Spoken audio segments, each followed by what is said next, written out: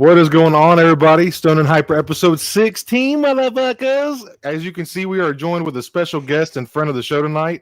We got Jacob, aka Star Wars Collective, in the house. What's going on, everyone? So great to be back. Thanks for having me, Stone and Hyper. We're so happy to have you, man. And as always, my favorite partner in crime right here, we got the one and only Hyperdrive Collection 6460. What is good, everybody? How's it going? Nice to be back. Yes, it is, man. It feels like it's been too long already. We got Carbonites in here. Said this is where the fun at 6:18. He was in here early. This is where the fun begins. Genuinely. Thank you so much for being a member, dude. Hell yeah. He's been pre-gaming for 45 minutes. I love it. I love it too. That's what I'm talking about, bro. That's dedication right there, man. Exactly. I love it. Got my nephew Jackson here. What's up, boy? Thanks for coming by, bro. Sam Cobra, what's going on, man? Good to see you. Oh yeah, what's up, Sam? Dusty Trooper, thanks for stopping by, homie. Appreciate you. And starting off the stream already, got a super chat from Mama Mano, $4.99. Thank you so much, Mom. Love you very, very much. I actually had a super busy day with my wife and my family, my mom and her husband. We were about to pour some concrete around our pool, so we were like digging up all the old beams and dirt that we had there years prior. So I'm just super awesome, productive day. I'm happy to be sitting here with you boys, ready to talk about some Revenge of the Sith hype and just Star Wars in general, man. We got some other figures we're going to talk about too tonight, and just a good night, man. Really, really good day. I like the way he slipped in that we were upgrading our pool. I know. Pool, right? Oh, dude.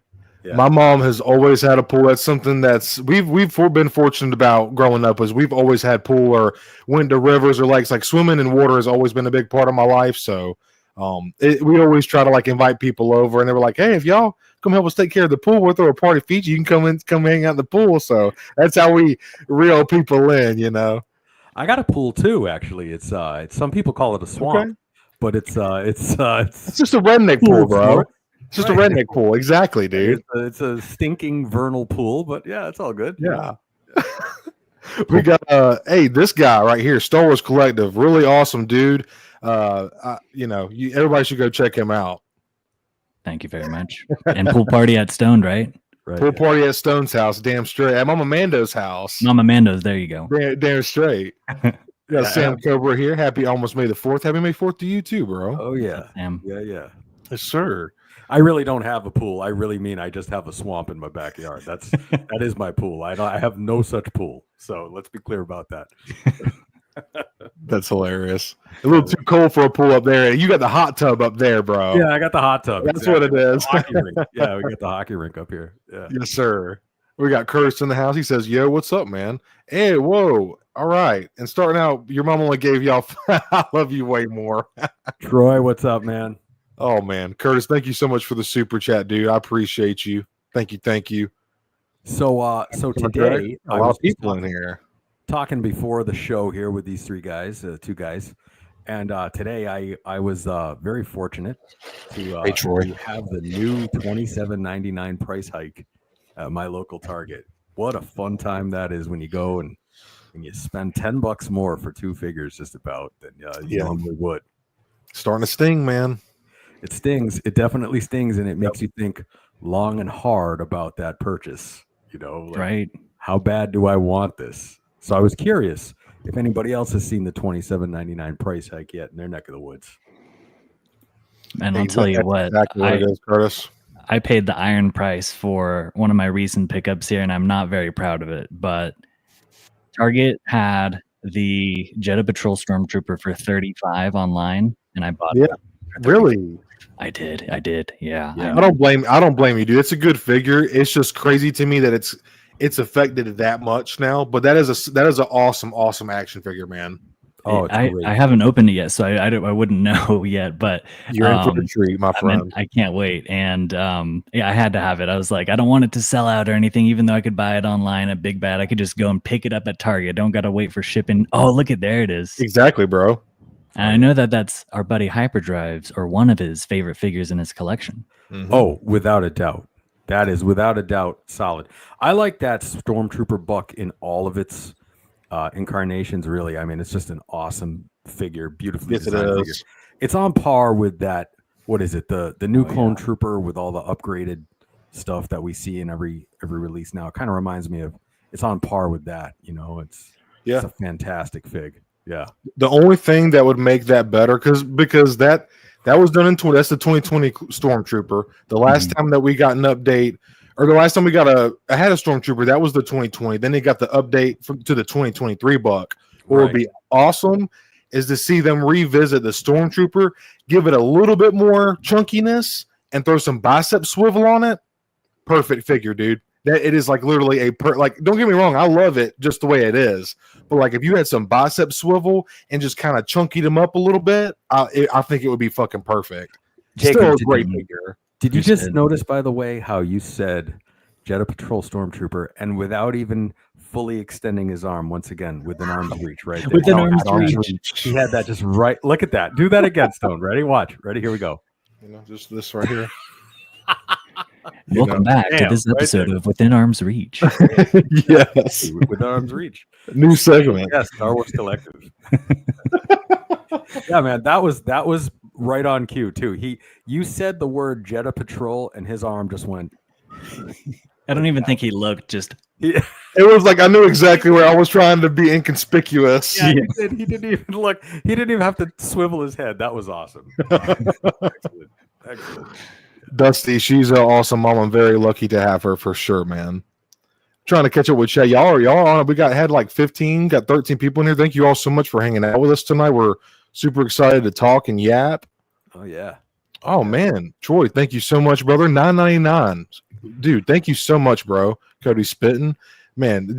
I'm always just so thankful, man. I'm going to be working on shirts. I showed y'all that in the last live stream. I got shirts and stickers coming, Stone and Hyper merch. Thank y'all all so much for y'all support, man. It means so much to me and Hyper, man. And just real quick, I wanted to say, we were kind of talking before, kind of pre-game before the stream. Me and Hyper are just super fucking happy to have you, Jacob. Thank you so much for coming on with us. We were kind of bouncing some names and trying to figure out who we wanted, and we talked about a couple of different people. Can't remember all the ones we talked about right now, but we were bouncing back and forth, and we were like, what about Jacob? So we just kind of, and then you were just the first one to get. It just worked out, man. But thank you for doing this tonight. Oh, absolutely, man. It's so good to be back, and to be back on a stream. It's been a little while for me. I've kind of taken a break from my own streaming, trying to figure out work-life balance and stuff like that. And I also am trying to kind of, it is, you're spitting. I'm also just trying to kind of figure out which route I want to take for my content. Make it more fun, trying to have as much fun as possible. It doesn't always have to be super serious and stuff like that. Star Wars is about fun. So keep an eye out, everyone, for more Star Wars Collective stuff coming up. But for now, enjoy the Stoned and Hyper show. We're going to get into some good stuff here. Hell yeah, dude. I think for sure, this time of year, springtime is always, it seems like there's an uptick in everyone's work around springtime with the onset of the better weather. People are, especially if you live in an area like me where all of a sudden you got 4 times the population all of a sudden overnight that comes down. And, you're right, Jacob. It's hard to find that work-life balance when you're streaming and trying to make content and trying to keep your subscribers interactive with your stuff. And then all of a sudden, you kind of come out of the slower winter time, and like you live in a cold area. I live in a cold area. Things slow down quite a bit, and then all of a sudden, bam! It just hits, and oh my god, oh, that's right. I'm running a YouTube channel in the middle of all this somehow, and it's hard to kind of sorry to hear that. Find it. Yeah. I'm starting to accumulate a pile of unopened figures. I'm ashamed. They're stuck in their plastic prisons. Yeah. That's hilarious. And something real cool about that, Curtis, is so what's funny is I know the Star Wars name. This is the Heavy Blaster DLT-19, but Curtis here says that is the German MG-41. So that is, Hyper probably knows this shit. I'm not a super military buff. I find history interesting, but that's some knowledge that I'm going to hold on to now. The German MG-41. That's pretty cool. I mean, we all know that a lot of Star Wars weapons are based off like World War I, World War II weapons and stuff like that, even beyond, but just slightly modified. So that was a weapon that was the German infantry heavy machine gun, and that was used heavily at the Battle of the Bulge, D-Day, the Maginot Line. All gotcha. Okay, man. Yep. That was one of their heaviest field weapons in World War II. Yeah, for sure. Awesome, dude. Like I know you're a history buff, man. I know you got some skin in the game for sure. Yeah. So it's funny because actually all of the Imperial weapons, well, for that matter, almost all of the weapons in the original trilogy were based on surplus World War II equipment. So they back in the day, they used to have these places called Army Navy stores. They might still have them around. We still have one in our area, and it would be just surplus from the military, uniforms and equipment and stuff like that. And and they would just all those guys from Industrial Light and Magic went, raided them all, bought all these demilitarized old weapons, and just turned them into Star Wars weapons. And I that's what gives them that great look, like just that it sort of crosses the line from fantasy to real world, but somehow it just works. Oh, just so great looking. Absolutely, man. Damn straight. And I think Obi-Wan's lightsaber actually was hodgepodge with a bunch of different things, but part of it was like a rifle, like grenade insert or something for like part of the hilt. I mean, just wild. And then another part was like part of a sync knob. Yeah, dude, you're teaching me something, bro. That's cool as shit. I mean, that's kind of how the Millennium Falcon, the literal building model of the Millennium Falcon was just basically like little model kit car parts, and they just like, if you look really close, it's just it's like the exhaust of cars, of like model kits and shit. Right. And they just pieced it together randomly and built it. The Star Destroyers were made out of tank model kits. They just they cannibalized a bunch of German Panzer tanks, and that's why the hull has that sort of armor plating, because that was all just kit bashed from German World War II, like AMT Erdl model kits, which I think is so cool. Wow. Yeah. It's always interesting to go back, man. History is very, very interesting. But in episode 1, the Jedi communicators were the women's the razors, shavers. Like little handheld like razors. Yep, sure was. When Qui-Gon's talking into it, little razor without the razor. Yeah. My wife still has one of those like in her drawer. It's hilarious, and I'm like, oh, there's the Qui-Gon communicator. Oh my god! You grab it and you're like, there's something about this boy. Hangs up on Obi-Wan. Exactly. But y'all, we did yesterday was May 2nd. We did have Hasbro did a fan stream yesterday, and not quite as crazy as what we got from the last fan stream, but we did get some pretty cool stuff. But I forget what this clone's name is, but I'm just gonna go ahead and we'll just jump right into this. This was revealed yesterday. Clone Commander or Clone Gale? That's the 327 Star Corps, isn't it? Yes, it is. I believe so. I believe that is. And if you can see, he's actually like got the ARC Trooper build. He's got the 2 DC-17s. Yeah.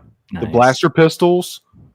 That was under Commander Bly's forces on correct. Felucia. Felucia, that's it. Yeah, right. Yeah. What do y'all how are y'all feeling about this? I know some of us are like the whole cloner brain, we're kind of clonered out, but like this 2023 book just has me feeling different. This one has soft goods on it. It looks really good. The removable helmet I know is kind of a toss for some people, or like not really all that for them. How are you guys feeling about this figure here? I'm gonna buy one, and then at $29.61, I'm gonna call it a day. Right? Yeah. One and done, as they say. Yeah, right. You guys know how I feel. Oh, now that looks sick. Yeah, that's a great one. It is. It's a good looking figure, man. That's a good clone buck. It is, man. The 3.0 is so fun to mess around with and to pose. It's got bicep swivel on it. That's why I love it. That's the one thing the Stormtrooper is missing. My bad, Jacob. That's the one thing the Stormtrooper is missing. It is missing that totally, and the fact that I know. Actually, I'll save it for when we get to that figure. So back to this guy.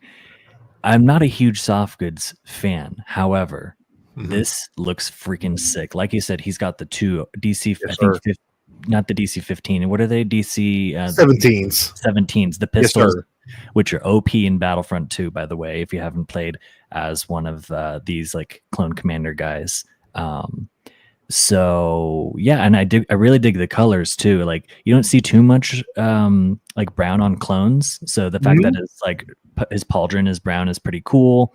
And yeah, I think I'm in for one of these. Damn straight, dude. The color combination, the yellow and the brown, I just love.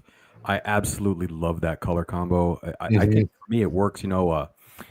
And I always thought Bly and that Star Core color combination was so cool looking. So yeah, I mean, absolutely, it's a great one. And Dusty Trooper was just saying it's a new helmet as well. So I didn't realize that. Thank you for clarifying that, Dusty. Yeah, wow, so that's awesome. Good. So that's encouraging. That's encouraging. So very much so. Yeah. Oh, that looks so sick. Look at how he's aiming down sights. I'm sure he's got great butterflies. Driller Killer. We thank you. First time seeing you in chat. Thank you so much for hanging out with us tonight. We actually do have a Star Killer figure. It's a little bit harder to find and a little bit more pricey now. It came out in 2023. But we do have a Star Killer in the line. So if you can find them for under $50, man, I think 50 is kind of the max I would pay for a Star Killer. I think even that's a little bit high, but if you can find them for under 50, I'd say you're doing pretty good, Driller Killer. And thank you also for subscribing and liking Driller Killer. Be sure to also go check out my friends here in the middle, Hyperdrive Collection 6460, and on the bottom, Star Wars Collective. They're both great guys. They make awesome content. If you like what you're watching here, Driller Killer, I think you'll also like their stuff as well, man. Paul, what's up, buddy? I just bought Star Killer. What was it? 2 weeks ago? Remember? Yeah, that's right. I bought it. I bought the Gaming Greats one, which is my personal favorite, and I bought it on Amazon, and it was like $29. So that's not a bad price for any Star Killer figure. But it might still be on there right now, so you might want to check Amazon. It wouldn't have been more than about $30, and I was pretty pleased with it. And it's a good figure. Yeah, so Driller Killer, we have, I thought I typed we have here on the bottom is our good friend Star Wars Collective. That is the name of his channel. What's up, Driller Killer? Star Wars Collective, go check him out. His name is Jacob. And then under me here is Hyperdrive Collection 6460. I know you're probably not going to get all this right now. Maybe you can go back and check the replay or whatever, but this guy in the middle is who I do the show with, Stone and Hyper. We do this every other Saturday. Thank you so much for coming by. And like I said, this guy on the bottom is a very, very good friend of ours and also subscriber and friend of the show. So we were just having him as a guest and talking about toys, man. So thank you for coming by with us tonight. Pleasure to have you, Nick. Thanks for coming by. Yeah. Absolutely. So y'all, again, I kind of like what you were saying earlier, Hyper, going, and also I think you said it too, Collective. We don't get much brown on the clones, and I'm a very hippie guy. I love earthy tones and stuff like that, and arguably, man, I love the 212th, but it was always something about the 327th Star Core that just the color scheme just caught my attention more. And like Jacob was saying, he said it earlier, some people are not, soft goods and the hard plastic can go case by case scenario. I like I think it could have gone either way. We're seeing that with the recent Rex figure, we got the Phase 1 Rex. They did do a harder soft plastic for the comma on that figure, but he can still get good wide lunging poses. And so now we're kind of seeing what's interesting here is I wonder what makes them decide to go with a soft goods comma versus a soft plastic comma. But with that being said, everybody would want soft goods for the versatility, getting the hip range and stuff like that. That was one thing that the old school ARC Trooper commas would inhibit, is being able to like really get that range of motion out of the hips. But I think. Oh, go ahead, Jake. Oh, yeah. I was just acknowledging what Cody was saying. So sorry, go for it, Hyper. Well, I was just going to say, so in the original release, in the red and black phase of the red and black box phase of the Black Series, that ended in 2020. Commander Bly, figure number 104 in the line, was a soft goods 327th Commander. And so I think maybe what they were thinking was, well, since the original Bly is the commander of this battalion, maybe this trooper from this battalion should have the same kind of soft goods so that they can sort of look the same, look cohesive together on the shelf.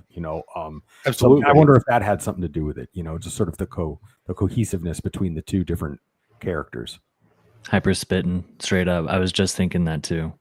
Yeah. Because I was looking at Bly the other day after this release, and I was like, "Ooh, it'd be really cool to have Commander and yes, sir, Commander." And not to change the subject too much, but man, after seeing the scene where these two guys, Bly and Gale, are on Felucia with Ayla, dude, that one got me the most out of all. Plo, Kiati, they just shot her to pieces. Like they didn't stop. Like after like the camera pans over the leaf, I was just like, oh no.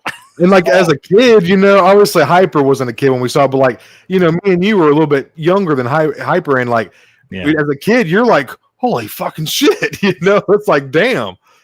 No, yeah. Love the clones, you know, and then you're seeing them gun down the Jedi, and you're like, whoa, what the fuck is going on here, you know?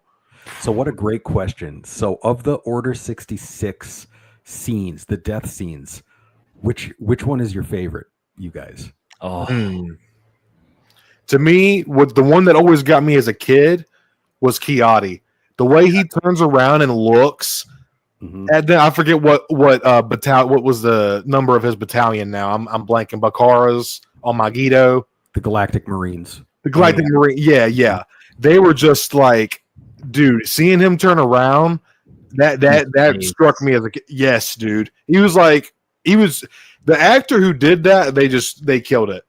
That facial expression was A1. And the snow coming down a little bit too is just like even more solemn of a mood to put that scene in. Collective, what's your favorite of those scenes? Yeah.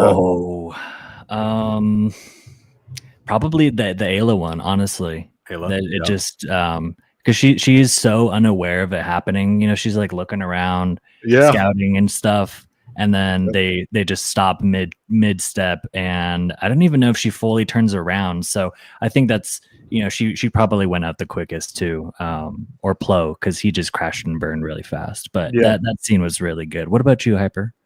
So I really liked the Plo Koon one. That one spoke to me the most, with Captain Jag just so cold, just opening fire on Plo Koon. And I thought that one was so interesting because, you know, Plo Koon was such a powerful master, and it just goes to show you how it doesn't matter in that situation, you're going to get smoked, you know. But, you know, the Stas Alley one when she's on the speeder bike is kind of forgotten about one there. And I thought that one was good too, but I think the Plo Koon one was my Driller favorite. Killer, right there, buddy. Yeah, straight up, you guys. Man, Order 66, what a scene to watch in theaters. No, it's out to chat too. See what their favorites were. Yeah, chat. Just throw what was y'all's favorite, or that was fucked up. Not favorite. What was your most heartbreaking Order 66 scene? Right. And something else about, I forget what's the other one's name. She almost looks like Depa Balaba, but she's different. Stas Alley. Stas Alley. It's like she was sitting there riding with her clones, like she was straight vibe, but she felt safe, like just riding with her battalion. And then like they kind of like fall behind her, and she's just looking off like into the horizon, has no idea what's coming.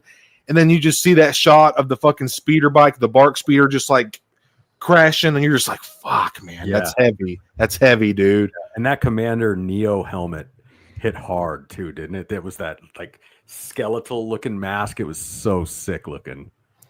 Commander Neo had a cool helmet. Driller Killer's got a question for you, Hyper. He's wondering how many videos you have, if you can remember off the top of your head. Oh, I've got a few hundred. A lot of them are customization and diorama build videos. So if you like those types of things, I definitely have a lot of that type of content. And I also have plenty of other videos, but I specialize in diorama building and customs. Yeah, check him out. Check him out, Driller Killer. He's got some really entertaining stuff over there, man. And I think Hypochondriacs is kind of spitting too, man. Mainly just when Yoda kind of and because he can feel what's going on. Oh yeah, that was definitely a good point, Hypochondriacs. Good point, man. You know, you almost forget that Gree was part of that in a way. Right. So. Oh yeah, dude. That was an insane scene where he just kind of like Yoda knows what he's got to do, and he kind of just like cuts his eyes, and then boom, two heads dropping on the floor like it wasn't shit. That was so sick. And, you know, really, if you want to extrapolate a little farther, The March on the Jedi Temple was Order 66 too, which is a different kind of scene. But when Yoda and Obi-Wan are slicing and dicing, that is, I forgot how cool that scene was when I saw it the other day. Dude, Yoda throws his saber into the clone's chest and just jumps out and pulls it out like a G. Yeah, dude. That shit was fire. Did you see how the movie has made almost $1 billion worldwide in a week? Dude. What? You're talking 42 million globally. That is the number one grossing re-release of all fucking time. 17 internationally, 25 domestic. That's fucking crazy for a movie that you can go onto a streaming service and watch any fucking time. And people wanted to go to the theater to watch it. But people say cinema's dead. Right. Get out of here with that, bro.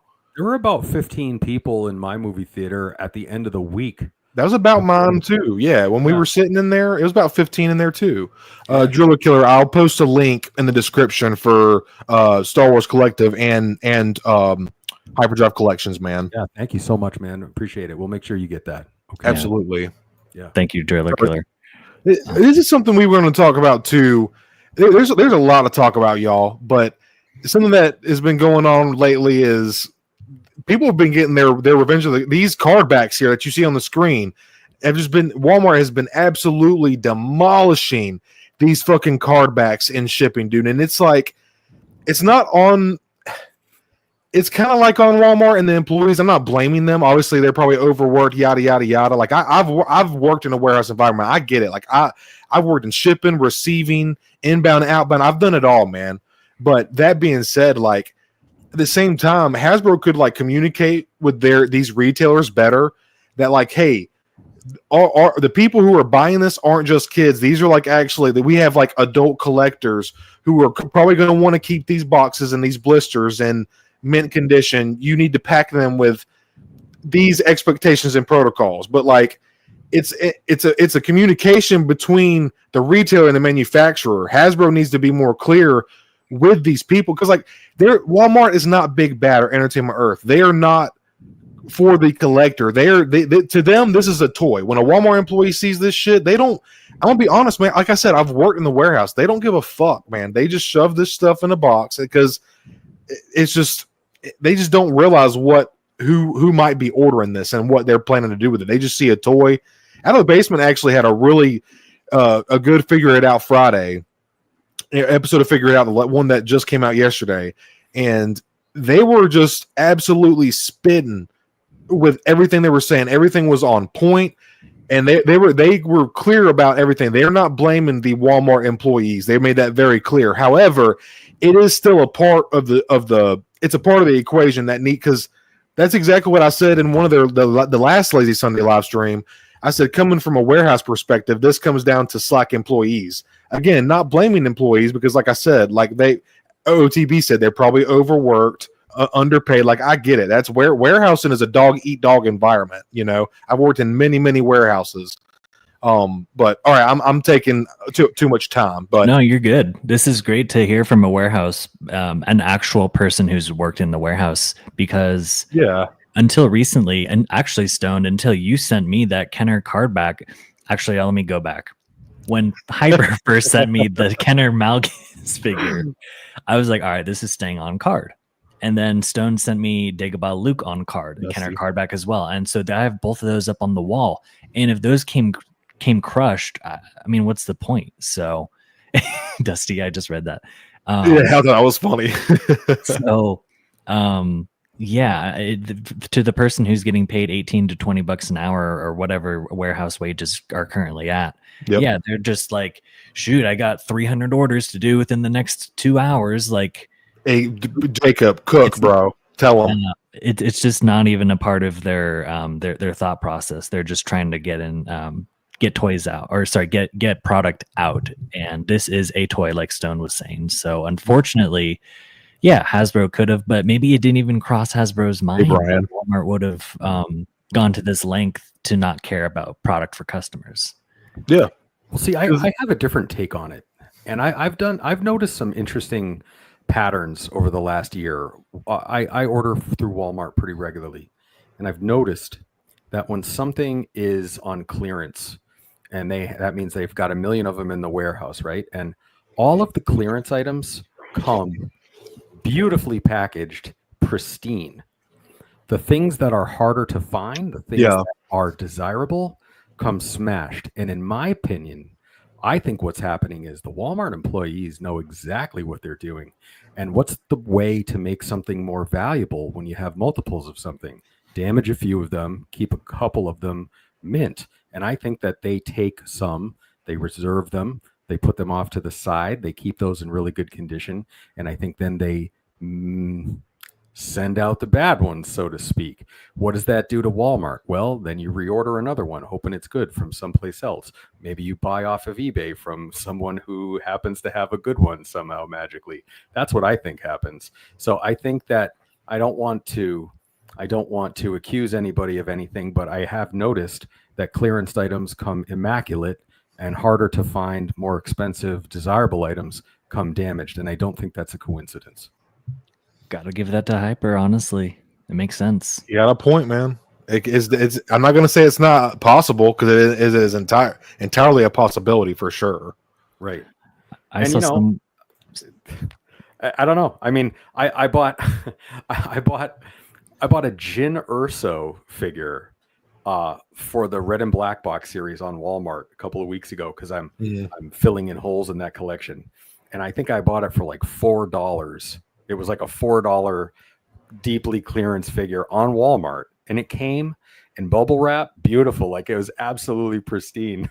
And I'm like, why is it that this figure for $4 came so beautiful? It's because nobody wants it, right? There's no premium on it, right? So it's just kind of one of those things. I don't know. Jeez. So I just seen Sam's comment about, him getting his Revenge of the Sith card backs fucked up. I wanted to kind of touch on that. That really sucks, man. I'm sorry to hear that, Sam. But just keeping the ball rolling here, we did get a couple other figures that we've already gotten in the line. We got like Aayla Secura, and obviously right here we have the Magna Guard on the Revenge of the Sith card backs, which is pretty cool. And we can also see that it's got like a nice blue paint. It looks a little more accurate to the kind of silvery blue that we see in Revenge of the Sith, so that's cool. And we kind of knew that this was coming. Anytime they do a droid, they're going to get as many repaints as they can. It doesn't matter if it's video games, animated shows, theatrical. They're going to get as much as they can out of that mold. So, what are your guys' opinions on this? Do y'all think that they're going to go a little too crazy and burn out with putting these same figures that we already have on these card backs? Or do you think it's a good way to give people incentive to pick up more of these? How are you guys feeling about that?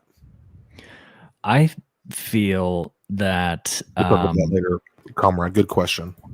Sorry, Jacob. No, it's okay. No worries. I'm excited to talk about May the 4th as well. I'm just hoping, because it is a repaint, that because the issue I think that people were having with the Clone Wars Magna Guard were the legs being, I think, too gummy or something like that.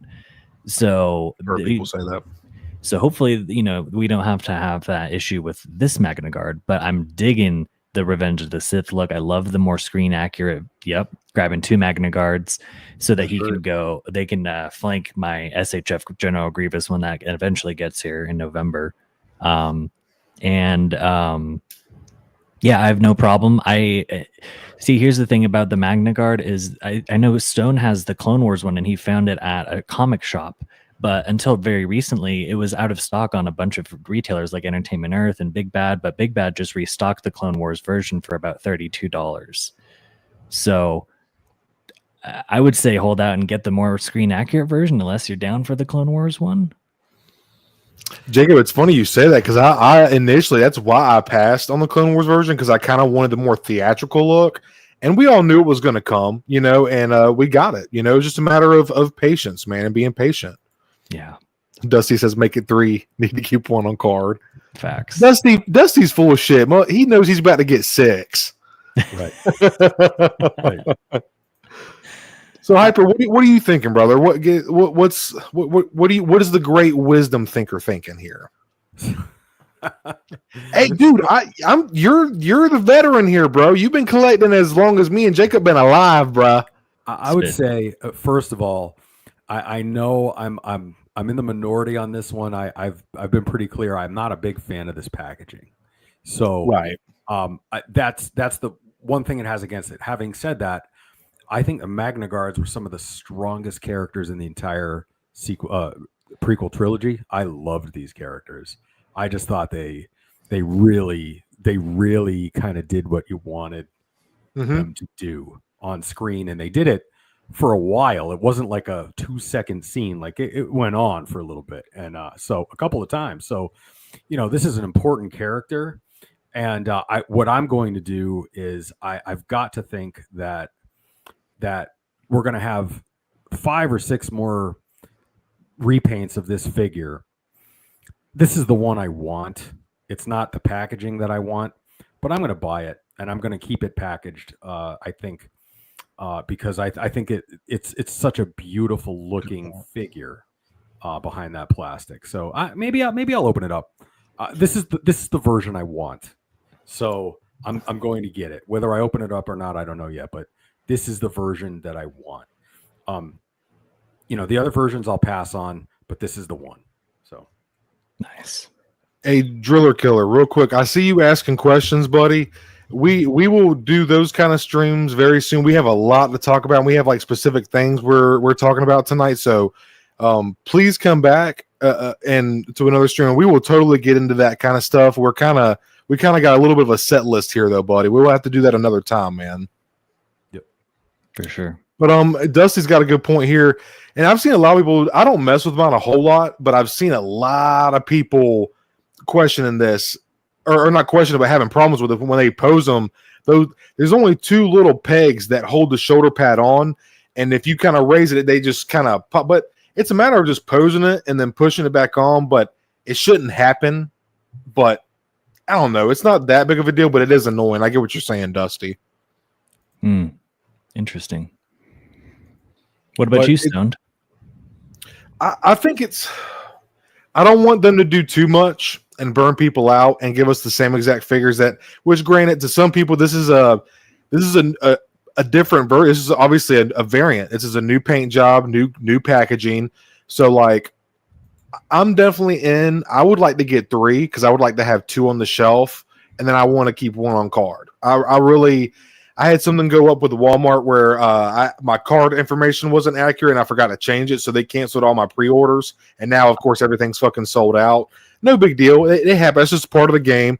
Yeah. But I'm done. I've said this on a couple of streams. I'm done pre-ordering stuff, guys. I just it's not 2020 anymore. When stuff goes in stock, it's pretty much in stock for a good little while, unless it's something highly desirable. And even then, man, like some of these banger figures like Shock T, and I know they just went in stock recently, but even Savage and like, I don't know, there's been a lot of banger figures and highly desirable characters that has been readily available lately, so I'm kind of done messing. The hassle of the pre-orders has just not been worth it to me lately, unless it's like I don't know, man, it's got to be something really special. I just think I'm kind of burnt out doing this. But with that being said, I do think I'm in for at least anywhere from 1 to 3 of these. It just really depends on how I'm feeling. But we were just talking about this earlier with the tariffs coming. We all got to become a lot more selective with what we're buying. All these extra little charges on the end of all these figures. Hyper was just talking about this earlier at Target with his Jedi Patrol Stormtroopers. All these little charges on the end, they add up, man. They add up quick. So something to think about for sure. But it looks great, man. Commander Bobcat, absolutely. He says they need to give us a Return of the Revenge of the Sith Vader. Yes, they do. Yes, dude. Yes, they do. Absolutely. Lord Vader, can you hear me? Yes, master. Yes, sir. What was I gonna say? Cody. Being that unfortunately your pre-orders got canceled, and you can't, at least for right now, because you're right, they will go back in stock. So at least for right now, you can't get like Kit and R2 and stuff like that. Would you pre-order your Magna Guards just to lock them in, or are you still out? Maybe. That's a good question, Jacob. I think I would need to I don't know, man. Seeing how they sold out, because for a minute there, the pre-orders didn't. They were up for pre-order for a long time, and then as soon as they went in stock and the pre-orders went out, what was making me mad is like I pre-ordered these from Walmart in March or whatever month it was, like February or March, and then they just started showing up on shelves. Why are y'all not sending the figures out to the people who fucking pre-order them instead of just throw? Which, like I said, I had some card stuff going on, but like there was plenty of other people that were like, "Yo, I got my pre-order for this," and like Cody's right here on the shelf, or like they're in. Like, I just don't. It just seems like it's not worth it to me anymore, man. To have, and then especially the way that Walmart does the phantom charges, where they charge you like randomly at random. Like, it's just, I don't know, man. It's just really annoying, and it's just like I said, man. When it was like COVID going on, and there was like the distribution was really fucking crazy, and all the shipping containers were getting hit. Like, it was a weird time. It's just not like that anymore. You know what I mean? Like, and I guess like what you said, Jacob, for something that I really, really want, like the ones that I have on Big Bad, Jacob, depending on what the tariffs are going to look like, I'm kind of nervous. I kind of want to keep the rest that I have, like, because I have the Wampa pre-ordered, I have the Land Speeder pre-ordered. Like, there's a couple ones that I want to keep on there, but at the same time, I don't know, man. That's a really good question. You know, I had an interesting thought a couple of days ago about how with the pre-ordering and all of these announcements and everything, and I thought to myself how I had this really cool thing happen to me last week where my wife and I actually physically had to go do some shopping and get some plants for the yard. So we had to go about an hour away, and we stopped at a Walmart. And I went into the Walmart, and of course, down I go to the toy section. And one of my favorite lines to collect is the Micro Galaxy Squadron line.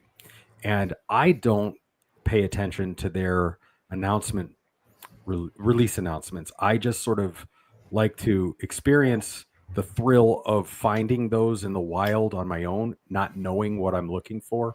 Yeah. So when I went to Walmart, I saw the Micro Galaxy did this droid tri-fighter, that sort of circular looking thing for Revenge of the Sith.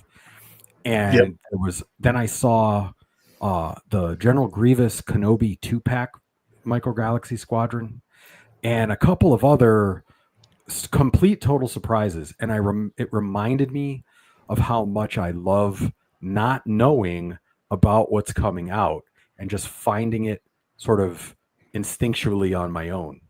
And so I started thinking about, how we spend so much time talking about the announcements, the pre-orders, the reveals, and all of this. And I think sometimes the older I get, the more I realize that it takes some of the wonderment and the magic away from what I'm doing this for, as opposed to just going into a store and finding it. And I know that sounds old and outdated, but there still is something about not knowing what's coming out and just finding it that I really appreciate.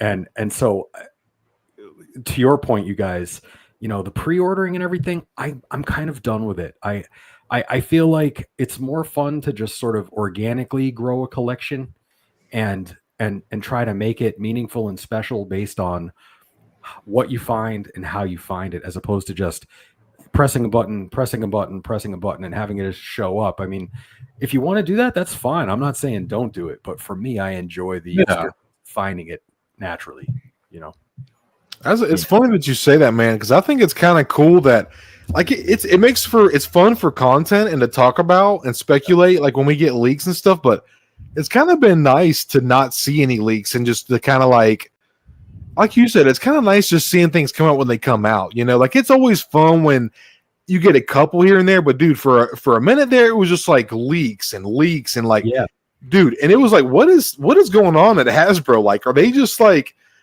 It was just kind of crazy, man. Like, it was really cool and fun for a little while, but then it just got to a point where it was like, well, fuck, are we going to be surprised by anything? That, like, I want when they do a fan stream, if I'm not watching it to be surprised, like, I want to hear about it. Like, yo, did y'all see on the fucking fan stream they fucking released a brand new Revenge of the Sith fucking Obi-Wan and Anakin? That's the shit, like you were saying. That's the shock that you get. Like, dude, we kind of knew the new Han and Chewie was coming, but even still, we didn't like see a lot of it. Right. And even seeing those, like, imagine if we had not seen leaks for a brand new Han and Chewie, and then we saw it. We were as hyped as we were to see it, and we kind of knew it was coming, and then to see it and we had no idea the hype. Could you imagine how much more crazy it would have fucking been? It was already insane. A brand new, a New Hope and Chewie and Han. That's hype, bro. I'll never forget. Way back in the day. So back in '97, I was collecting the Power of the Force 2 line, and they had those little freeze frame pack-ins. You might have seen them before. They're like a little slide that comes with the figures, and there was no announcement. So you just would go to a store, and you would find new figures on the pegs once in a while, and you had no idea. There was no announcement or pre-announcing of any of this. And I remember one time I went in and I had found a couple of the bounty hunters, the Power of the Force 2, the classic Bosk and IG-88 and everything. Yes, sir. And then Zuckuss, I had no idea that Zuckuss was even out. And I just go into this Walmart and there's Zuckuss. And I was like, oh my God, I just finished the collection. Like this is incredible. And there was this sort of almost like an innocent feeling of finding it and being so happy that you didn't even know it existed, and now it's in your hand. And I know it's like, oh well, when I was a young man, you don't want to sound like an old fuck, but at the same time, there is something about it, where it's kind of like if you didn't know that your favorite band had an album or a newer song. In the days before YouTube and the internet, all of a sudden they just announce it on the radio, and you go crazy. There was no 4-month preamble to it online. You know what I mean? And right. And so anyways, I don't know, but no, dude. Yeah. No, straight up. Oh my God, what was I going to say? I think the biggest thing about the past stream that we just got yesterday was that in the comments, people were like, it's the 20th anniversary of Revenge of the Sith, and we didn't get blah, blah, blah, Anakin or Obi-Wan or whatever. And you guys are so right. If the leaks didn't come out about the Revenge of the Sith, Anakin and Obi coming out, I think maybe people would have been more welcome to receiving the new figure releases. Exactly. Exactly right. It just kind of ruins it sometimes. Ignorance is bliss, as they say, right? Yeah. Ignorance is definitely bliss. Yeah. So we'll just keeping. I love these kind of streams, man. I love when we go on these tangent conversations. Like, dude, we're 48 minutes in, and we're not even we're getting through to the end of the fucking May 2nd fucking reveals, dude. Thank you for keeping us on track, Stoned. Oh, dude, I love it, man. I'm trying to keep myself on fucking track, bro. Shit. Y'all start yapping and get me going, man. But we'll keep the ball rolling here. This is I can speak for all of us, bro. This shit right here, this is awesome, dude. This has me like, I'm just so giddy about this, dude. This is fucking great. We finally have a legit brand new 2020 version of the Sand Trooper, man. This is so cool. How are you guys feeling about this beautiful OT goodness right here? Go for it, Jake. Okay, thank you so much. Oh my gosh. As a new collector, the fact that we're getting a Sand Trooper, it just blows my mind. And he comes with a brand new rifle that we've never seen before. I mean, look, he's got 3 different guns and a backpack. This is what I'm talking about, Hasbro. You guys are crushing it with this release specifically. I think it was GenXBrian or Dusty Trooper said if it would have came with a white or like a black pauldron, that would have been really cool. Hell yeah, dude. I'm still super hyped. The fact that he's got weathering on his body is so cool. It's like reminding me of the 501st Archive Trooper with all that weather. Yes, they sir. didn't just put the weathering on the top half like they did with Commander Cody. You know what I mean? Right. It looks like he's got. Oh no, it's not. I was like, does he have like a buzzsaw on his backpack? But it's probably like a radio or something. Oh, I get. Yeah. I got you, man. I was like, what is that? Is that Star Wars? Yep, that's actually part of the original backpack for sure. Oh, okay. I used to build models of Sand Troopers way back when, and they all had that circular thing on the bottom. Yep. Wow, must be his fan. It gets hot on Tatooine. Oh, yeah. It's got some nice looking paint apps on it though. It's like some nice gray, little bit of white on there too, man. Looks really, really fucking sweet. I think Brian and Dusty were absolutely spitting about doing the interchangeable shoulder pads. It would have been cool to get the white, and that would have been a really great idea. And then Jacob was just kind of cooking too. Just the fact that they took the weathering and actually gave it a proper. Now, obviously, they probably didn't hit the back. We know how the Black Series is. They typically kind of leave the back a little bland because you're not looking at the back or when you put it on the shelf. But the fact that they hit this thing from the front side, head to toe, is definitely a plus and is duly noted for. This is just this is gonna be an awesome variant for your OT shelf, because that's why I got these 2 Jedi Patrol Troopers, which is awesome. That Target that they're reissuing that, because that's just a great variant and like little way to add some like flavor and a little spice to the shelf. Little difference. Yeah. I definitely. Chaotic.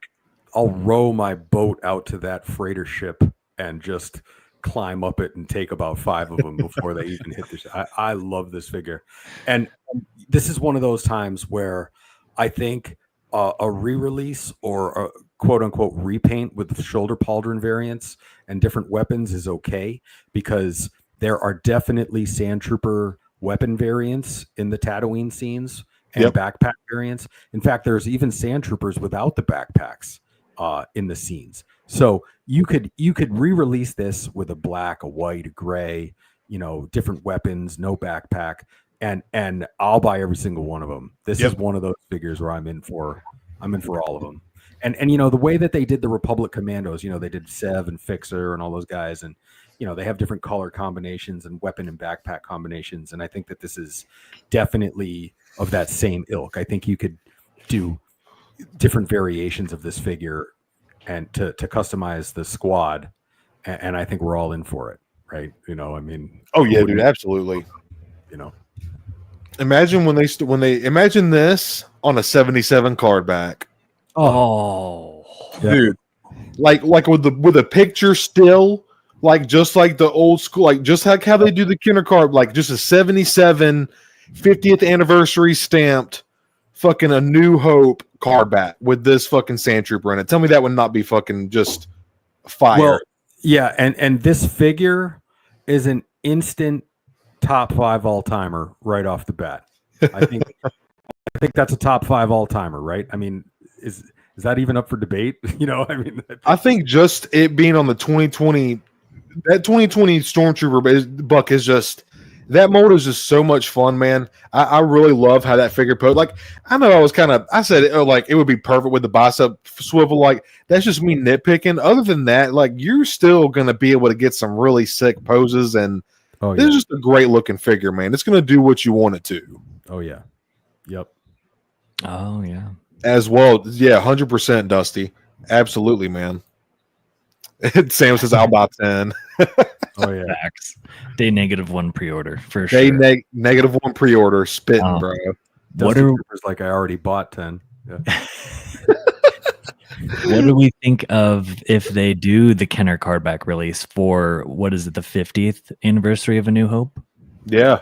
That might be cool. Sure is, man. Yep. 2027, 2 years will be fucking 50 years of A New Hope, man. That is crazy. I think I would probably pass on those card backs. I don't have room for those, so I'll stick to these. But for people who want them, yeah, definitely. Hyper is lying out his ass. Let him see that shit in the store.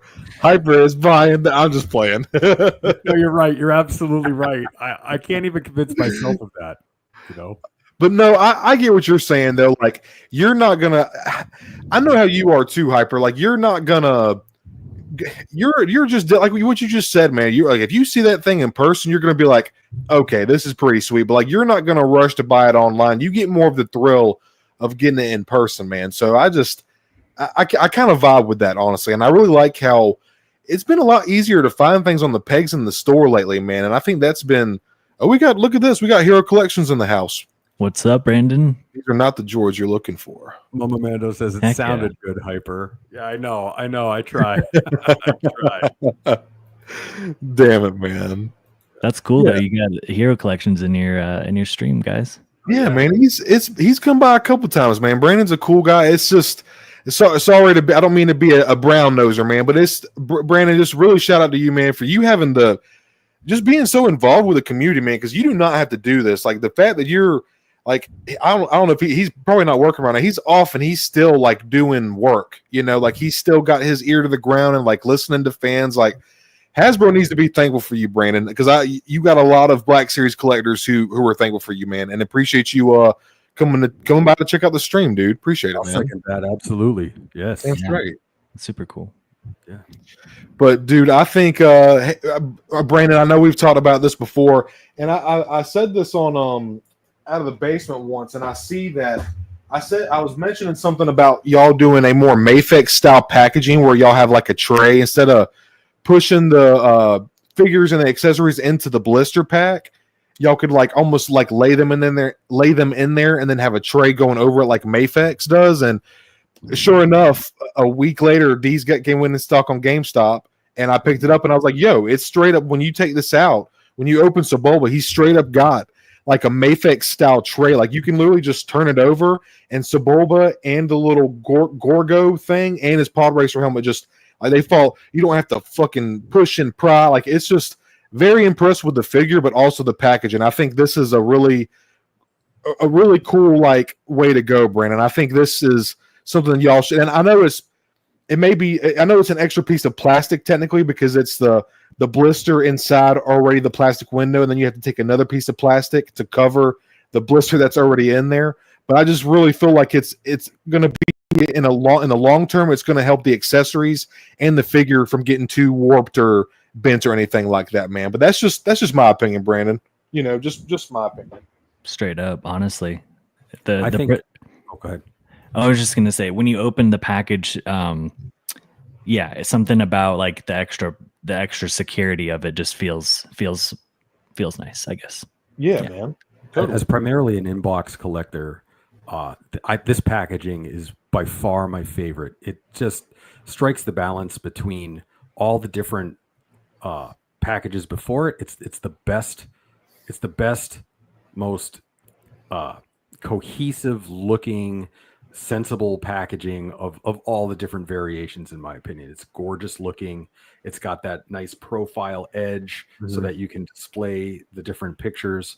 I just love this packaging. I hope they stick with it for a while. No, Hyper, I think you're spitting, man. I know we were kind of asking about like, we've all said in the community we're always down for card backs, even if it's not the anniversary of the card back that it's going out. So whether or not it's Empire or A New Hope or even some prequel card backs, if y'all ever got to that point, if Hasbro ever went there. But I really do like the Galaxy 2.0 style. It's a very streamlined box. I feel like it protects the figure very well. And it's kind of like the best of both worlds. It's reminiscent. It's like an in-between of the streamlined look of the red and black box with the rectangular shape, but you also got the colors and the cool mural art of the Galaxy. It's like a cool in-between of the red and black box era and the Galaxy packaging era. Yeah. Even kind of reminds me throwback to like some of the first Black Series that came out, like the orange line. Not that this is because it is orange as well, but just kind of the same kind of profile and stuff. Brian, if we all drank every time he said that, this stream would be over in about 2 minutes. Hey, listen, y'all listen here, y'all hold on a second, y'all.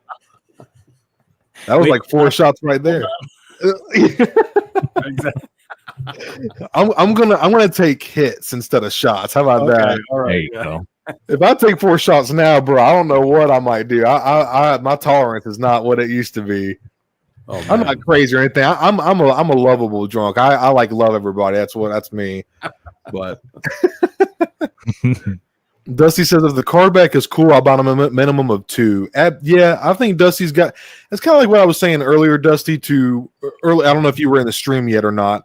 I was talking to Jacob and Paul here, Hyper, and we were just kind of like, I think doing the card backs like the Revenge of the Sith blisters and the anniversary card backs, it's just a way to give incentive to get people to buy doubles. Mind your business, Bomber Mando. Mind your business.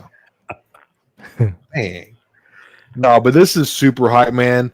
I didn't really take any picture or get down. I forgot to download pictures of some of the TVC stuff that we got. You know, it's the superior scale Hill and Stone and Hyper show. Let's be real, okay? I'm joking. We love 3 3/4 here. Hyperdrive is proof of it. I have 3 3/4 too.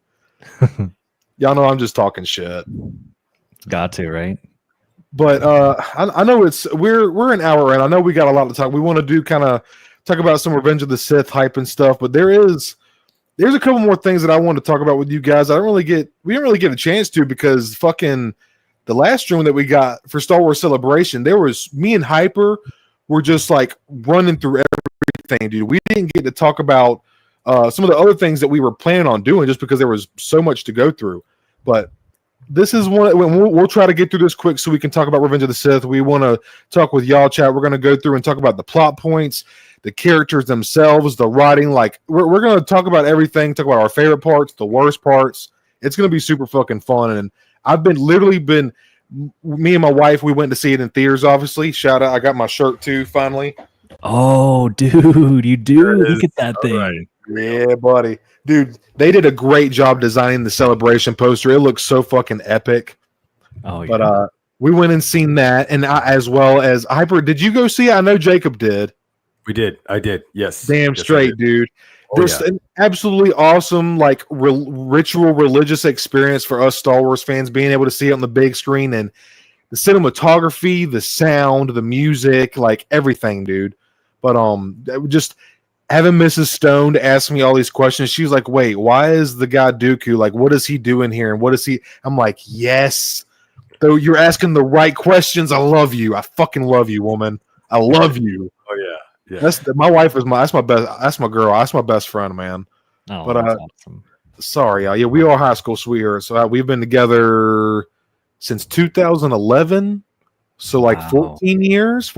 Married 7. We were together for 6 before we got married. So that is my soulmate right there. Hyper. I know it's time. It's time, Hyper. It's time. I need a moment. Okay. While we give Hyper a moment to like gather himself because he is extremely high as well as I am, I gotta ask you, Jacob. How are you? I know you're kind of somewhat of a newer collector. Hypochondriacs banned. You're banned for 5 seconds. Just kidding, bro. Man. Oh, damn. Oh, just don't talk Andor. We might. I got some opinions on Andor. We don't have to talk about it a lot. I may have dozed off watching it for the last, but it's got some good. I don't want to say too much, but Jacob, do you have any DC McFarlane in your collection? I do. I have Batman. The Batman Begins DC McFarlane, man, and I have been like picking and choosing which Batmans that I want to add to my shelf. But right now, I'm still building out my. Real quick, Dusty. Just real quick. I'm sorry. Y'all stay around. Don't leave. Freaking what's it called? So yeah. So with that being said, this looks really cool, man. The Penguin Commandos are freaking crack up. Oh yeah. They're so cool. Who's Max Shrek?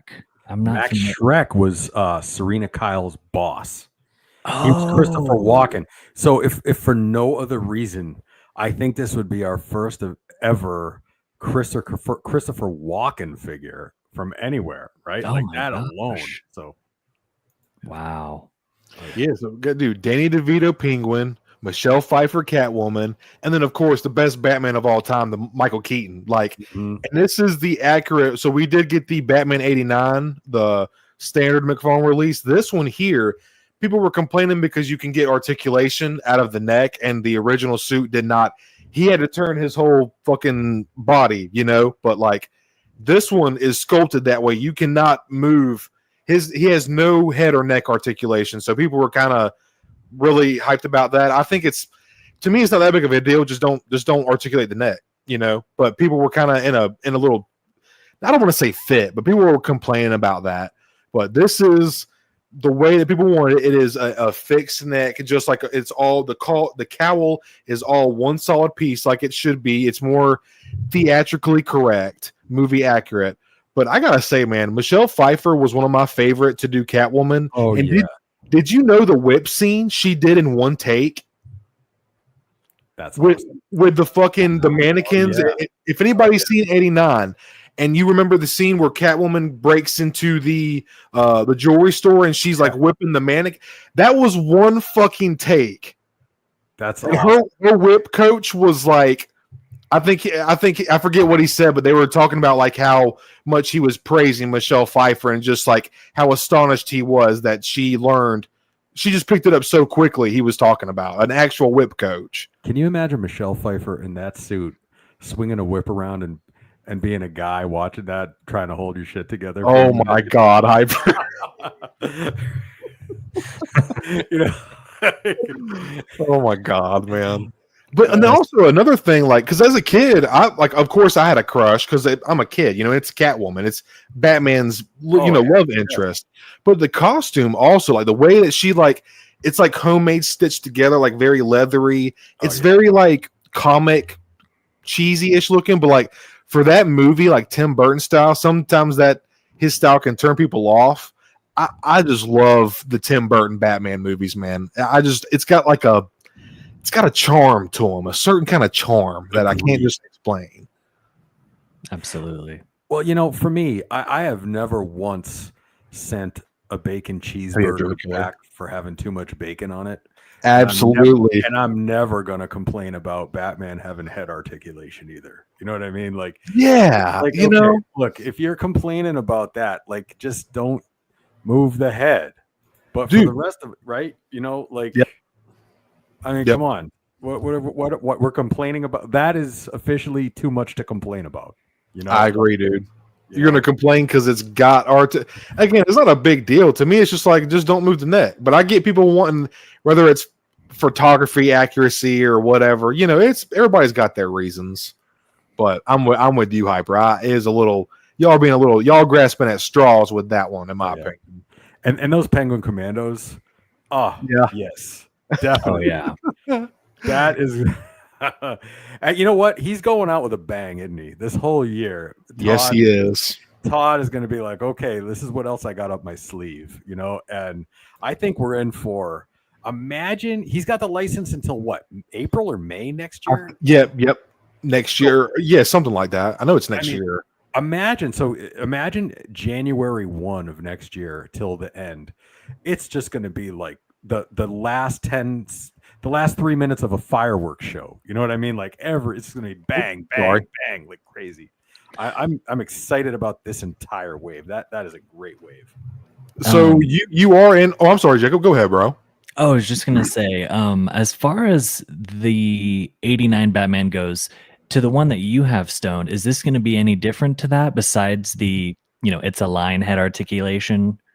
That's a good question, Jacob. I think this, I don't know if anybody in chat knows, please, and Mud Horde Station, you were spitting, dude. He totally does need to do a Linda Carter Wonder Woman. I think this cape is wired salt, like the wired, like the more Gym Shorts style cape, if I'm not mistaken. The one that I have is like a more vinyl cape. And the one that I have, Jacob, it's almost like you can tell the way that it's riveted. Hyper knows this too. It's like designed to be spread out. Like that's what it's made. That cape is designed for that in mind. But this one here, I think it's going to be like it's like a weird Gym Shorts material, Jacob. I think this one is going to have more of like this is going to be like your simple laying posing Batman. Like these soft goods are going to have more of a what's the term I'm looking for? Like a drape, dead weight, like a drape. Exactly, Jacob. Thank you. Like more of a draping, like an actual cape would, Yeah. Right. Oh, dude, I'm so in for this one. Yeah, dude, I will say, if I were going to nitpick anything, I wish that the Penguin came with that Cobblepot fur-lined cloak coat. Oh yeah, you know what I'm talking about? Like, oh yeah. I kind of wish there was that because he's in that all the time, and that furry collar was so iconic to the movie. There better be some umbrella situation. Yeah, look, Driller Killer just said the same thing, or his umbrella, absolutely, like his gun umbrella. Fuck yeah, dude. Gun umbrella. Good point, Driller. Yeah, right. So I'm hoping we get that. I'm sure there will, because actually, look at Batman. He doesn't. You don't see any accessories with Batman, so I'm sure that there's probably some pack-ins that we're not seeing in this image. So yeah. Oh, I'm sure. Like, dude, if they don't give at least one fish with Penguin, right? Exactly. He's like just straight up eating raw fish the whole fucking time. Exactly. Man, speaking of Penguin, the new. Sorry. It's okay, man. The new Penguin that came out, I love that iteration. It was so good. The show. Oh my gosh! Oh, that show was incredible. It's Aqua Paradise. You like it? Yeah. And at the last scene was tough, right? The last scene was tough. It definitely upset me. Yeah. That was tough. Yeah, dude. When he kills like his friend, the guy that he befriended. Yes. And that is called I need to watch it. Right, yeah. Oh, spoiler! Oh God! Oh shit! Spoiler! Sorry, everybody. Welcome to another episode of Spoilers with the Stone Mandalorian. Dude, this one time I accidentally spoiled Ahsoka appearing in Mandalorian to my brother. I felt like the biggest piece of shit. The look on his face, he was just like, "Oh, wait a minute, hey, bro!" He was pissed. But you could tell he was trying not to be pissed at me. I felt so bad. He was like, "Well, thanks, bro." I was like, "Fuck, man." Hey, Jacob, what do you say? Okay, let's play Within Arm's Reach. Oh, yes. Stone. God. Here we go. Within Arm's Reach. Is there a Batman figure on your desk? Of course there is. Of course there is. Within Arm's Reach. Oh. Yeah. Oh. Dude. You know what's crazy? See it. Little spoiler pickup for Hyper's Treat Your Shelf. I do have a Batman on the shelf. Look at that. Oh my God. Batman. Yes. Right, excellent. Look at that. Did you see? It wasn't even. It was like this. Right? It was like. It wasn't even this. Yeah. He's got the T-Rex arm. He does. It's like, that was great, man. That was great. Oh man. Hey, hell yeah, Driller. Awesome, man. All right, let's see. Wait a minute. Okay, Jacob. Does Stone have within arm's reach a non-Wolverine, non-Spider-Man Marvel figure on that desk? No, he does not. He does not. It's got to be replaced by a oh shit. He does. Oh no. One. Oh my gosh. Okay, there it is. All right. That's sick. That's so cool. I'm gonna show that off later too, guys. I really want you to see what I did. So there's one little sneak peek for later. Two. Oh my God. All right, one more. I'm 0 for 2. Look at that. He has to reach a little bit. He has to flex. 3. Right. Oh, okay, 3. There it is. 3. Oh, I remember that guy. Hyper actually gave this to me. This is an older Marvel Legends. I think this is like 2001 or 4 or something like that. This is an old school Marvel Legend guy. This is some incredible sculpting on this figure, man. That's Ben Grimm. Here's the thing, guys. Yeah. And then, all right, last one, another little sneak peek. It's mostly Spider-Man, dude. Oh, dude. It's mostly Spider-Man. I love that. After he's just gotten off a long day's whooping ass. Yeah, whooping ass. Yeah. Saving the city. You said it the comic way. Saving ass. You could land helicopters on this desk. This desk is so big. Whoa! Look at that. The other night, I think on the live stream. I referred to his desk as an aircraft carrier. It has to be. It has to be. This desk has to be 36 feet long. I've never seen anything like it. You know? Dude, it's at first I was like, oh yeah, I gotta have a couple desk figgies, like something to play around with, like when I'm on stream or just fucking around, and like just something to look at. And now it's turned into a fucking problem. Now it's like it's crazy, dude. I want to ask Mama Mando. If we were to walk into Stone's office here, I do not. How many figures really are we talking about on this desk? If off screen, is it 10? Is it 20?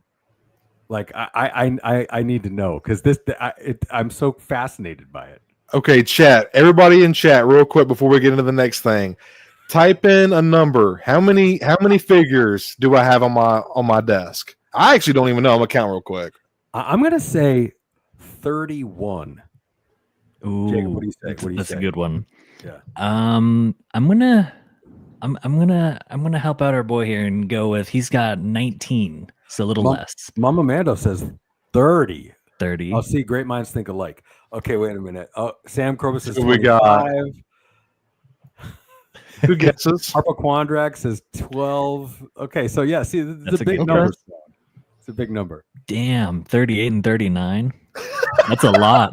We're gonna need a desk tour for a desk collection tour at that point.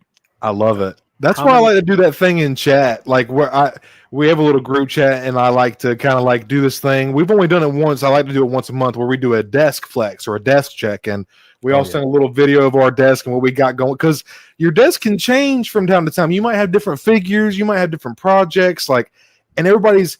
It's always nice to see everybody's workspace, your desk or your workbench. Like we know Brian calls it his workbench. This is my desk. Hyper has his studio. Like we all have our own little things that we call it, but it's always nice to see everybody's workspace because you can kind of get a little insight as to like how everybody thinks. Who said 31? Was that you, Hyper? I said 31. Hyper was right. 31. 30. What? No way. He gets out of here. 31 figures, including your Batman. And 31 figure. What do I win? I win the Batman. You win the Batman. You win the Batman, bro. Dude. Yes, Wow. sir. Ship it back. Ship it back. Hey, shout out to chat for y'all were on that, man. Thank y'all so much for that. Was fun, man. That was fun. That's hilarious. Yes. And by the way, if I may, man.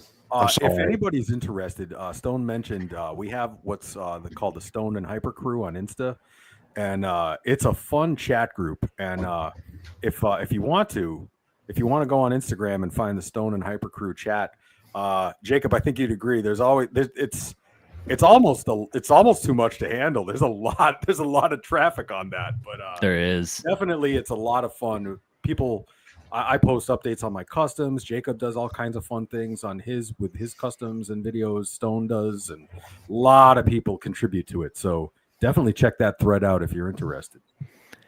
And to shout out our boy Stone, he just created a Discord, so keep an eye out for future Discord stuff. From the Stone Mandalorian, yeah. I'm still trying to figure that out. I made a couple of different, like I have like a McFarlane section, a Marvel Legends Black Series. I'm still figuring out. Discord is very involved, so I'm still kind of figuring out what's going on. But thank you to everybody who's joined it so far. I'm still kind of. It's a lot, man. It's a lot. I'm still got some things to do for it. That's for sure. And just so you know, so just not 24 hours ago, the Stone Mandalorian and I were discussing how Stone he's no longer dabbling in the McFarlane line. He is now deep. He's now deeply invested into the I am a McFarlane collector now. I was telling Hyper the other day, me and Hyper talk pretty much every damn day, just about, if not every other day. And we'll send voice. Honestly, all of the boys, we all kind of send voice messages to each other. And I was like, yo, man, I think I'm like, I sent Hyper a little video of what my McFarlane shelf, and I was like, dude, I'm officially not a dabbler. Like I'm a McFarlane collector now. I feel like once you pass 4, 5, 6, you're collecting. You're collecting at that point. You're not dabbling. That's right. That's right. Awesome, Stoned. Oh, hey, Driller Killer. I will not say there is. I'm very flattered, but bro, there is people that would school me. I know what I know. But there's people that know a lot more, my guy. But thank you so much. That's very kind of you. Driller Killer's new here, but he'll learn. He'll learn. Dude, it's a learning curve. Star Wars and Spider-Man, I'm your guy. But everything, I have a lot to learn with DC and Marvel now. If you want some DC knowledge, this guy will drop some knowledge on you, bro. I see we got some people excited for dinosaurs. Got Sam and Dusty. Hell yes. All right. So what have we here? What is this? This is my kind of dino right here. I like this dino. So This is the Hammond collection. All thanks. We haven't seen Connor, our good buddy Connor Calaruso in chat. Very good friend of all of ours. Awesome channel. He has kind of got us on the dinosaur kick again. Kind of helped me uncover my underlying love that I've always had. This is the Hammond collection, Jurassic Park 3 Spinosaurus, man. Theatrical OT Jurassic Park original trilogy. It's got the good paint on it. The size is there. This is gonna be wicked, man. And this has been rumored amongst the dinosaur and Hammond collection community for a while now. Like, we knew this was coming, but to finally just see it and get in the promo pics, man, it looks like all the nails are painted on it. I can't see the dew claw. Mattel has a tendency to kind of just forget that the dew claw exists, but the feet look a little bit smaller on it. Some of the Hammond collection, the feet can be too big just due to them wanting to make sure it stands well, but they're really starting to hone in on the proportions to the feet because the dinosaurs' feet were not quite, it was like chickens. They don't have huge feet, but the proportions look good here. The teeth are individually sculpted. It's the soft rubber, so it's when you do want to play with it and like take pictures and you put other dinosaur figures in the mouth, it's not going to scuff up the paint on the teeth or the figure. It's like rubbery. It's just it's chef's kiss, man. Super hyped the community is. I know Jacob and Hyper have a couple dinosaurs as well, so I think we're all us guys, we're kind of animal lovers, right? Oh yeah. So I know we're very limited on space, especially Hyper, because he's got way more. He's been collecting a long time, but tell me, guys, how are y'all feeling about this? Because I missed out on the pre-order for this and another figure we'll talk about in a second went up for pre-order at Target. They sold out super fucking fast, like the day. I don't know exactly how much time, but with it being limited pieces, how are you guys feeling on this piece here? Go for it, Jacob. Thank you, my friend. I will say that the Spinosaurus roar, it lives rent-free in my head. It's one of the coolest sounds ever, in my opinion. Yes. So, dude, the fact that I remember seeing this in theaters when I was a kid, is, again, I've said it before, many people have, day -1 pre-order, except I can't pre-order, so I'm just gonna have to go to Target and find it. So, I love the soft teeth. I have the Allosaurus. It's you can't see it probably, but man, that's one of my favorites, and I really like the teeth on it. I know that in the past, like you said, you could get paint scuffs on the teeth, and that's just going to throw off the whole vibe of your dino. But now the one thing that I do have a question on about this guy is, are the colors necessarily theatrically accurate? Yeah, I guess it does, huh? From what I can, so it's funny that I was watching this guy he's another dinosaur collector, Hammond collection, and he's actually a professional sculptor. His channel, some of you other guys have probably heard as well, called Markham. Hey, what's up, RebelScum420? What's up, dude? What's up, dude? How's it going, man? Says, hey guys, had to work late, so arriving but happy to have you, man. Thank you so much. Good to see you, man. But I think there's another channel called Markham Makes, and he's a professional sculptor, so he kind of looks at it from, obviously most people, the things that he points out are minor things that the average consumer wouldn't recognize, but he has done some amazing customs and like really, like he 3D prints and 3D sculpts his own like heads and hands, claws, and feet for the figures to make them more theatrically correct. Really talented guy, but yeah, like I said, Marco Makes, but he has done a couple of these custom Spinos because this has obviously been a very wanted dinosaur for many collectors and dinosaur fans. But he has done so many customs, and he's even said how hard it is to kind of get it to match the theatrical colors. But because even he showed his customs and the variants, they kind of vary from his customs. To be honest with you. Oh, gotcha. I didn't know it was that difficult to get the colors down. Because Jacob, when you look at it, and like this guy Marco, he takes it next level, Jacob. But like even on here, you can see it's got some beautiful gradients from like that kind of pinkish red on the spine and the tip of the tail, the creamish brown color, and then even going on to the snout and the lips, bit of like pattern you see going down on his leg there, like there's a decent bit of paint on this figure. I wish I had some more pictures. These are the only ones that I sent to myself, but yeah, is the set that's a good one. It better be Dusty Trooper. Hell yeah, that is a good one. That's funny. Man, the brindled kind of like striping and patterning that it has with the white and the grays. Yeah, it's looking freaking killer, man. What confuses me is that the packaging says Jurassic World, and maybe that's something that I don't know. But in that there's going to be Spinosauruses in the new Jurassic World Rebirth, which is going to come into theaters in June or July. But they actually do have a more scientifically accurate Spinosauruses in the film because new papers just came out this year on the Spinosaurus. But it's just curious to me that this is marketed as Jurassic World. You would think it would say Jurassic Park. Obviously it's JP3.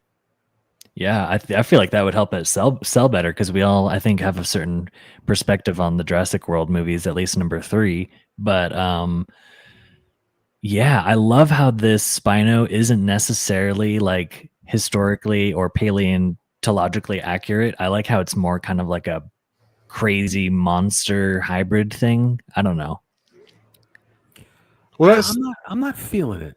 Oh, we got a hot take. I'm not feeling it. It looks like a dinosaur that is masquerading as a voodoo priest or something. Like I don't like it just kind of looks weird. The face, I don't know what they were going for with it. It looks too contrived for me. Okay. Go back to that boxed image. Yeah, sure, man. So like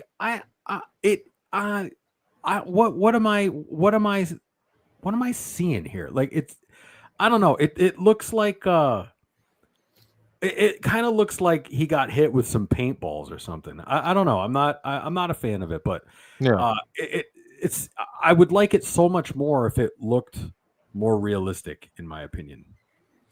Well, I will keep in mind, Hyper, and I know you know this. These are also, sometimes promo pics can be.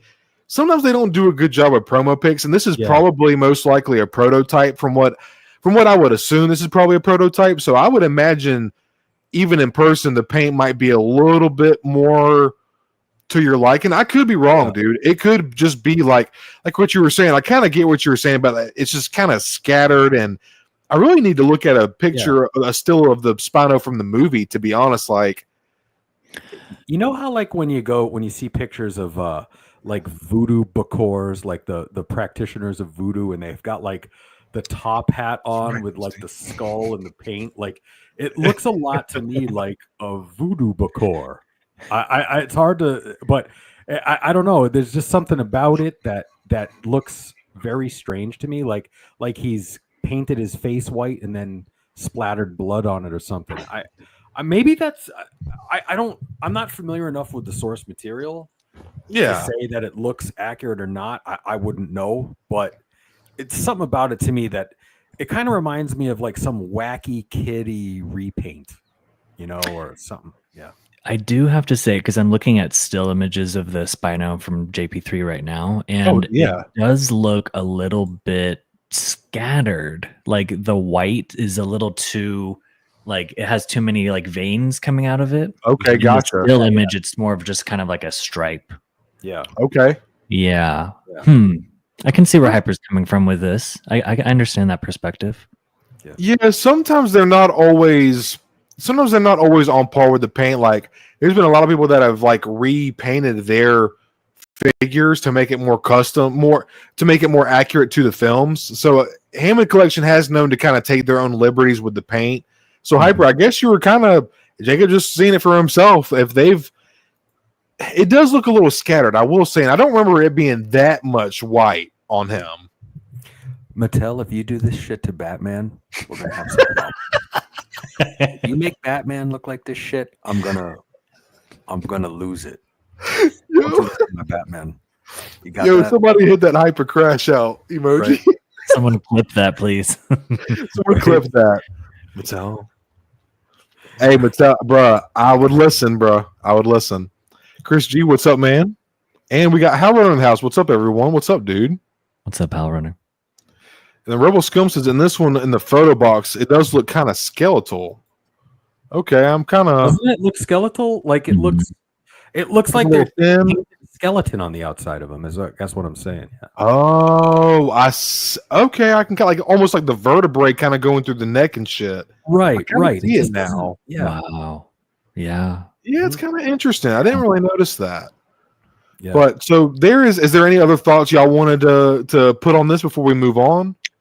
No, I'm still gonna snag it. Can't wait. I mean, same, dude. Same. So the next one, dude. I like. Oh, go ahead, Hyper.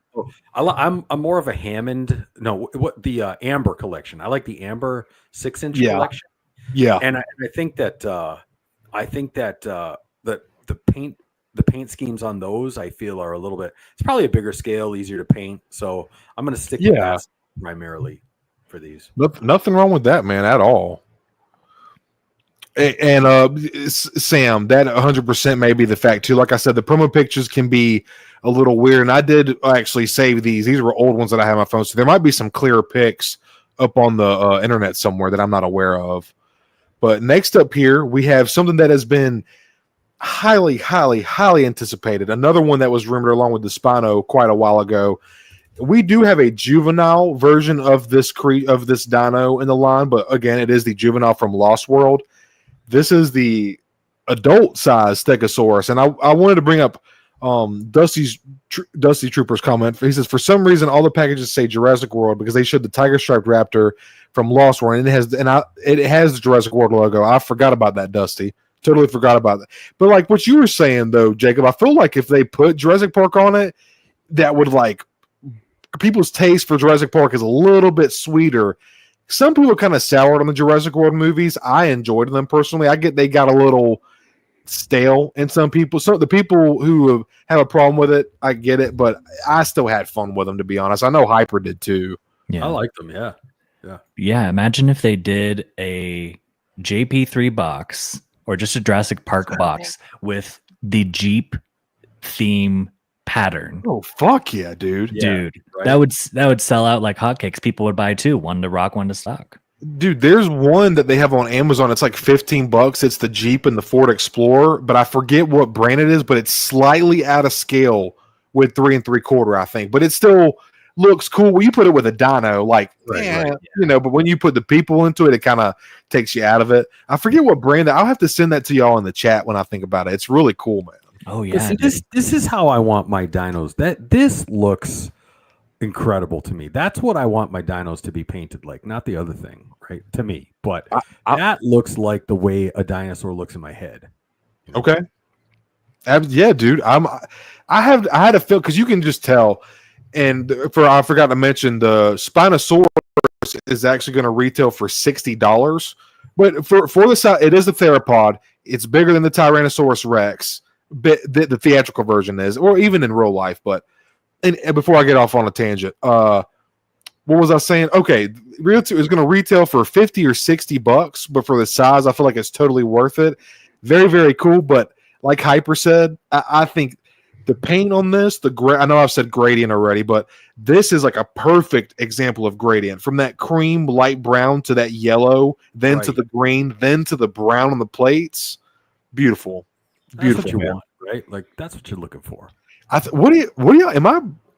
I kind of like this more than the Spinosaurus. Am I crazy? Oh yeah, 100%, man. This one. I think I'm feeling water. Yeah. I think I'm kind of feeling the Stego a little bit more, and I don't know, man. The plates look really good. The paint is incredible. Jacob, what do you think, man? If you had to pick, say if you couldn't pre-order, you had to pre-order one or the other. Would you rather have the Spino or the Stego?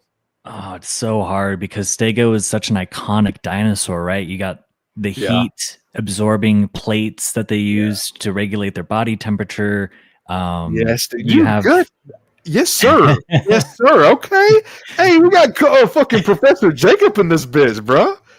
Sure, that is exactly right. They think it's for heat dispersion. That's awesome. To the just the such a cool tail, and then that scene in Lost World when she's in the tree trunk, and you know what I'm saying. The parent Stegosaurus is trying to jab her, and I just agonize her.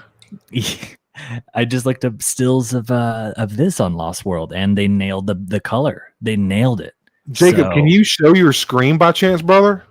Yeah, man. Absolutely. Again, can you do that if you want to, man? For sure. So just so y'all can see like how good, because this one I feel like the execution is a little bit better than the Spino. I think Hyper's spitting, man. This is what you want your Dino to look like. The Spino, and it might be the promo pics, they look a little toyetic, a little too toyetic. This is like, dude, throw this in a fucking photography or a dio, you know?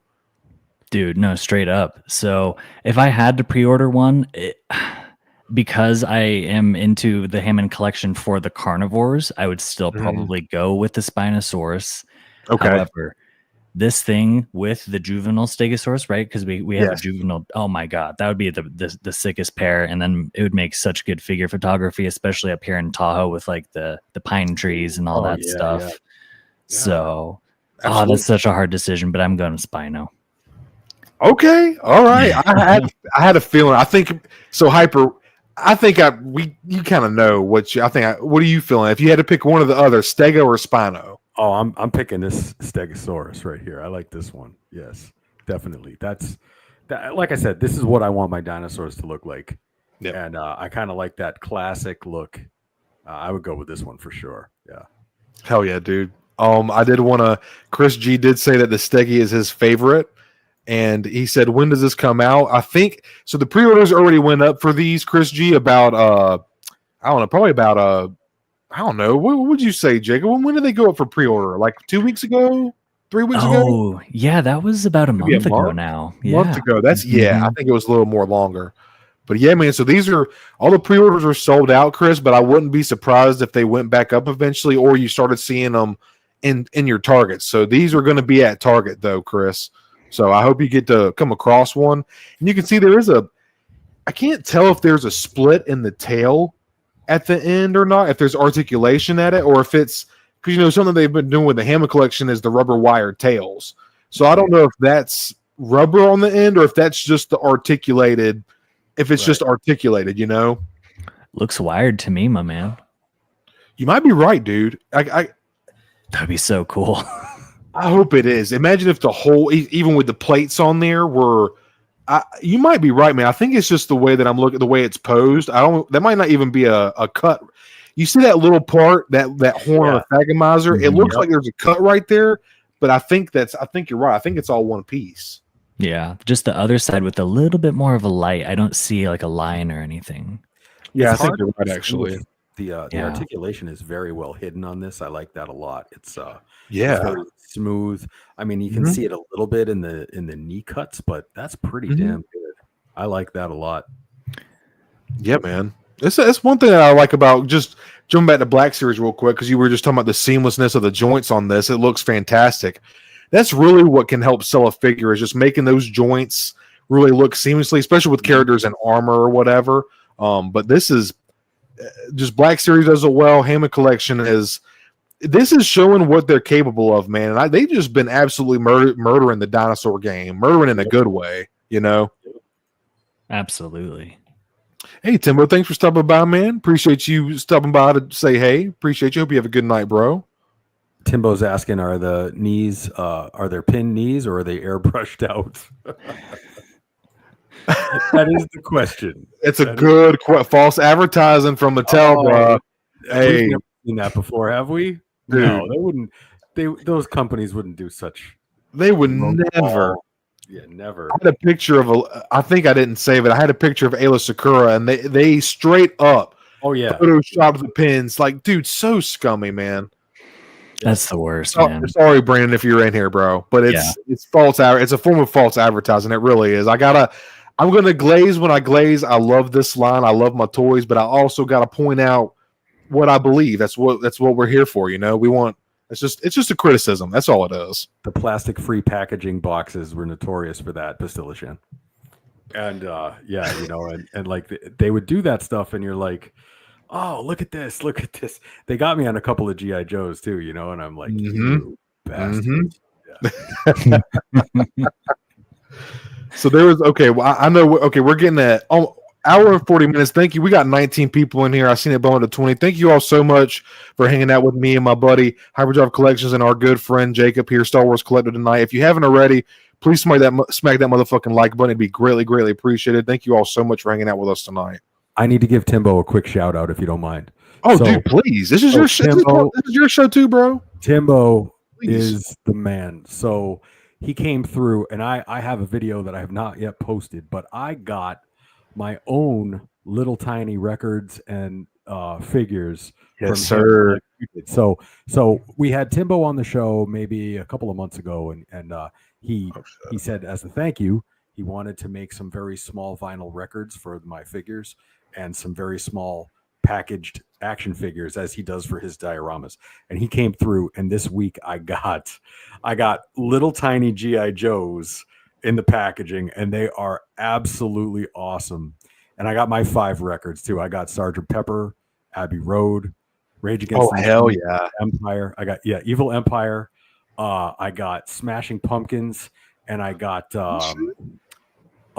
Siamese Dream from Smashing Pumpkins, and Exile on Main Street by the Rolling Stones. So, and they are perfect representations of those albums and those figures. So I have a video coming out as a thank you to those, but those things, Jacob, you gotta get some of these things from him. They are fantastic. Oh man, they look so freaking cool, especially the comics, but the albums are just another level. I'm definitely gonna have to have the albums. The albums are cool. So yeah, and the little tiny GI Joes. He actually, it's funny. He didn't even ask me what Joes to make, and 3 of them are my all-time favorite Joes. So that was well done. Oh wow, yeah, cool. That's so awesome. They were all awesome. So thank you very much.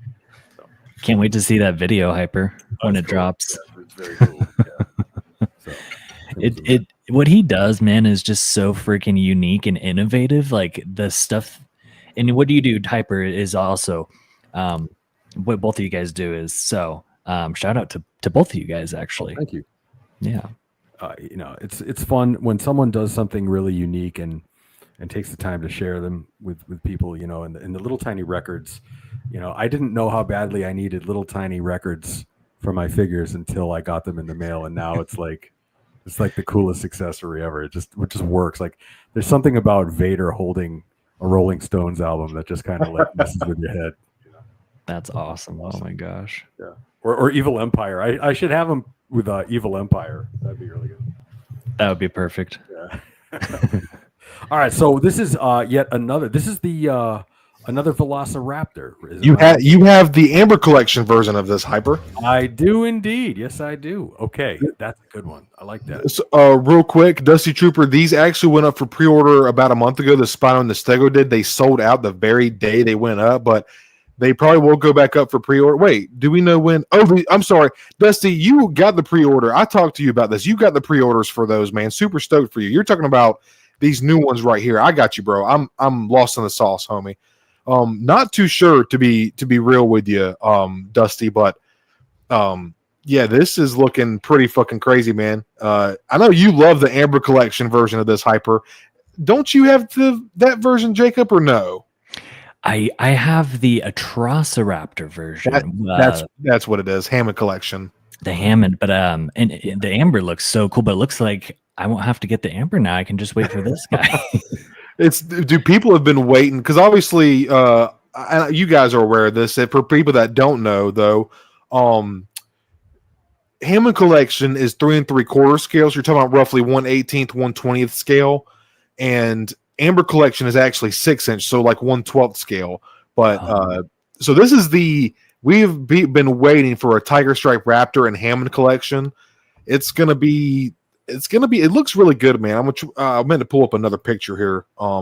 This shot right here, guys. I have 2 other shots I wanted to show y'all, but look at this shot here, man. Whoa, that's really cool. Dang. What do you guys think, man? The paint, I like that. The orange on this one is a little bit dulled down from the Amber Collection. I think I'll fuck with it. It looks a little more like natural. Like I don't know. What do you guys think, man? That's going in my swamp dial. I'll tell you that. That looks really, really good. I like that a lot.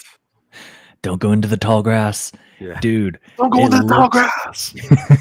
It looks like it's got, and like you said, Stone, it's natural. It has like almost like a reptilian sheen to it. You know how reptiles and snakes and they look wet, but they're not. Yep. It's great. So man, and again, another thing Stone said about the Stegosaurus, the gradient that you can see, the orange with the tiger stripes going into that kind of cream white color, and the glass eye too. Come on, they could have this one, man.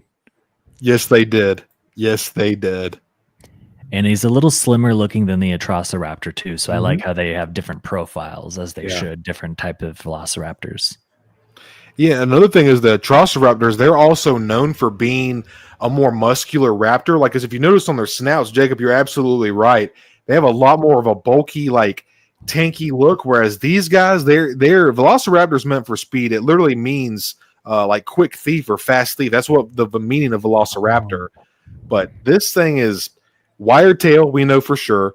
Articulation is going to be phenomenal. This is Hammond Collection. It is geared towards adult collectors. It is considered a collectible. And yeah, Jacob, you were just absolutely right. They cooked with this, man. This is an extremely hype Hyperville. This is going to look great in Hyper Swamp. And I'm just, dude, I love Raptors, man. They've always been fascinating. They've honestly been like the little underdog villains of every Jurassic Park movie. The Raptors always have some kind of key role in twisting and taking the story where it's going to go, whether or not they're a threat or they're actually helping. Like, they're almost like the intelligent, like, companion that, like, I can't imagine if we don't need these things back, but could you imagine like a raptor being like a dog where you could like interact with it and like develop a bond and a connection and develop feelings and emotions with? Because I mean, we do it already. We do it with iguanas, with chameleons, turtles. Like, we already do that with. Could you imagine having a fucking 100-pound fucking turkey velociraptor at your beck and call? Could you imagine, dude? That'd be scary. Howl Runner just wants to know, does it have die swivel though? Oh, it's fucking better. I'm not buying it. Hey, Mama Mando, question for Mama Mando. How much tape was on Stone's glasses when he was a kid? Back in the day? Was it like was it like a whole roll? Like the whole roll of tape between the whole fucking roll, Hyper. Call me Harry fucking Potter, bro. I'm gonna show you guys a picture of me as a kid, and y'all are gonna be like, "Oh, that's why you were this way." I absolutely love the paleontology, the archaeology minute with Stoned Mandalorian. When he goes down, when he just, it's like all of a sudden his eyes roll in the back of his head, and he just goes full on Velociraptor. It's like Undertaker. His eyes start to flutter, and he just starts riffing on Velociraptors. It's my favorite moment. You know, it's up there with the Watto impersonation. Oh my god! It's just, oh man, I'm just so impressed with it. I just really feel like I said earlier, Hammond Collection is just, or I'm sorry, not Hammond Collection. Mattel has really been like, they've been going absolute balls to the wall on in their dinosaur game, man. I feel like every release that comes out, it's just better and better. And also, from what I understand, this is on the newer Delta buck, which I believe Delta is the one that has the better articulation, a little bit more of a deeper neck hinge. If everybody's noticing that cut of the neck, that is one of the deeper hinges for the Velociraptors, especially of the Hammond Collection specifically. So instead of it just being I believe it's like a ball joints and like a single disc, like, because you can also get like swivel out of it, as well as like, you know, it's just really good articulated Velociraptor, man. Like, this is, other than like an import Nanmu or something like that, this is, you want a posable, highly articulated, like what's like photo it's not photoreal. Yeah, not photo. What's the term? Like, when photogenic. Photogenic. Like a photogenic like dinosaur. It's just like a good looking figure, man. I would buy that immediately if I saw it. Like, absolutely. Yeah. That's one of those figures you'll probably never see in the wild because it's going to be very popular. But even the packaging, look at it, just a very sharp looking presentation. You know, it looks awesome. Yeah, very sharp looking. Kind of pulls your eye in, and when it's on the peg or on the shelf, it's going to draw attention for sure, man. Yeah, it looks really, really good, man. Yeah, I like that. Definitely wouldn't want them to release a pack of Raptors somewhere randomly in the United States, and you're just driving along one day and just one comes out of nowhere. Hey, look, man, if they're gonna do it, they're gonna do it in Tahoe. So just, head on the swivel, dude. Right? Dang it. Yeah. Hey, Galactic, thanks for stopping by, buddy. Another channel member of mine. Appreciate you very much, dude. Hope you're having a good night, man. What's up, Galactic? Welcome. And thank you, Mom. Always appreciative for your support. But yeah, man. So let me see what else we got here to yap about, and then we can get on to this Revenge of the Sith hype, man. The #1 grossing reselling movie of all fucking time. Oh, you know what I was going to say about that earlier was I think this is a good chance that we'll see 25th anniversary of Attack of the Clones in theaters for Hyper. I hope so. You know, I have a feeling. I have a feeling that they might not, because you know, I think of the three, I think it's the least well received of the three. Mm-hmm. It has sure, I understand why, but I still love it as my favorite, but I know I'm in the vast minority on that one. I don't know as if they would release that one. What do you guys think?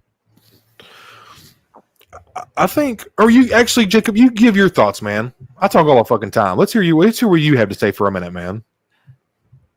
I think, I just think because this is probably the best unanimously voted prequel movie, Revenge of the Sith. I can see where Hyper's coming from, but again, Star Wars back in theaters. One thing that I saw people say about having Revenge of the Sith back in theaters after 20 years was obviously they don't quite make movies like they did.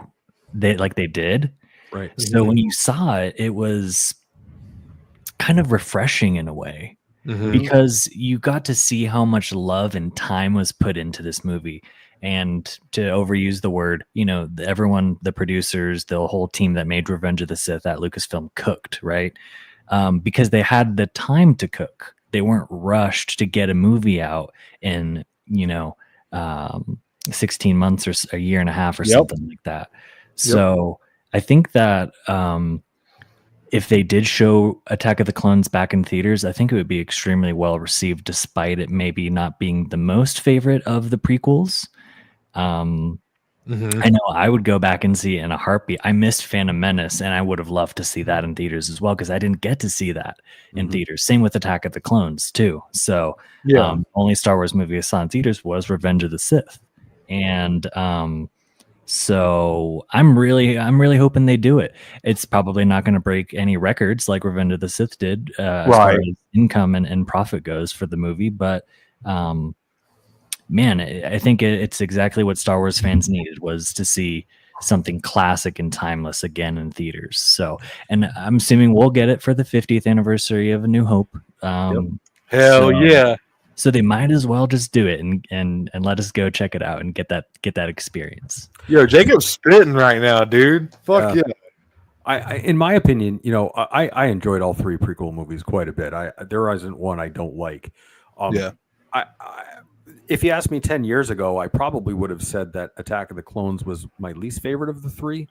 But over the last decade, I've come to appreciate it, because I feel like I think Stone said it the other day. They somehow got in a Sherlock Holmes mystery in the middle of a Star Wars movie wrapped around the Clone Wars. No, it was my son. He was talking about it. He went and saw the movie with his buddies in the Navy, and he was talking about how he likes Attack of the Clones as his favorite movie, and we were kind of talking about how when you really look at that plot was kind of wild. It was crazy. Sifo Dyas, the clones, a Scooby-Doo mystery in the middle of it, like Count Dooku, like all kinds of, like, it was coming at you hard and fast, And I think maybe sometimes we focus more on the corny dialogue between Anakin and Padme rolling around in the field, which was only about a 48-second segment of the movie, but people drew on it, you know. The rest of the movie, I mean, the scene, the Coruscant chase is particularly one of my favorite things, you know, with Zam Wessel and all of that. So it'll be interesting to see if they do it, you know. But Revenge of the Sith, I mean, damn, that was fun to see again on the big screen. And Jacob, you're right. It's been a long time since we've seen something like that in movies. I think Rogue One came real close. I think Rogue One was on par with that, I think, to some degree. But man, what a movie. Yeah. What a movie, dude. That opening scene, the Battle of Coruscant theme, just lives again rent-free in my head. It's been on a 10-second loop, just a specific part, and I can't get it out of my head. Yeah, you know, that one scene in that battle when one of the pilots they blow up the Arc 170 and just see the pilot like fly off. That got me. I remember the first time seeing that. You don't see that too much. You know, that was a moment in time that we didn't see ever again, and that was awesome. Yeah, and the detail, man, of that, like, I just remember first seeing that too. You're like, oh shit, like there they are, like, oh my god, those poor guys. One thing that I wanted to say about Attack of the Clones, because I'm guilty of it too, it does have some cringy dialogue, but we know George Lucas isn't a writer, he's a visionary. But I just feel like, dude, Attack of the Clones is the first time we see there was 100 Jedi. There was 100 Jedi left at the Battle of Geonosis, or like that arrived. It's the first time we see that many Jedi. It's the first time we see Yoda fight. We literally get to see what the fuck old Ben Kenobi was talking about in A New Hope when he said, "Oh, I fought in the Clone." Like, what the fuck, the Clone Wars? What is that? Like, George Lucas had no idea where that was going to go, and like, look what it became. So like, getting to see the Sifo Dyas and all that, and they've even fleshed that out in Tales of the Jedi, which I think is just, I love the Dooku episodes of that, which we can probably talk about Tales of the Underworld, which is dropping tomorrow. Super stoked about that. Oh, yeah. But I just feel like Attack of the Clones, man, when I put it on, it's a fun watch, man. Like you said, for that 48 seconds of the cringy, like, toxic, or like, not even toxic, or I guess you could say but the cringy, like, couple in the corner that are all lovey-dovey, Anakin and Padme, like, it's when it's over and done with, the rest of the movie is really a fun ride. But man, it honestly, like, him chasing Zam Wessel, and like, you literally get like a little bit of spy, a little bit of invest, like your kid was saying, like your son. It's a really good point. It kind of gets some other genres into Star Wars for sure. But I just wanted to say that about Attack of the Clones real quick. Definitely a fun watch, and I think it gets a little more hate than it deserves, because there is some awesome points that people just look. They talk about the bad things and just look over all the good shit we got from that movie. Right. Revenge of the Sith, man. That's what we're here to talk about. Got the shirt. It's just that movie is probably like Hyper said it just a minute ago before we got started. It's probably not probably. It is the most liked of the prequel movies. I'm a Phantom Menace slut. Attack of the Clones has its merit as well, but there's just something. Revenge of the Sith is like the tie-all. Like, you get to see everything come together, and like, coming from my wife asked me the other day, she was like, how should you start Star Wars? And I said, personally, and then she showed me a video of what Hayden said, and he's like, said it so beautifully. Basically, what he said was like, there's no right or wrong way to start with. And what she asked me, and then she was like, you might be Anakin. And then and I guess we had the same answer. She was just being funny. But I think starting out with episode 4, and it doesn't matter which one you start out with, but starting out with 4, you get the surprise of finding out Vader is Luke's father. You get the surprise of finding out that Luke and Leia are twins. You get to see Luke. You get to see the bad guys win in the movie, which very, very rarely happens, especially in the 80s, like during the era of like superhero and spy movies. The good guy always walks away winning. So Empire Strikes Back ended with the good guys losing. That was strange for people. And you get that. Those are 3 things that, and you get to see the progression. Then you get to go back and like, okay, well, how the fuck did all this? Because like, obviously we all know George Lucas was heavily inspired by like Saturday morning serials like Flash Gordon. You just got dropped into the middle of the story. You don't know how you got there, what's going on, who everybody is. You're going to find it along the fucking way, motherfucker. Like, and that is what A New Hope is, man. Like, we get dropped in. We're in this ship called Tantive 4. We have no idea what the fuck is going. There's some other Star Destroyer chasing us, and we get dropped right in there. No context of what happened before, how we got there. Then the prequels come out roughly 20-something years later, 1999, we get Phantom Menace. And it just the prequels, man, me and Jacob can attest to this. And Hyper, you're one of the few. The prequels have started to get more love as time has gone on, but when they came out, they were very highly ridiculed. Jake Lloyd got ridiculed as an actor. Ahmed Best for Jar Jar. Hayden Christensen for Anakin. It's so nice to see those guys get more credit and like respect that they deserve because they got a lot of ridicule. Hayden straight up disappeared for 20 fucking years, man. How much? Yeah. And I think a lot of that falls on my generation. My generation was very tough on the prequels. So, Cobra, good choice. Sam Cobra was here a minute ago, and he said he was there. He was 10 years old when Star Wars A New Hope came out, and nothing can compare to that.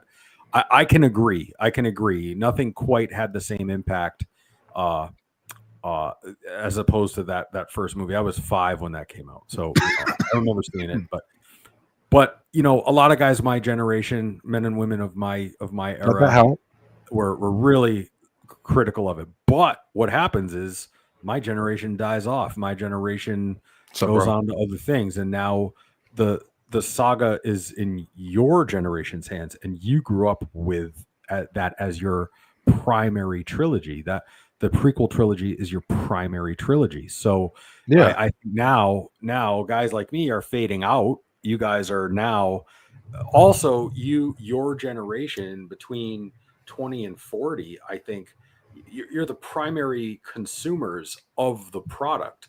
And so your dollars are going to demand what is available at retail.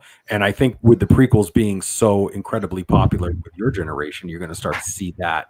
That's why you see less and less original trilogy stuff on the shelves, because it's not what's in demand anymore. It's now the prequel trilogy, I think, Yeah, I think. No, go ahead, Jake. I'm sorry, man.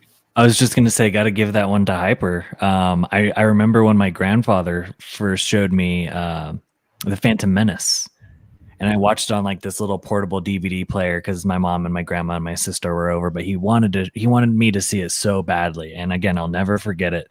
So yeah, to attest to what Hyper is saying, this is like it's already been 20 years, Stone, since we got our last prequel for this is like our generation Star Wars. So yeah, man. Anyway, it was so special to be able to see it in theaters again, man. It really was. Oh yeah, definitely. No, absolutely, dude. It's like I said earlier, man. Jacob, you're totally right, man. It is a religious experience. Me and my wife went to see Phantom Menace last year for the 25th anniversary. I cried during the intro. I'm gonna be straight up real with you. I kind of teared up. I just started thinking about my brother, and I was just like, dude, it was just crazy. That was my first time getting my first Star Wars movie ever was Force Awakens. That was my first one in theaters. Not my first Star Wars. That should be my first theater Star Wars. I should specify. Yeah, but seeing that movie is any Star Wars movie in a theater, it is like a religious experience for a Star Wars fan, because that honestly is how Star Wars was created and was meant to be viewed, is in movie big screen format. Don't get me wrong. I love the show. Yeah, I love the shows. I love Star Wars. I love that we get new Star Wars. I crave it. I love it. It keeps me fucking sane, dude. Like, it really fucking does. It's a great outlet and escapism for all of us.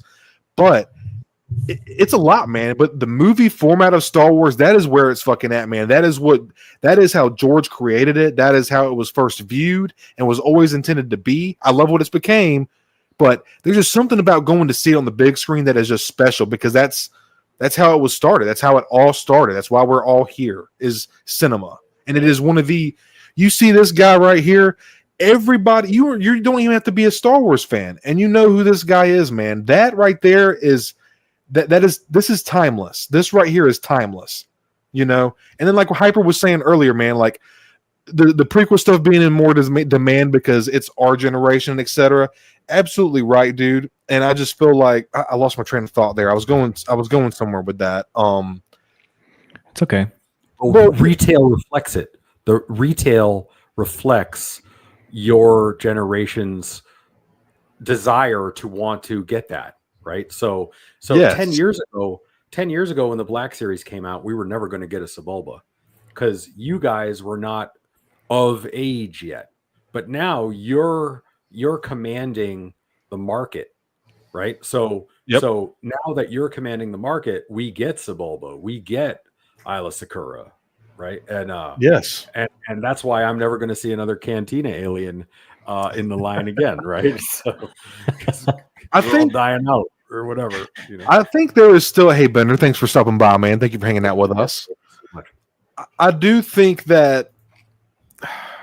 Damn it! I literally you had me right on my train of thought, and then I lost it again. I found it. You said something, and it sparked it right back up, and then I lost it again. Black Series. It reflects something like that. We were talking about just buying and shaping the market. Your generation shaping the market. Mm-hmm. Oh, I remember. Thank you. How the prequels got so much hate and stuff, and they've kind of started to gain some love over the years. I feel like that's why I tried to stop, because for a while there, when it first came out, Last Jedi and Rise of Skywalker, I was really pissed as a Star Wars fan, and it put me out of Star Wars until The Mandalorian, like Jacob said earlier. That's what brought me and my brother back to Star Wars. But like that, the sequels, let them be what they are. You don't have to watch them, but that was some Star Wars fans' introduction to Star Wars, and that's something special. Right. Like me and Jacob, obviously, we both grew up watching the OT stuff, but like it was something special about growing up with the prequels, like while they were happening. Now, some people our age, the prequels were what started them on Star Wars, like you were saying, Hyper. But like, I think now, actually, good question. I need to ask you, Jacob. Did you grow up watching OT, or did you actually was the prequels your introduction to Star Wars? Yeah, the prequel. Shout out to my grandpa Alan. May he rest in peace. When he first showed me Phantom Menace, that was the first Star Wars that I ever saw. And then from there, my uncles were really into Star Wars. So, he let me borrow New Hope and Empire Strikes Back, and Return of the Jedi was my favorite when I was a kid. I know Stone can agree with that. So, after that, I was hooked, and I remember having the Darth Vader helmet, and I had one of the first, I don't know if they had NeoPixel back then, but it was a Darth Vader lightsaber that lit up and stuff like that. Maybe it was baselit, I don't know. Yeah. But I had all the cool Star Wars stuff. And so yeah, I think I was probably like 6 years old when my grandpa first showed me Phantom Menace. That's all. So that makes it. So there's something to say for that, Like I grew up watching the OT with my brother. Like A New Hope was my first Star Wars, from what I can remember. Yeah, there's not a time in my life where I haven't had Star Wars, but I grew up with the prequels. But it's just like Revenge of the Sith, man. It's just the lightsaber dueling, like the choreography. Nick Gillard was the guy, and he is a huge part of what made the prequels. Like. And just like you were saying earlier too, Jacob, just to see the effects, like the VFX from 20 fucking years ago, and it still holds up today because they took their time making it, and they put like time and energy and effort and passion. It's not like the Star Wars movies that we get now with beautiful films, but like slack story, plot lines, characters get flat. It's just, I don't know, man. Yeah, I thought so. I definitely think that Revenge of the Sith is strong in its character. So, and really you saw there are two films that stick out to me as the very best of something and the worst of something. And Revenge of the Sith is the very best of tying together all the loose ends and making a cohesive story between two trilogies. And then you have The Rise of Skywalker, which is the very worst of tying things together. In fact, not only does it not tie things together, but it essentially retcons things to not make sense. Yep. So, that's sort of the other side of that coin. So Revenge of the Sith is so good because it takes two distinctive Star Wars eras and ties them together within a moment of one another, right? Like there's it's just a moment in time between one and the other, essentially. So, and that's what's so good about it. And the way that, rarely is a payoff as satisfying as the downfall of Anakin Skywalker. Yes. Rarely is there a downfall story that's as satisfying to watch in its tragedy. It's satisfying in its tragedy. It delivers on what it was asked to do. Not every storyline delivers on what it's asked to do, but that one does, and that's why it resonates so well, I think, throughout time. That's one of the things that my mom said after we went to go see it. She turned to me and she's like, "I can see why this is your favorite Star Wars movie because of what Hyper just said. It's dark, it's tragic, and the whole reason is for his love for Padme. So it's like romantic in a sense.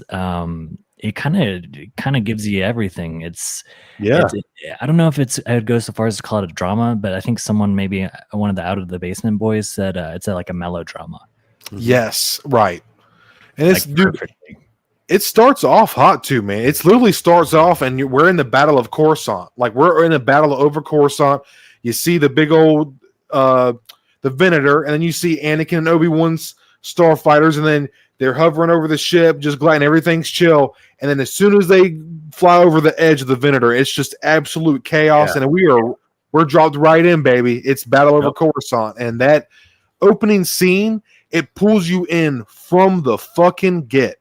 And that's how you get a lot of people, is you got to grab them right.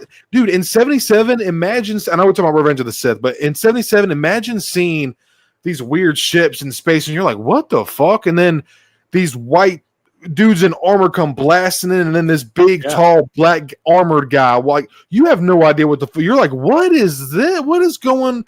This dude's choking people, picking up like he's not like. It was that kind of thing, and it every Star Wars movie has come in, and it starts fucking hot, man. But I wanted to go on, and there was something I wanted to ask you boys earlier. I was thinking, I was like, dude, there were so many good fights. It was very quick, but Dooku and Anakin, we've seen Obi-Wan and Anakin, regarded as the most intense lightsaber and best lightsaber battle of all time. But what do you guys think? Like, even Yoda versus Sidious, man, I feel like that was like Prime Light versus Prime Dark. There was something special there, but then you got Anakin and Obi-Wan, who have literally trained together their entire lives, just about, or younger half of their lives, and now it's brother against brother, friend against friend, and they've turned it. It's fucking sad, man. It's terrible. It's really, really sad. It's Hyper said it best, and that was the goal of George Lucas. Is Star Wars is the tragedy of Anakin Skywalker, of Darth Vader. Like, that is what Star Wars is. Anakin is the chosen one, the main character. So, like, if you guys had to, I'm not even going to make you guys pick one. What is some of your favorite moments, or that comes to your mind first when it comes to some of the battles that we see in Revenge of the Sith? Because it's a lot. It's an onslaught in Revenge of the Sith, man. Jacob, go ahead, man. Thank you, my friend. You know what? One that stands out to me that I thought was freaking awesome was the Mace Palpatine duel. It's like Sith versus Jedi. You got two very powerful duelists, right? You had Sidious, who took on at one point Darth Maul and Savage Opress at once.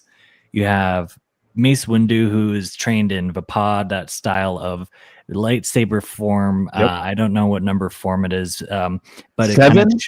Is it 7? Some form of 7? Vapad.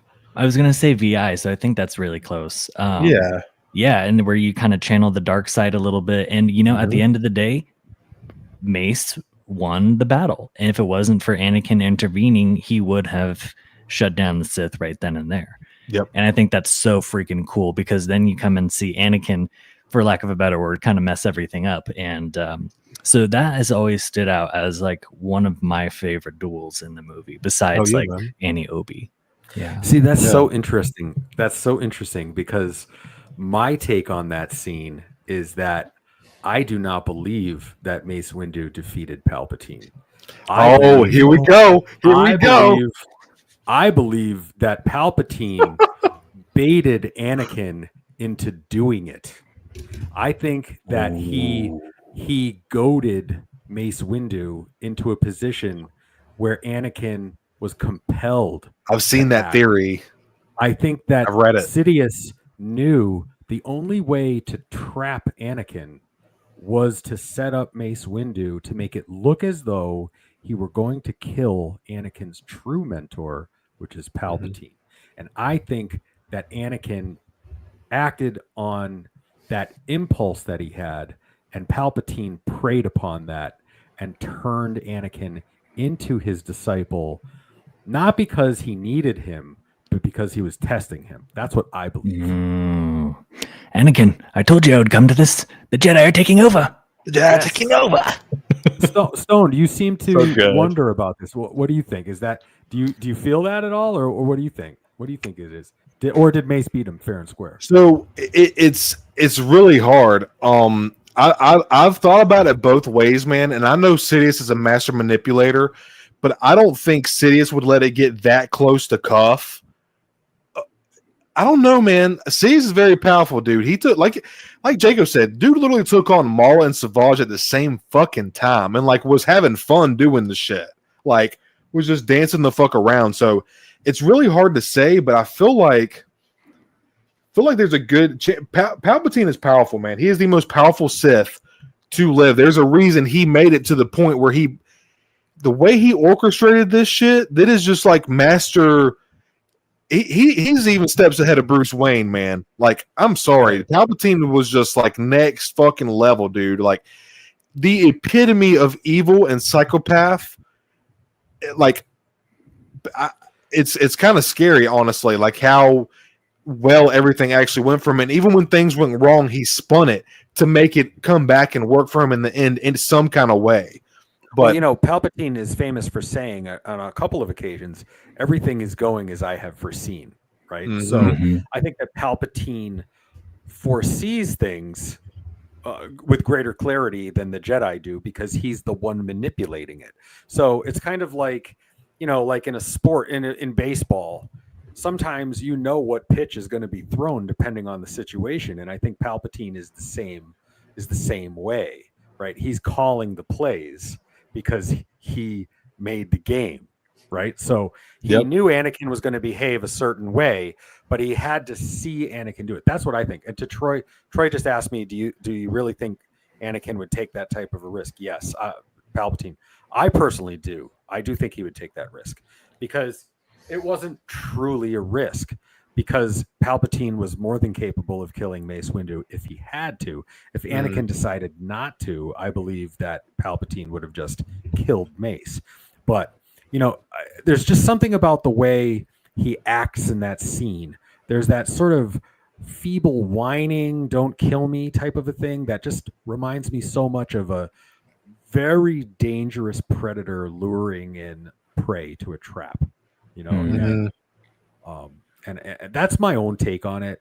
And that's the beauty about this movie, is there are many scenarios in which you can speculate. That's the beauty of most Star Wars movies, is there's still an element of mystery that's left up to the viewer to determine what is really going on. And it almost doesn't matter, because you can have it both ways. Both theories are correct. Yeah. Right? Yeah. Both theories have the same result. So it's kind of a cool thing. So I'm weak. I'm too weak. Yes. In a minute, when we get to that part, I'm gonna do the Anakin Obi speech. That's one of my wife is like, every time I do it, she's just looking at me like get it over with. But dude, I just feel like, I don't know, man. I think there's possibility to both. I think both theories have, or not. Well, not theory, because obviously in the movie, it looks like he beats him, but the theory is Sidious led him. So I could see it going either way. Like I said, Sidious is super powerful. It's very, I don't know, man. You got a point there, letting them, like, luring them in. This is my thing. Like, I like to think that Mace beat him just because, and obviously we've added all the extra shit like Vapod and stuff. But I always just go back and I just think like, imagine if Mace had not been so.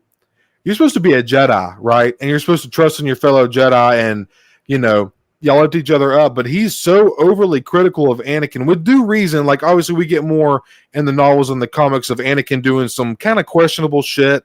But it's also because he didn't have the right guidance, and it was y'all's fault. He was under y'all's guy. Y'all were the guardian. If a kid, if you get adopted or something, or like you have a kid and the kid does something fucked up, like they're a kid. It kind of falls back on the adult for you not ingraining and instilling and guiding your child to do the right thing. Same thing with this. Y'all kidnap these children and teach them to be a certain way, to be peaceful, to be compassionate, but to not be too compassionate or not to have love interest and shit like that. It's a lot to ask of a human being, you know, to like drop all these attachments, especially for someone like Anakin, who lived the life that he had, literally grew up as a slave. Imagine being a child and coming up in slavery, you know, like, and then obviously going to the Jedi, like you could almost argue another form of not slavery because he joined it willingly, but like definitely enslavement. Yeah, you know what I mean? Like he's fighting a war for the Jedi. He is the poster boy for the Clone Wars the entire time. And then when all this shit comes to a head, they grant him the rank. We grant you the rank of we give you seat on this council, but we do not grant you the rank of master.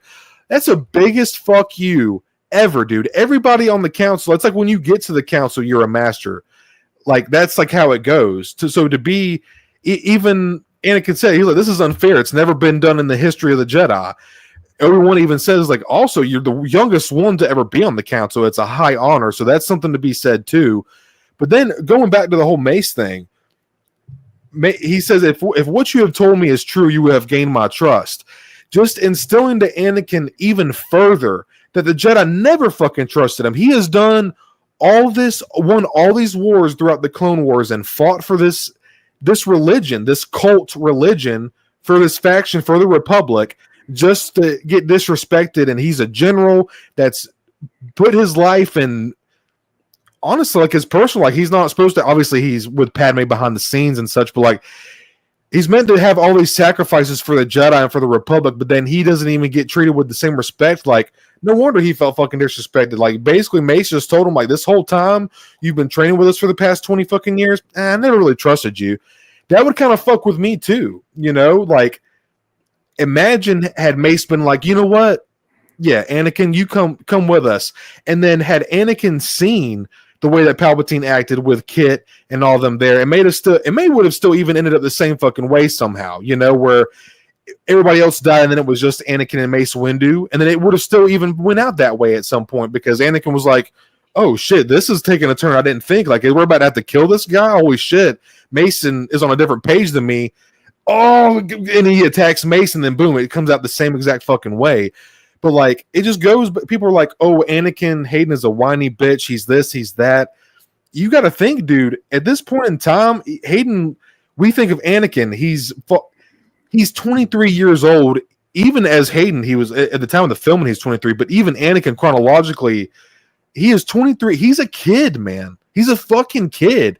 And he's been fighting all these wars and doing all this. It's just, I don't know, man. I think as I get older, I kind of understand Anakin's fall to the dark side a lot more. I'm not saying it was right. Like, killing the innocent is letting yourself go to that level is never, it's just not right. But like Anakin, he didn't have the guidance or and then he even went to Yoda. He even went to Yoda, the Grand Master, the leader of the Jedi. He is like, he represents what the Jedi are supposed to be. And he's like, that's like me coming to you, Hyper, like, hey man, I'm having some really like hard times. Like I'm not feeling myself. I'm mentally unwell. I'm having these really weird dreams about my family and da-da-da-da. And then you're just like, just, you don't think about it, bro. That's negativity. Just, that's toxic. Just let's party. Let's stream. Like what, that's not what you do, man. You talk to your friend and like, well, man, what's going on? Is there anything like, Yoda was just like, bro, you need to learn to let go of everything you lose to fear. Yeah. Great fucking advice. But then he's supposed to be compassionate, but then you don't want him to have attack. it's this contradictory, dogmatic view of the Jedi that has pushed Anakin to this, and his background did not help. Him being a slave, him losing his mother, seeing visions in Attack of the Clones, and he's telling these guys, y'all, my mom, I'm getting these really crazy fucking dreams. My mom's gonna die. My mom's gonna die. They do fucking nothing. Then she fucking dies. She dies in your arms, all orchestrated by Count Dooku, and then he's just like, oh, and then the Jedi are just like, sorry, bro. Can you go? Oh, but by the way, can you go to Geonosis and help Obi-Wan? Which, they didn't ask him. Padme and him did that on their own, but they start treating him like an errand boy. Granted, he's a Padawan at that time. All right, I've been talking for a minute. Let's pass it on to someone else. No, dude, you're spitting. We're just letting you cook. It's just, I don't know, man. It's crazy. Yeah, the fact that the Jedi, knowing he was the chosen one, and didn't do anything to give him that solace of, okay, my mom's all right. Like, they could have gone back to Tatooine, like freed her from slavery or bought out Watto or something like that, you know? Yes. He's Darian. He just wants his money. So I thought that was mistake number one. And you Sam. Yeah, I know Sam had me laughing too. And shoot, I lost my train of thought. Yeah, that was mistake number one by the Jedi. He's supposed to be the chosen one, so why wouldn't you give him? And I know they're not supposed to have attachment or anything like that, but still, like, rescue his mom. That was the first path of him turning to the dark side, was losing Shmi. So absolutely, dude, absolutely. And Chad's kind of going on. Oh, go ahead, Hyper. Oh no, I was going to say. So in a lot of ways, there's this recurring theme of enslavement in the prequel trilogy, and we tend to think only of Anakin as being the enslaved person throughout the trilogy, but really, a far larger group would be the clones themselves being sort of enslaved in the mix of all of this. And I think that also plays very prominently in. I love this conversation tonight, because I think that Anakin was a slave who was, quote, freed only to fall back into the slavery entrapment again from Palpatine, and then became a Sith's slave, so to speak, right? Yeah. But clone troopers themselves are also enslaved, and were also pawns in the same way that Anakin was, in the sense that they knew that they were bred for one purpose, and throughout both Attack of the Clones and Revenge of the Sith, it's very clear that the clones know what their role is, and the Clone Wars flesh it out a little bit, that obviously that there's conflict within the clone ranks, and that not every clone wants to just be a combatant, and that they have goals and aspirations of their own. And I think that at some point in Revenge of the Sith, the Anakin takes a turn for the worse. Obviously, the clones take a turn for the worse, and they all wind up being the slaves of one master, so to speak, the Emperor. Yep. And so, it's not just the downfall of Anakin Skywalker, it's the downfall of an entire group of people who all become enslaved, and that's kind of a really dark theme, especially contemporarily right now. You see the state of the world, and it's very close to mimicking some of these themes in the real world, and George Lucas was a visionary for doing that. How are militaries manipulated? How are political figures manipulated? I mean, you have a Galactic Senate who was also enslaved, right? So it's really interesting how the entire movie is about basically surrendering your freedom, right, for security, peace, and safety. Yep. And here we are, and it's funny how life imitates art sometimes, and I think it's a very prophetic movie, and of the three, it really hits close to home right now, and I think that's why. Not only is it the 20-year anniversary of the film, but it's also the right time to release this movie, even if it were the 17-year anniversary or the 23rd anniversary, because it's just so appropriate right now.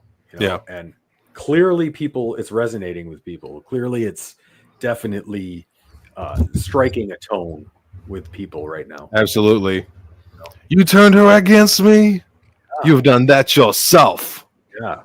You've allowed this dark lord to twist your mind until you've become the very thing you've swore to fight against. Fuck, I fucked it up. God damn it.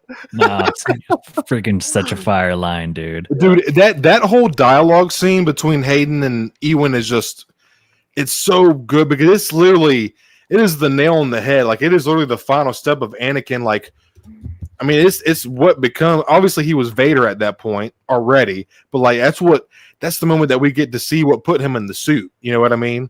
I brought peace, freedom, justice, and security to my new empire. Your new empire?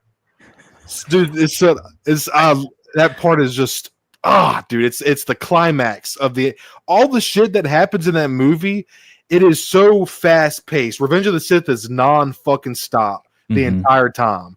Well, like, I mean, Hayden Christensen will forever go down as delivering two of the greatest lines in movie history, in my opinion. And one is when he screams liar, there is so much pain and hate in his voice. Yes, when dude. He screams that one word. Feel and then, that of course, shit. I hate you was probably the most painfully. I mean, that really hit hard. Yeah, you know, there's a deleted scene where Hayden or Anakin, he doesn't say anything, but there's a deleted scene they took out of Revenge of the Sith where he says, "Help me, Master," but it's like lip, and he's like he can't. In the novelization, they say he says that, but the him burned alive, there's no air in his lungs, so he's like suffocating, trying to tell Obi-Wan. He's like, "Help me." Like, it's kind of fucking sad, and I think that's why they ended up taking it, because you're watching somebody get burned alive. It's kind of already that just got fucking dismembered. It's kind of already pretty intense already. So I think that was like, they were like, they doing too much. Maybe should we chill? Like, it's just, if you're not with me, then you're only a Sith deals in absolutes. I will do what I must. Yeah. It's so dude, there was a moment. It's funny you say that, Hyper, because I feel like, and obviously Anakin's so far gone. The dude murdered children. Like, you are gone, brother. I'm sorry. Like, it's time to pay the piper, man. I'm sorry. But there's a part where Anakin is talking to him. He was like, I should have known the Jedi were plotting against the Republic. And he's like, Anakin, what the fuck are you talking about, bro? Like, that's not what happened. But Anakin, he's just but he does not have Sith eyes, and he's not fighting Obi-Wan. He's talking to him. But instead of Obi-Wan being like, oh shit, can I actually talk to him for a minute and like get him to step down from the ledge for a second? But I think Obi-Wan is just like, dude, you got to think, you just watched this guy, your brother, choke out the woman that he loves, his pregnant wife. And then you seen a hologram of him murdering kid. I think it's almost, I started to think like, damn, Obi-Wan was kind of a fucking dick. Like, there were so many times when he could have like done something to diffuse it. But at the same time, I'm kind of thinking you got to put yourself in Obi-Wan's shoes.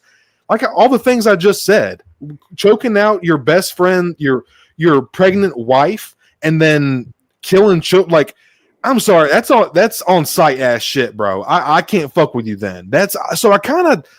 I try to think about it, and I've felt this way for like 2 or 3 years when I've really thought about this, and then it hit me like probably 6 months ago. I forget what channel I was watching, and I was like, dude, I've kind of never thought about it like that. They got a good fucking point. Like, you know what? I think it was, I can't remember who it was now, but they were just saying, I was like, dude, that is a good point. Like, Obi-Wan, because I was kind of thinking like, dude, he didn't have Sith eyes at that point. That's a good point. He was trying to talk to Obi-Wan, but then think about Obi-Wan, like, dude, you've done too fucking much. Like, you're trying to kill me. You just choked out your wife. You killed kid. Like, what's going on, bro? Like, so it's a lot. It's a lot.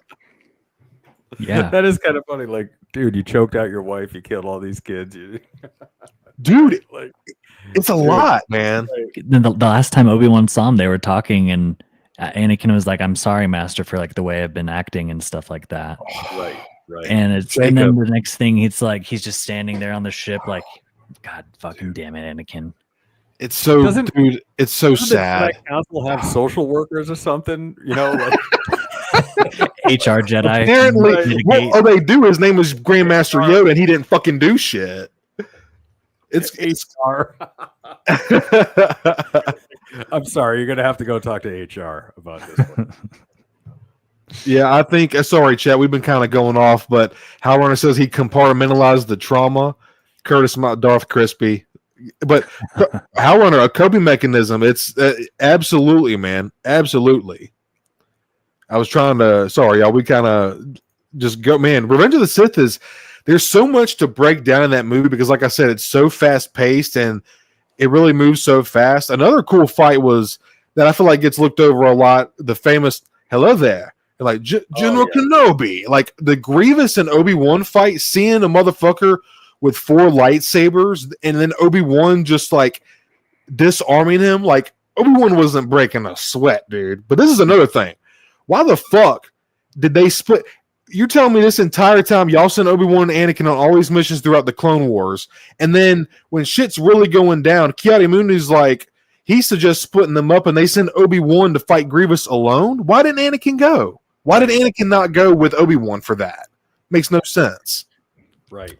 Well, I think it was because the Jedi wanted him to be their eyes or whatever for Palpatine. Oh yeah, look at that.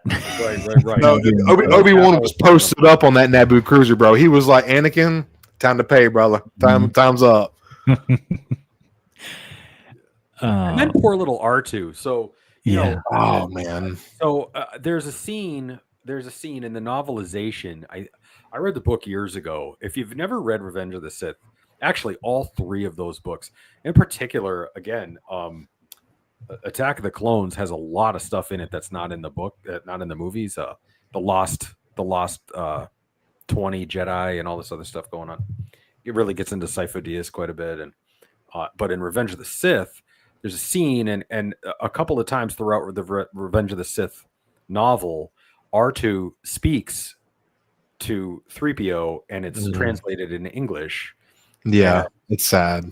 It's sad because R2 says it to 3PO, I can't, he doesn't listen to me anymore. I can't talk to him anymore. And some other, I remember the dialogue was very sad. And, you know, and so R2, you know, the story, the entire saga is told through R2-D2 to some degree because he was there from the beginning. And that's right. And, you know, having been both attached to Luke and Anakin, it kind of gave a lot of depth to the novel, in a sense that that even the droids are experiencing the downfall and it has an effect on them. So, you know, I always liked that. I wish they had sort of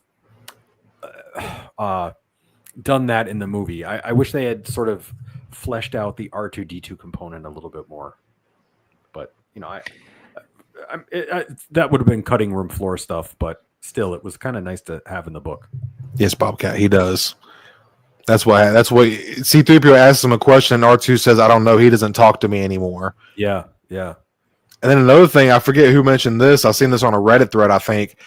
In Empire Strikes Back, when Luke tells R2 to stay with the ship, R2 follows him because the last time he heard that, Anakin told R2 stay with the ship, and he never saw Anakin again. Oh, wow. I never even thought of that. That dude, does that not hurt your fucking heart, dude? Yeah, that does, dude. Yeah. R2 is such a sweet little. The older I get, it's something charming about R2 and C-3PO to me, man. R2 is just such an adorable little guy. The older I get, and he's really kind of the unsung hero. Like R2 is the fucking man. He helped Obi-Wan, and dude, had it not been for R2, Anakin and Obi-Wan and Palpatine would have never gotten out the ray shield. Would have never happened. Right. So many times where R2 has been the one to save the day. He's the one who brought the Death Star plans to Princess. He's one of the main characters other than Anakin. Absolutely. In Phantom Menace, he saved the ship from blowing up because all those other astromechs were going, and yes, he did. He was the man. That's right, dude.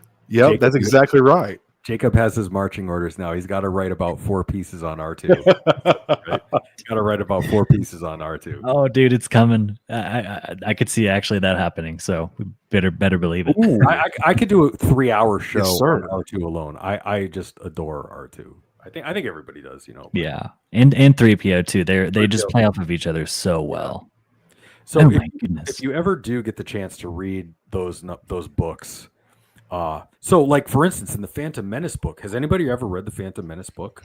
No. See, this So is the news very- to me. I just found out that there were novelizations of Okay, these so movies. the novelization of Phantom Menace. So the book starts out Just 3PO. with Anakin and Kitster are in Mos Espa, and they sit down and they have basically like a space soda with a star pilot. And Anakin falls in love with the idea of being a star pilot based on what this guy is telling Anakin. And he says, someday I'm going to leave this planet, and the star pilot is basically like, well, kid, you want to come with me or something like that. And so it's this whole like 20-page opening of young Anakin and Kitster meeting a star pilot to start the saga off. And there's something magnificent about that. It really sort of opens the novel right up. And then it goes into Qui-Gon and Obi-Wan going into the Trade Federation and doing all of that. And there are some really interesting little nuggets throughout those 3 books that I understand. Like I said, that's cutting room floor stuff. But if ever there was like a director's cut that had those sequence in it, Yeah, it's really, really good reading. You might like it, especially Stone. You as a Phantom Menace person, you would really dig that opening scene. It's pretty cool. you're right about one thing, Master. Negotiations were short. No, man, I'm going to check that out, Hyper. I feel like that would be a lot of fun, man. Fuck yeah, dude. That's Yeah, good, man. that sounds awesome. What a cool little tidbit. And shoot, yeah, now we know why Anakin's into pod racing and why he becomes one of the best starfighters pilots in the galaxy. Right. Yeah, right. He even says when they walk into Sebulba's shop, he's like, "Oh, I hear all the space pilots come through here and talk about it." So it makes sense. Right. They kind of open with that because Anakin, he's literally just he's a sponge absorbing all this information and hearing all this shit. Yep. And also, as you can see, it's kind of cool to see.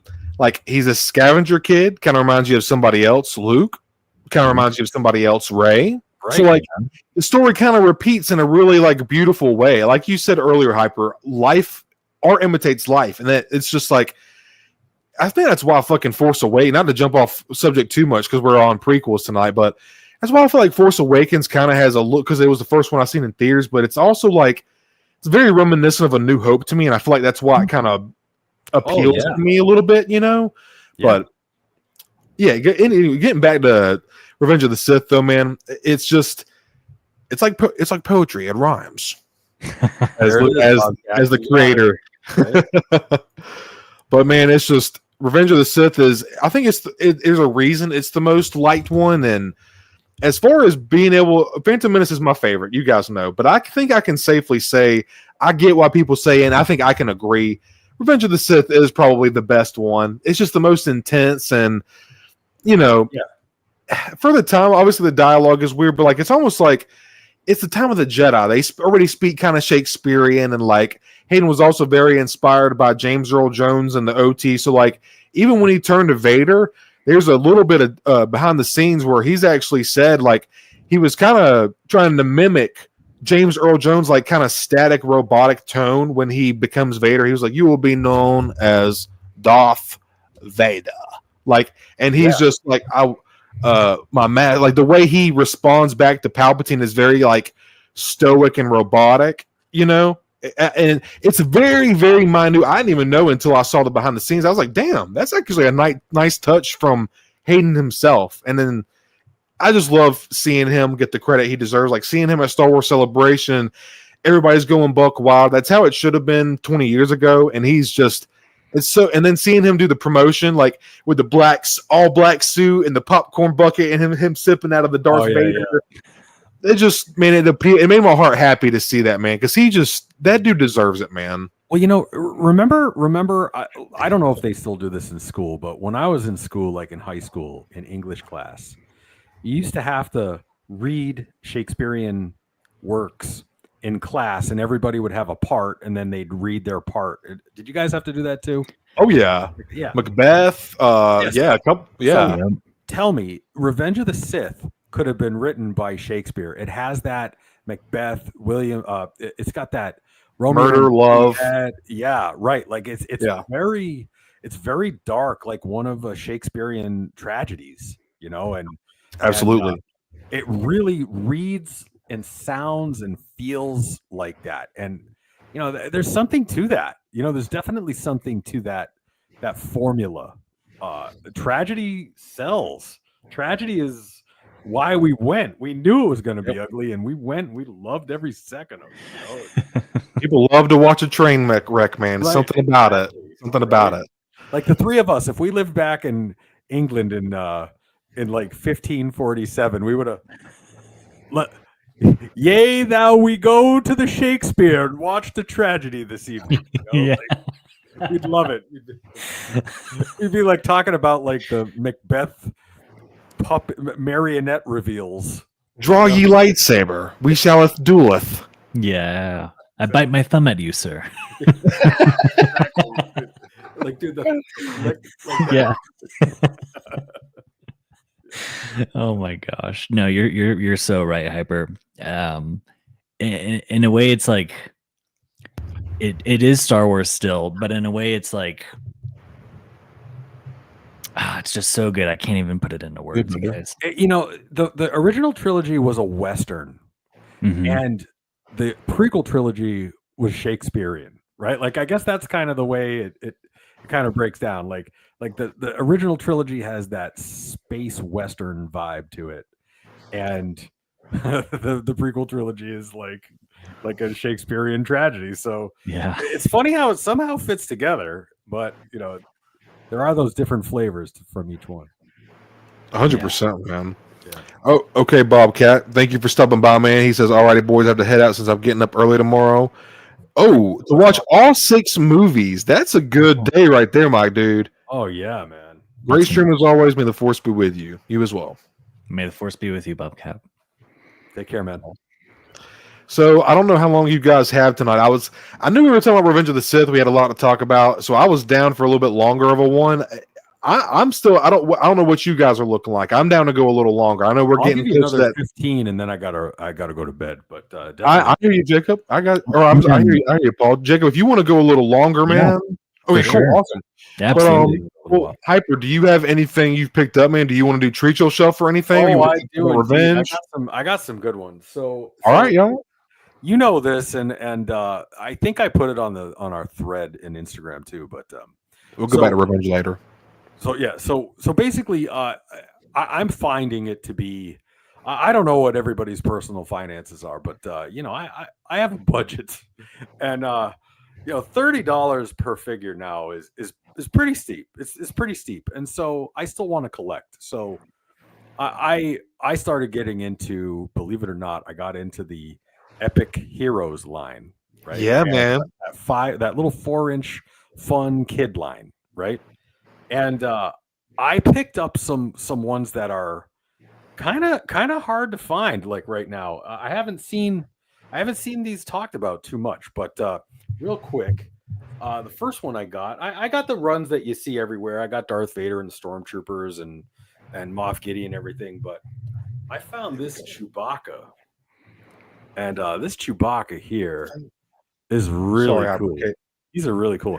So they have these giant spring-loaded things, and that's fine, whatever. But hell yeah, dude! They're actually really well articulated. So, like for instance, if you take this big ass blaster out of his hand, and you can take off the extra webbing and gear, and this purple Wookiee warrior thing or green purple thing comes off if you wanted to, but it comes with a really cool Wookiee shield, and then his arms and legs are all articulated. They've got bendy, seamless knees. They've got elbow articulation. The arms swing out. There's a fair amount of decent articulation. So if you were looking for a really good 4-inch Chewbacca, this one is pretty good. The bandolier comes off. It's a nice figure. So I got that. Oh yeah, dude. I got that one, and then I found this one, and I'm just telling you right now, Stoned, you might need a box of Kleenex in a second, okay? So I got Brutus. Oh, nice. Brutus, right? Like a big ass box. So this Brutus, now I actually really like the artwork on these. I kind of like that sort of 2D artwork. I think it's just kind of cool. Yeah, And, man. So Brutus, I basically bought this one if for no other reason than to just piss off Stone, because I knew he'd love it. Okay? I knew he'd love this one, but I bought this and I really so here's the thing. So Chewbacca and this one here, these are deluxe figures. I got these at my grocery store. So Troy, you know Stop and Shop. Stop and Shop sells these now. These were $5.99 a piece. Oh hell yeah, dude! They sell these and they sell the basic ones. These are the deluxe ones. They were both ringing up $5.99 a piece. So these are kind of fun to collect. You can't go wrong. And I feel like for $6, now that's you can build a little collection for $6, per figure. So that's kind of fun. And then I bought for the G.I. Joe crowd. Just wait. This Storm Shadow. Oh, that's sick. Oh, what? This one here is friggin' awesome. And again, just for comparison, so this one still rings up as $24.99. So I just bought this one a couple of days ago, $24.99. But for a basic figure, you get the hands that it comes with on the figure, then 2 extra sets of hands. Not 2 extra hands, 2 extra sets of hands. You get 2 Wolverine-style claws. You get 2 swords. You get a quiver, a backpack, and a compound bow, plus the figure with removable gear for $24.99. Man. So you get your money's worth. I feel like if I'm going to spend in this economy, that's what I want, right? I want options. I want hands, and G.I. Joe Classified knows that. And yet here we are at the same store, totally different price point. We now have. I bought Anakin's. Hey, yes, sir. Oh, nice. Oh, he froze up a little bit. Oh, shoot. At least it paused on a good frame with Anakin. It did. It did, bro. Yes, it did. Oh, I think we might need to give him a second before he comes back. Yeah. Oh, there we go. Okay. Oh, he's back. He's back. He's back. I don't know what happened there. So it's all right.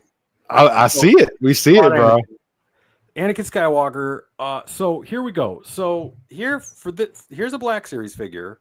Mainline basic Black Series figure comes with 1 lightsaber. Now, I love this figure. I do. Comes with 1 lightsaber. Again, the G.I. Joe Classified comes with 2.5 pounds of stuff. But it's licensing. What about Star Wars licensing? It's so much more expensive. I know. I love that. I love it. I love it so much. It's so great. And for those of you who want to believe that it's because of the license, have at it. I tend to believe that it's Hasbro trying to cash in on making tons of money. You got to be kidding me. All the plastic costs the same, right? A hunk of plastic costs the same no matter what mold you put it in, right? So that's true. At some point, there's some bullshit being sold to us. You know what I'm saying? Like there's some bullshit going on. Hyper spitting, dude. Like again, you mean to tell me? So G.I. Joe comes with 2.5 pounds of hands and weapons and everything. And pinless knees. Hey, R2. I remind you. Pinless knees. Pinless everything. Ooh, wow. Clean. Skywalker. Shit. He went there. He went there, bro. 1981. Okay. This is the 1981 mold of and it comes with 1. Jesus. So same company. Again. Now, I'm not complaining about Anakin Skywalker because I do love that figure, but good to hear, man. You got to be kidding me, right? Like, yeah. Shit in the box. 2013 legs. You're talking about 11, 12-year-old legs, man. They couldn't. It's crazy, man. It honestly, for the main character of fucking Star Wars, right? It's a little wild. It's a little wild. It's called put some shit in the box, man. It's not that hard, right? Like, I don't know. And it's the same company. That's the same company. Yep. The same company. It was probably on the same truck right? Right. Like, I mean, from the factory, they're just, you know, and so I don't know. Yep. Whatever. Oh, by the way, for those of you who might not be aware, Storm Shadow is very definitely a main character in the G.I. Joe line. I promise you that. He is up there with Anakin Skywalker in G.I. Joe lore. I can absolutely guarantee you that. Okay. Right. So again, what are we talking about? You know? But then, then I got my favorite. This might be my favorite thing I've bought in about 3 years. And for those of you who might not be aware, Kenner back in the day, they did a die-cast line. They did die-cast ships. Oh, shit. Die-cast little the Titanium series. Well, way or before no. the Titanium. This was like in the whoa. This came out in 1977, right? Oh shit! Oh, wow. So this is a almost a fully die-cast. Ready? Oh hell yeah! Star Destroyer. What? A fully die-cast Star Destroyer. And it comes with the little tiny Tantive 4 right there. Oh shit! It's so small. That shows you the scale of a Venator. People just don't understand how big a Star Destroyer is, dude. And look, see the bottom there? Yeah. It actually the Tantive fits in there, and then there's a little door that closes over it. What? This thing weighs about a pound. Right? I think it's cool. It's on the acrylic stand too. Well, I had to pay extra for this. Is a custom acrylic stand that I bought on eBay for it. Oh, okay. It's friggin' amazing. Look at the end. Yeah, dude. 1977, man. Oh it's my God. It's pretty much all die cast, so it's got a lot of weight to it. Yeah, man. And, it's super cool. And I found this on eBay. It was basically listed incorrectly, and I got it. And so they have X-Wings and TIE fighters and some other ships, but this is the one I needed to almost complete my collection. So this here is a really cool piece. And it's from 1977. And the fact that it actually had the little Tantive is always missing. That tiny little ship is always missing. So when I ever saw this on eBay complete for a really decent price, it normally with the Tantive, it usually sells for about $60 or $70, and I got that one for 25 shipped. So I was pretty well 26 shipped. So stop, dude. Hell yeah, it's a steal, man. It was pretty cool, and it was something that as a kid I always wanted, but I never, and then I forgot about it for 40 years, and then I don't know. Now I finally own it, so it's pretty cool. So. What other ships do they have in that line? As a matter of fact, I am doing a video on it, but they actually have Darth Vader's TIE fighter, the regular TIE fighter, and both of those, the pilots come out of them. So it's almost like a micro galaxy thing. Mm-hmm. Mm-hmm. They have the Cloud Car, which is one of my favorites. They have the Slave One, the Snowspeeder, Millennium Falcon, Y-Wing. The Y-Wing comes with a tiny little bomb that kids can choke on. And back in the day, you remember, you probably heard about back in the day, there was a Battlestar Galactica toy that came out and a kid choked to death on the missile, and they did away with launching missiles. No. Is that what did it? Yeah, that's what did it. Yeah. I've never heard of that. No. So a kid choked on a Battlestar Galactica firing missile. And they did away with all that firing stuff. But the missile was very small. It was like an eraser size thing. Oh, Jesus. Yeah. And so, but before that happened, they released a die-cast Y-Wing. Kenner released a die-cast Y-Wing, and it had a tiny little bomb about a half an inch long. Perfect for choking on. Like, absolutely perfect. Oh, no. And I actually have that one complete with the little bomb. It's really cool. It drops. It kind of just drops the bomb. And then choking on is wild. Oh yeah. And then they actually the rarest one of the entire line is the TIE Bomber, and the TIE Bomber also comes with a tiny little missile. But that one is about $800 loose. You can't. It's very very hard to find. Lord. Yeah. Wow. But yeah. So some of that stuff can be pretty pricey.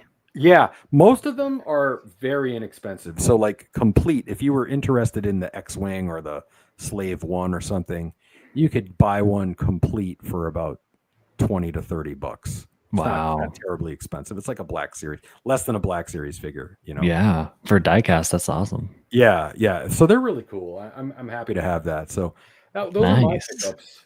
Awesome, dude. Yeah, and then I'm gonna I'm calling it quits until we get to the convention there, Stone. So you know, you guys got that coming up fast. Real quick, Hyper, did you get anything in the? It is coming up fast, Jacob. I wish you could come, man, but I know, man. You might be. I don't want to say anything too much because you might be working on something or like I don't know what your plans are, but you may be eligible or have the opportunity to go to Star Wars Celebration 2027. That's going to be cool for you this year. So I'm going, man. I'll be there. Yeah. Oh shit! Damn it. Hyper, give me five. Mr. Stone. I want to go with Hyper. That's right. Oh, Stone, you're going too. I know you. You're going. We're gonna try. When I seen it, and then it would be really cool to obviously meet Jacob in person. I'm gonna by that time, if we do end up going, I'll have met you in person, Hyper. So that would be epic, dude. That would be epic. I'm staying with my son out there, so it's cheap. You could stay with us. It'd be free. So, you know. Oh, dude, that would be greatly appreciated. Did you get anything in the mail, Hyper? ICC badges? No, not yet. I did not. Okay. It should be there soon. It'll probably be mine. Ours said Monday, and then we got home, and they were sitting there on right on our porch. Oh, nice. Okay. All right. This is actually custom. Like hell yeah! It's actually custom art that they reached out to an artist to do. I think it's a local artist from Tennessee. So that kind of cool. Yeah, absolutely.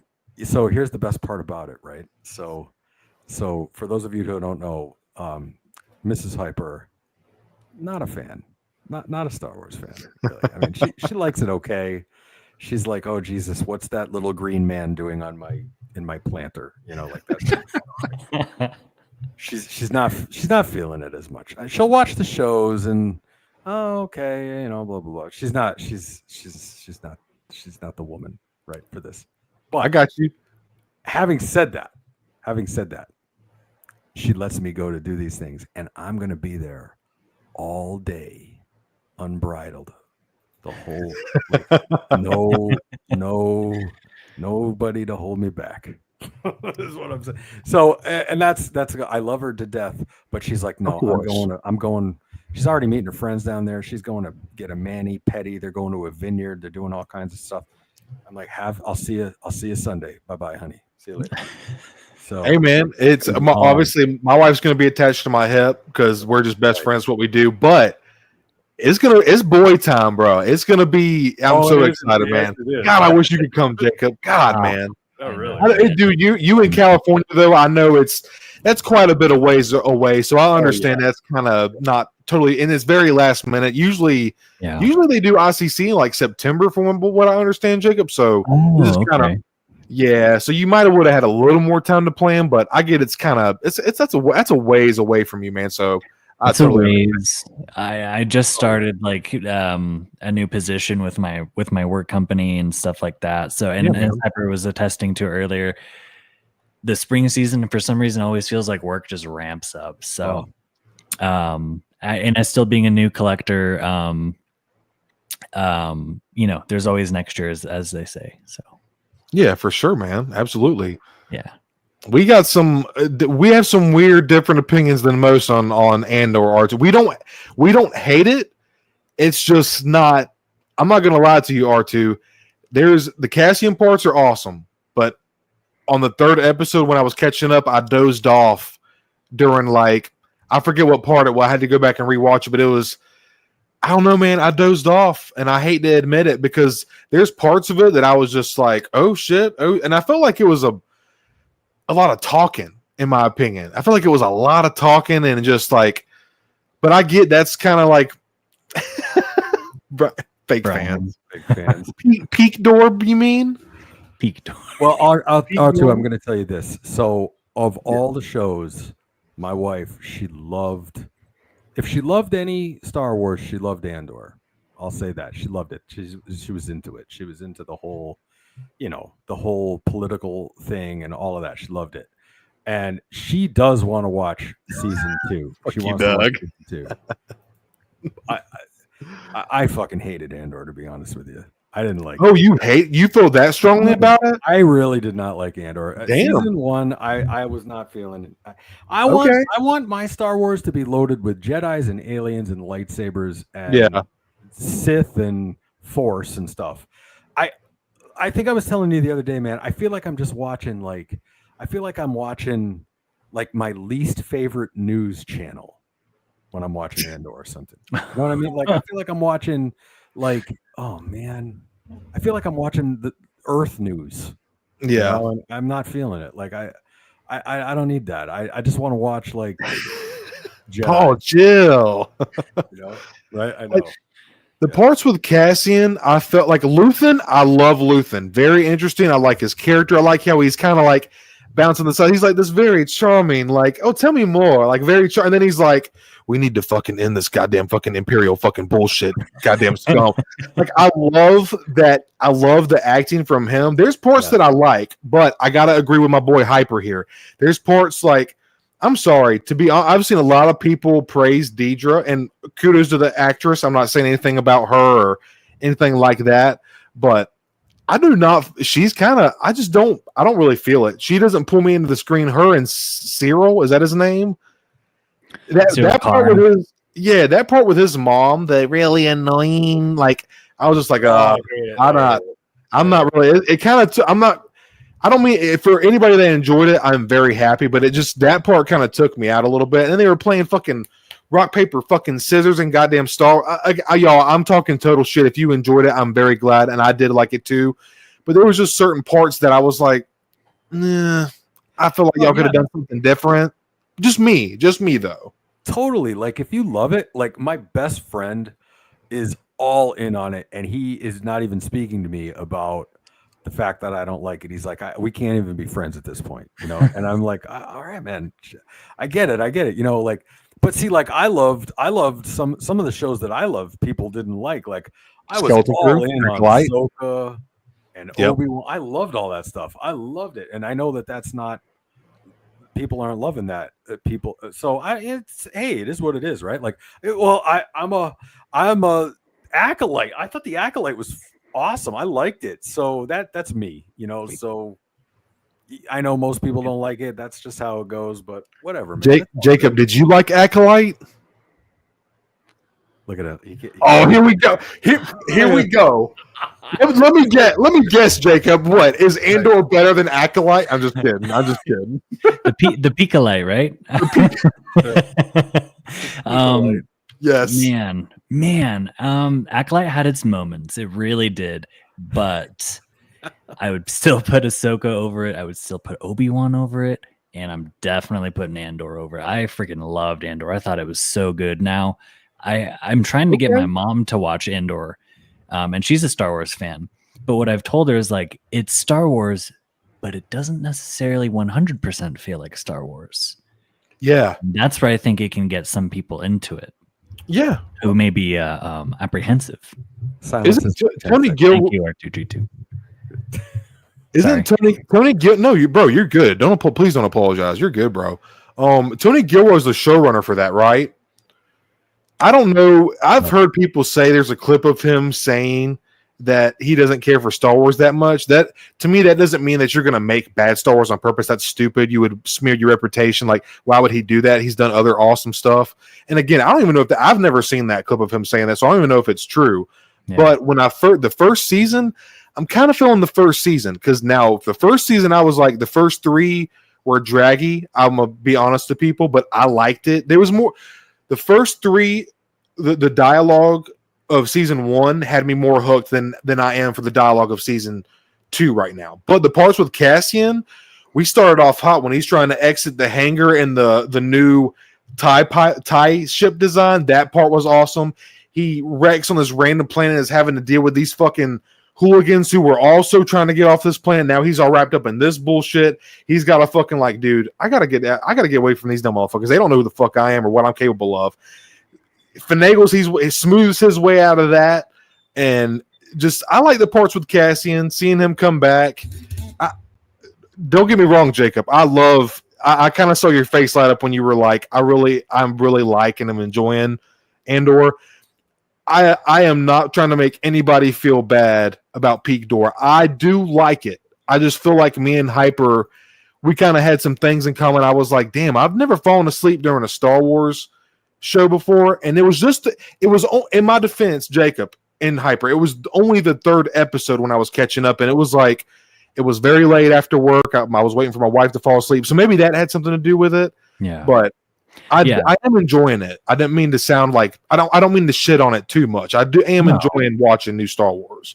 Absolutely, and I agree. I think I fell asleep in the first season at the prison scene. It just got a little repetitive where they were like making the weaponry for the Death Star or whatever. I was just we're still on this. Okay.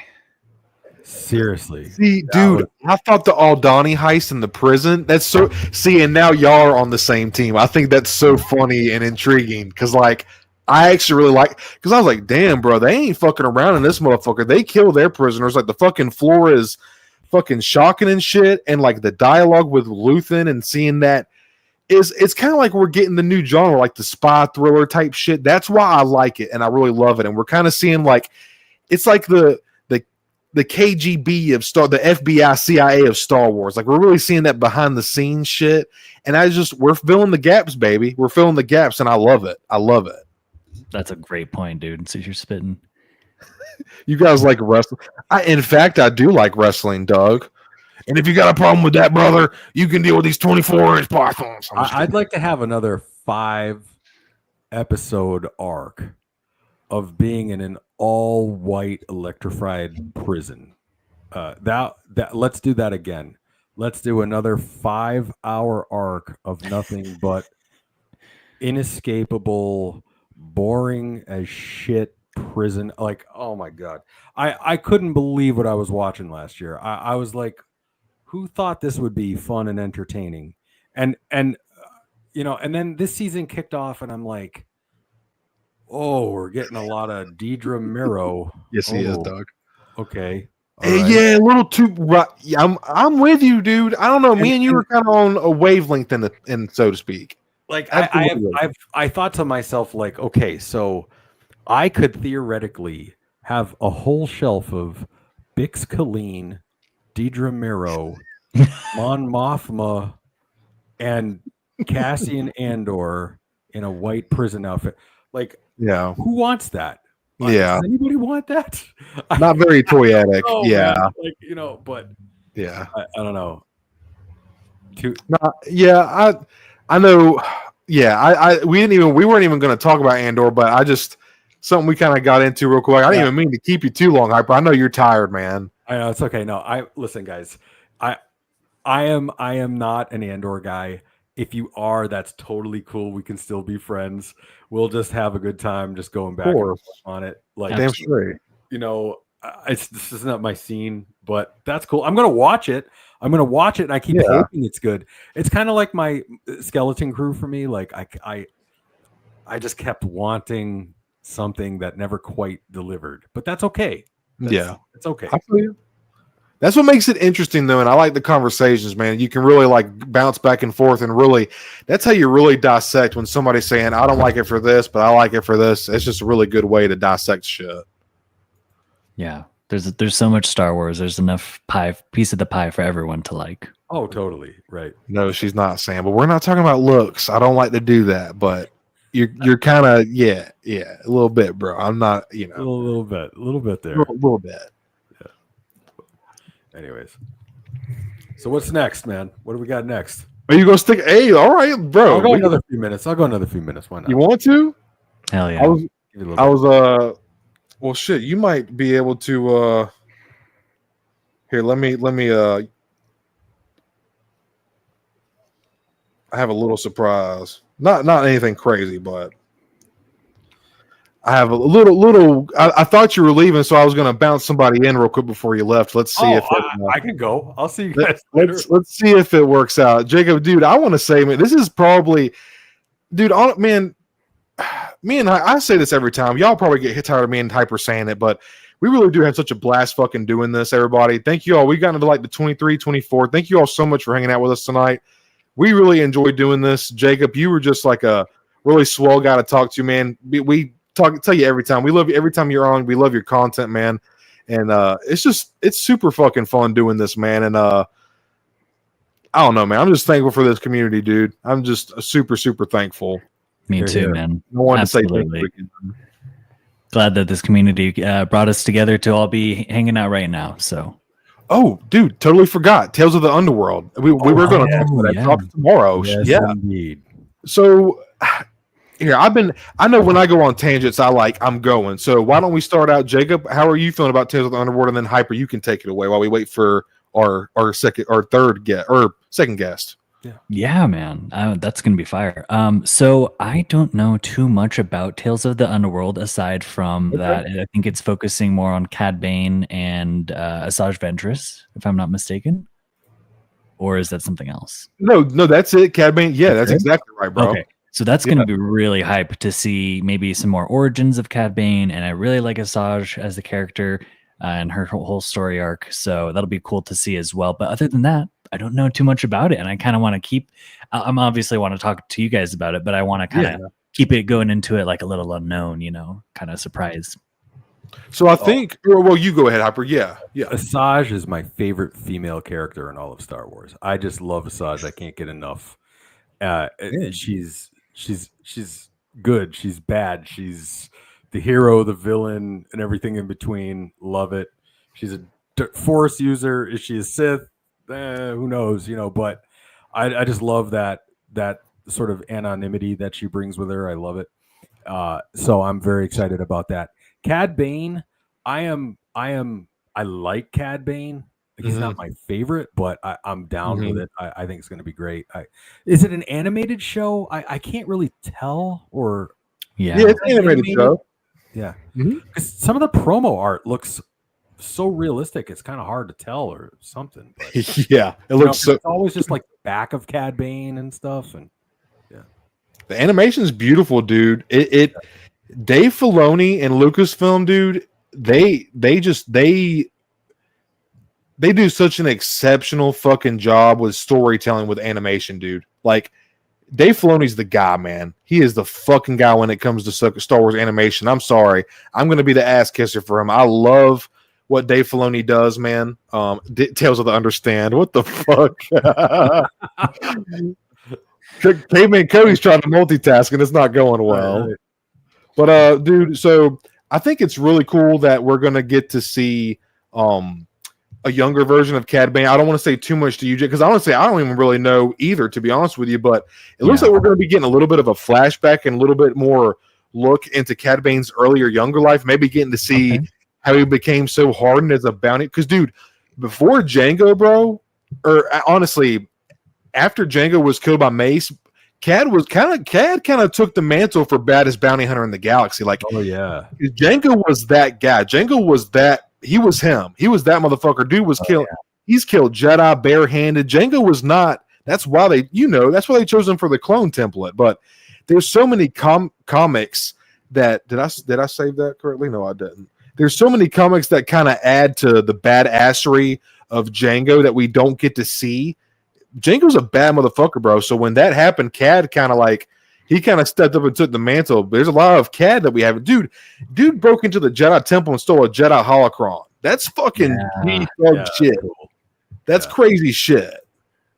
Yeah, I'm looking forward to that show a lot. Way more than when they announced it. I thought, oh man, that's what I want to see.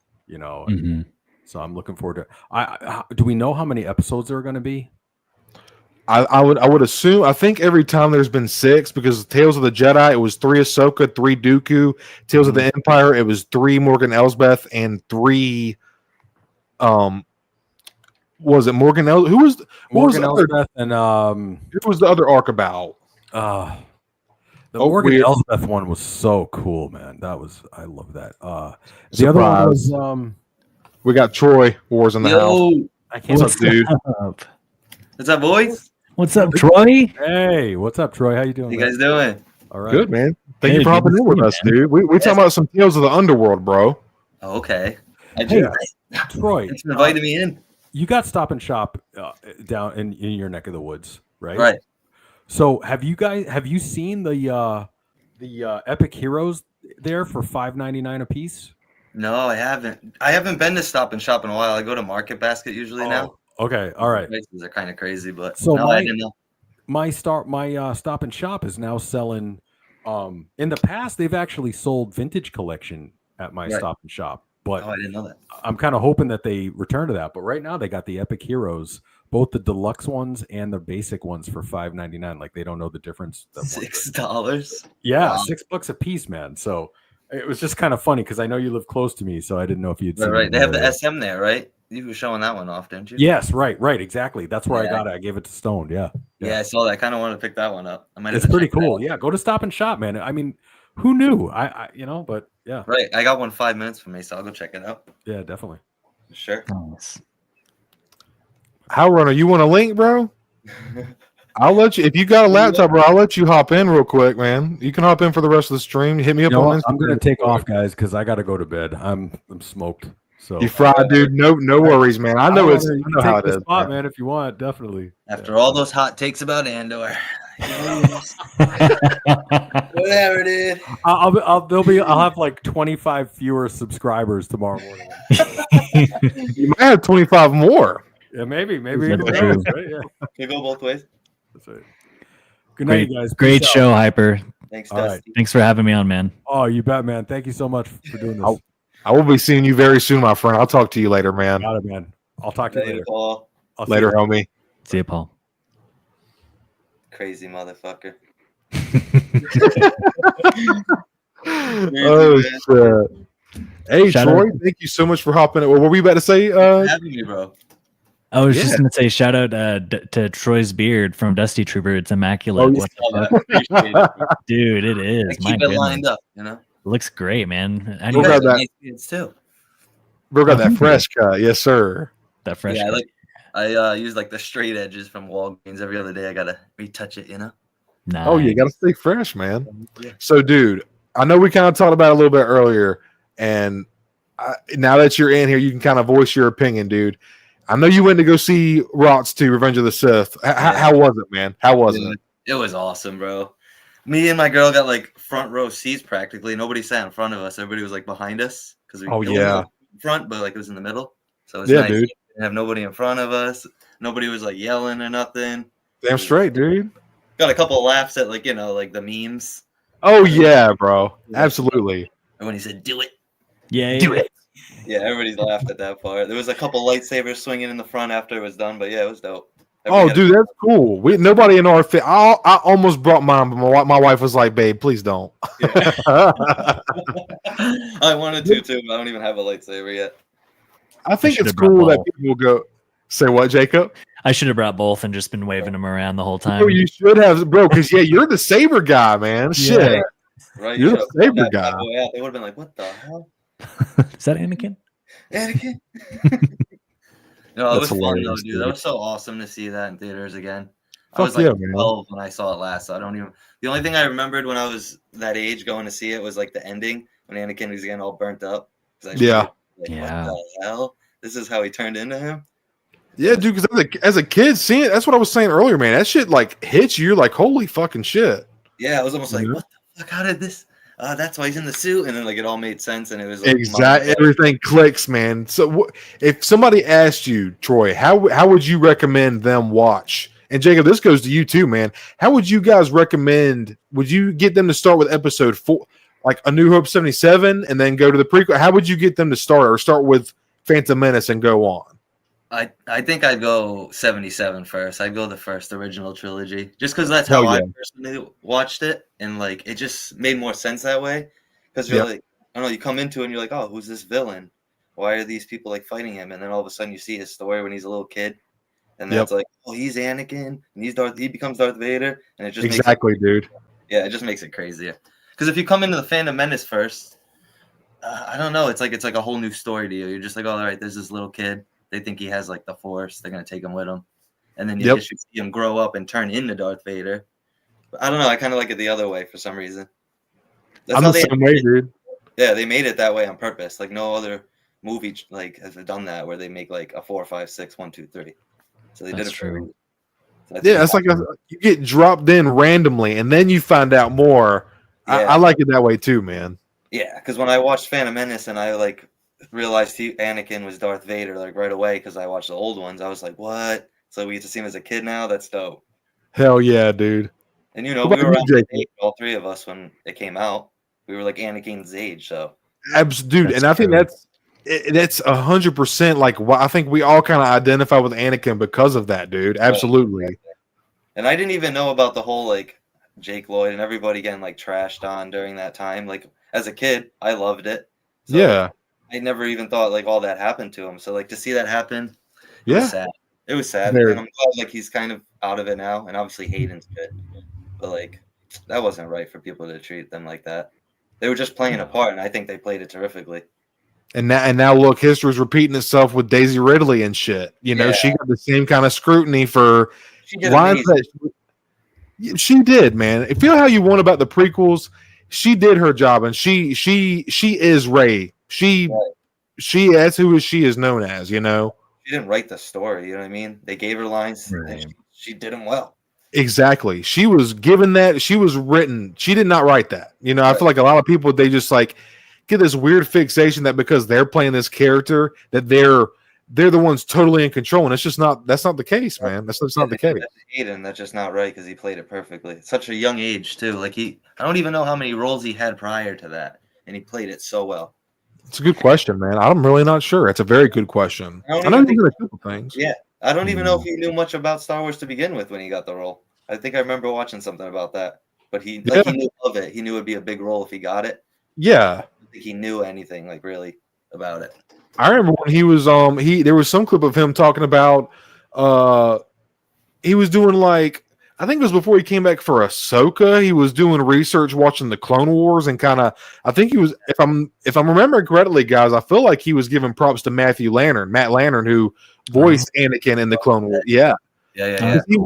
He was like, basically, and it's true. Hayden was just like, I feel like he kind of like fleshed out my character and kind of just like, I really like what he did with it, because Clone Wars really shows you, like, people have the thing like where Hayden was just a whiny little bitch, but Clone Wars really fleshes that out and like shows you what all he went through. And like Revenge of the Sith is not like a lot. This literally, all this takes place within a span of a couple, like a day or two, you know, like it's a lot. It's a very short amount of time for a young man, 23 years old, like Vietnam days, going into war and then having to come back home and pretend like he's okay and like fit in with society or the Jedi Order per se, the society. It's a lot to ask somebody who's given up so much sacrifice and is kind of like just desensitized to not only compassion, then you tell them not to have attachments and shit. Yeah. It's kind of like, it's so contradictory, man. It really is. It is. How long is like the Clone Wars until Revenge of the Sith? What did they say it is? Like 8-10 years? It's so in between Attack of the Clones and Revenge of the Sith, it's like 3 or 4 years. Okay. Because in Attack of the Clones, Anakin was like 18 or 19, because in Revenge of the Sith he's 20. Canonically, how old Hayden was is how old Anakin was, and I believe Anakin was 23 during the time of Revenge of the Sith filming. So that's how they did for. So he's a young man, dude. Very, very, like, think about us guys when we were 23 years old. We had everybody ages. You know, it's like feels like yes. Yeah, bro, absolutely. It's like, but I know you guys probably felt like everybody, you know, you have some friends that are more immature than maybe we were more immature. You were more mature than some of your friends, et cetera, et cetera. We're all individuals. Everybody's different, but I lost my fucking train of thought, dude. I was going somewhere with that.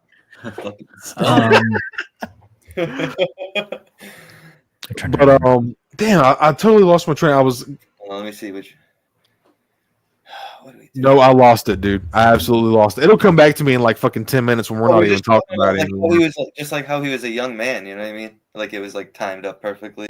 Oh, I was talking about being mature and shit.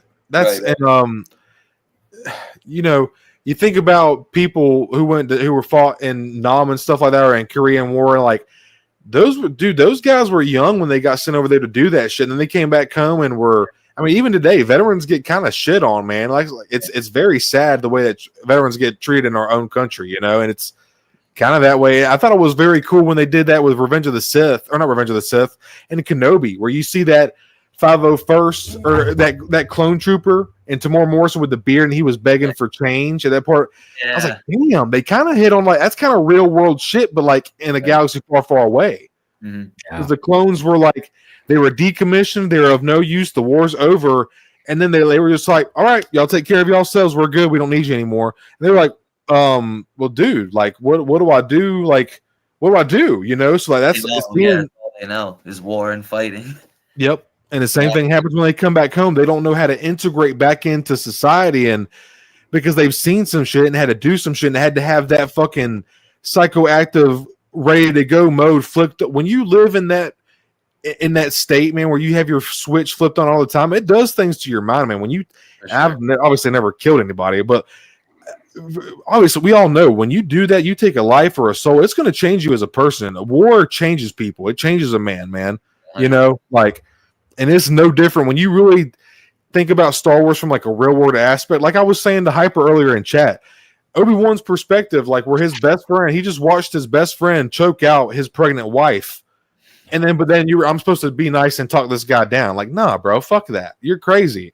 Right. When you think about a real case, dude killed children, but like I'm supposed to plead with him and get in, like look for the good in him, even though, and obviously then it goes back to like Star Wars is all about redemption and second chances. Yeah, but so that's crossing a line, yeah, bro.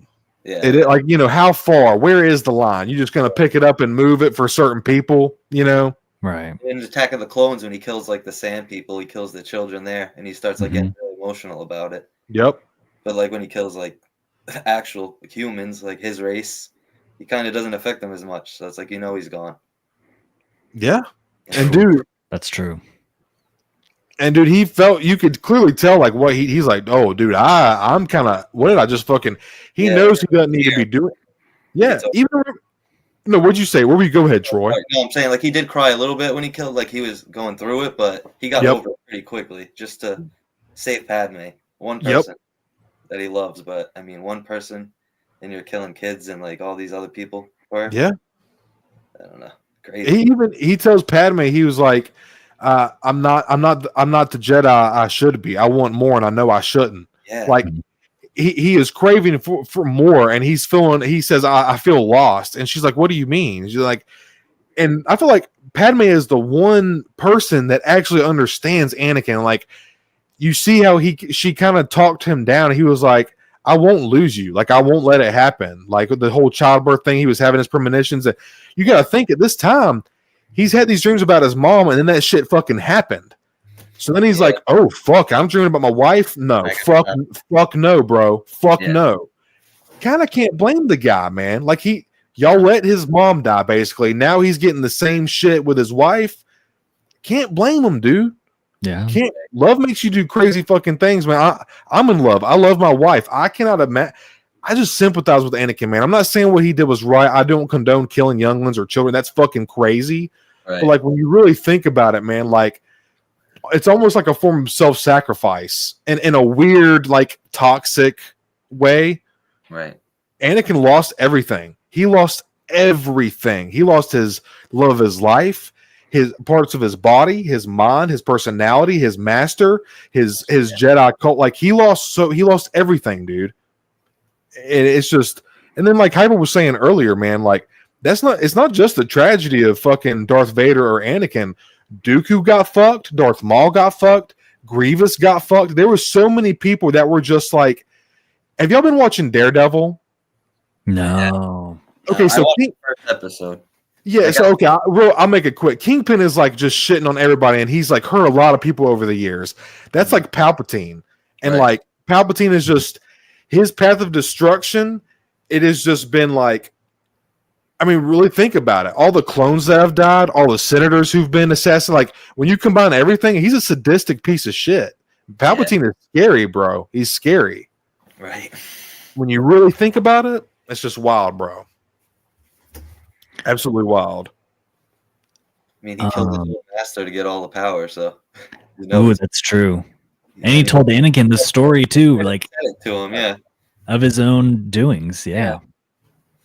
Crazy. Yeah.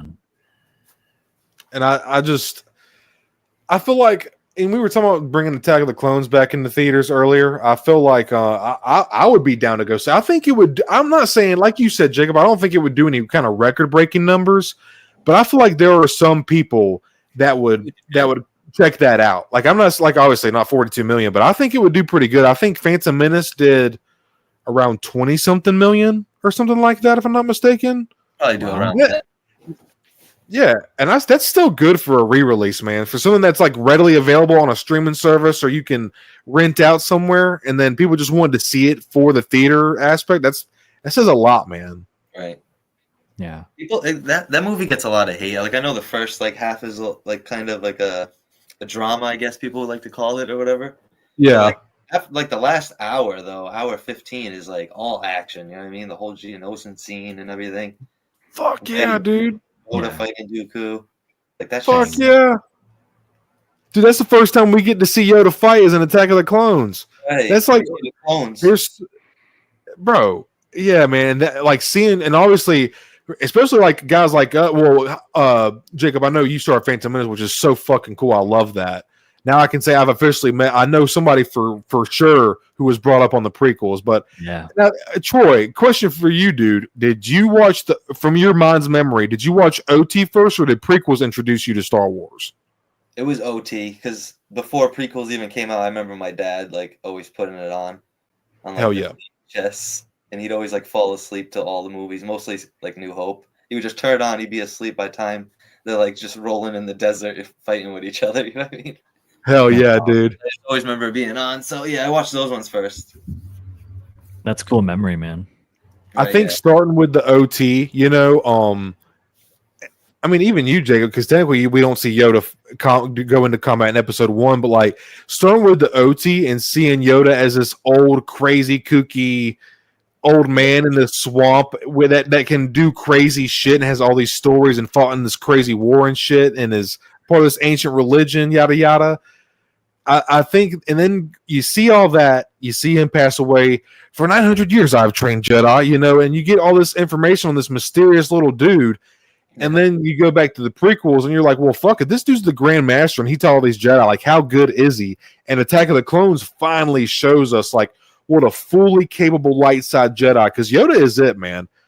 Yoda, people, there's some speculation that, and it goes hand in hand, Yoda is the reason that the Jedi fell, like because he's the head of the order, he should have had things in line and all his ducks in a row. But Yoda is the epitome of what a light side master is capable of with the Force, man.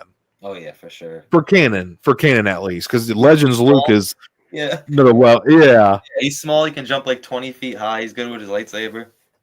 Like, what are we supposed to do with that? Judge me by my size, do you? Hey, yes, sir. What's the other? Oh, it's one of my favorite ones. Wars not make warriors, or what is? Oh, what's the wars make not one great? Yes, thank you. I heard. He's a great warrior. How you get so big eating food of this kind? Hell yeah, bro. I clearly need to watch Empire again. I should be able to spit those out. That was good, Jacob. That was good, man. Thanks, man. I love Yoda. Oh, happy May 4th to you as well, Sam. Hell yeah, man. Happy May 4th. Enjoy watching the movies. I think that was Sam who said he was going to wake up early and watch all the movies. Hell yeah, dude. Damn straight. Have y'all ever tried to do that? Sit down and watch all 6 in a row? Oh, I haven't tried that yet. Me and my brother used to do that, man. And we'd get to like, say what, Troy? I've watched like all 3 prequels in the same day. Fuck yeah, dude. It's hard to get through all, and I can't even remember if I've done it. It was something me and my brother would always try to do, and it was always late at night, so we were up till like fucking 5, 6 in the morning. Mm-hmm.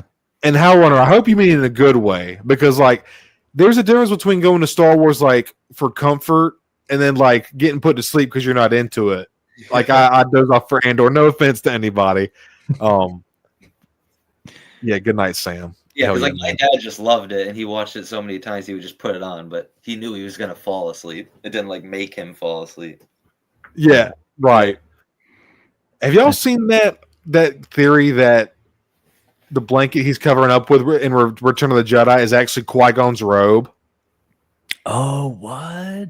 No. Yes, but it's just it's a theory, but supposedly the blanket that Yoda is covering up with in Return of the Jedi is actually Qui-Gon's robe. That's cool. Wow. I think it's a nice little I think it's a nice little sweet nugget of like secret lore, you know. Yeah, that's in there now. That's what it is. Wow. Oh my god! Like the whole Nick Sant, Captain Rex fiasco. I think it's like up to your own interpretation of whatever your own headcanon is. Yeah, right. Oh, I about like the Yoda. Nick Rex one. Are you guys happy they went with the CGI version for the prequels, or do you remember when it was like the puppet that they had? I'm glad that they went with the CGI because the Phantom Menace puppet did not look too hot, in my opinion. Yeah, because I see a lot of people say they wish they stuck with the puppet, but I don't know. I didn't really like it. No, I think it was good. It made sense, obviously. Yeah, I think CGI definitely because the puppet is just he almost looks older. It's like it's a totally different puppet. Yeah, shouldn't he look a little bit younger or use this? Yeah, which he's 900. He doesn't age that fast. Yeah, which I guess you could No, go ahead, Troy. Go ahead, bro. Yeah, he'll look the same in 100 years, like from 800 to 900. Yeah, bro. Like, come on, dude. And I guess you could say, like, like the suit. Oh, Bender, is that the Star Wars theory thing people make fun of all the time? Man, that guy, I feel so bad for him. I don't know, his content has kind of changed lately, but like, I feel bad for that guy. Dude can't even upload a video without getting just absolutely like, man, the internet is a savage place, man. Yeah. It's a savage place. I watch everything you do. I do. Troy, do you have any, or do you either guys have, and again, this is not a big, do you either guys have anything you want to show off? Like any recent pickups or anything? Oh, yeah, totally. What did I get? Oh, well, I don't feel too bad for him. Dude is rolling in money. He's doing very well for himself. He's got his lightsaber company. I feel bad because I have nostalgia. Me and my brother used to watch his theory video. Like what he started out doing was like the what if scenario, like Marvel's done lately. That was how he started, man. And like, what if Anakin turned Obi-Wan to the dark side? What if Padme talked Anakin down on Mustafar? Like that kind of shit was always interesting to me. And the way he did his voiceovers, he's very good at impressions and stuff. And you could just tell the passion, I feel like, from Star Wars theory. But I feel bad because like the dude has gotten to a point where people take what he says and they like totally, because I've seen it. I've literally seen it in the comments and in like media and shit.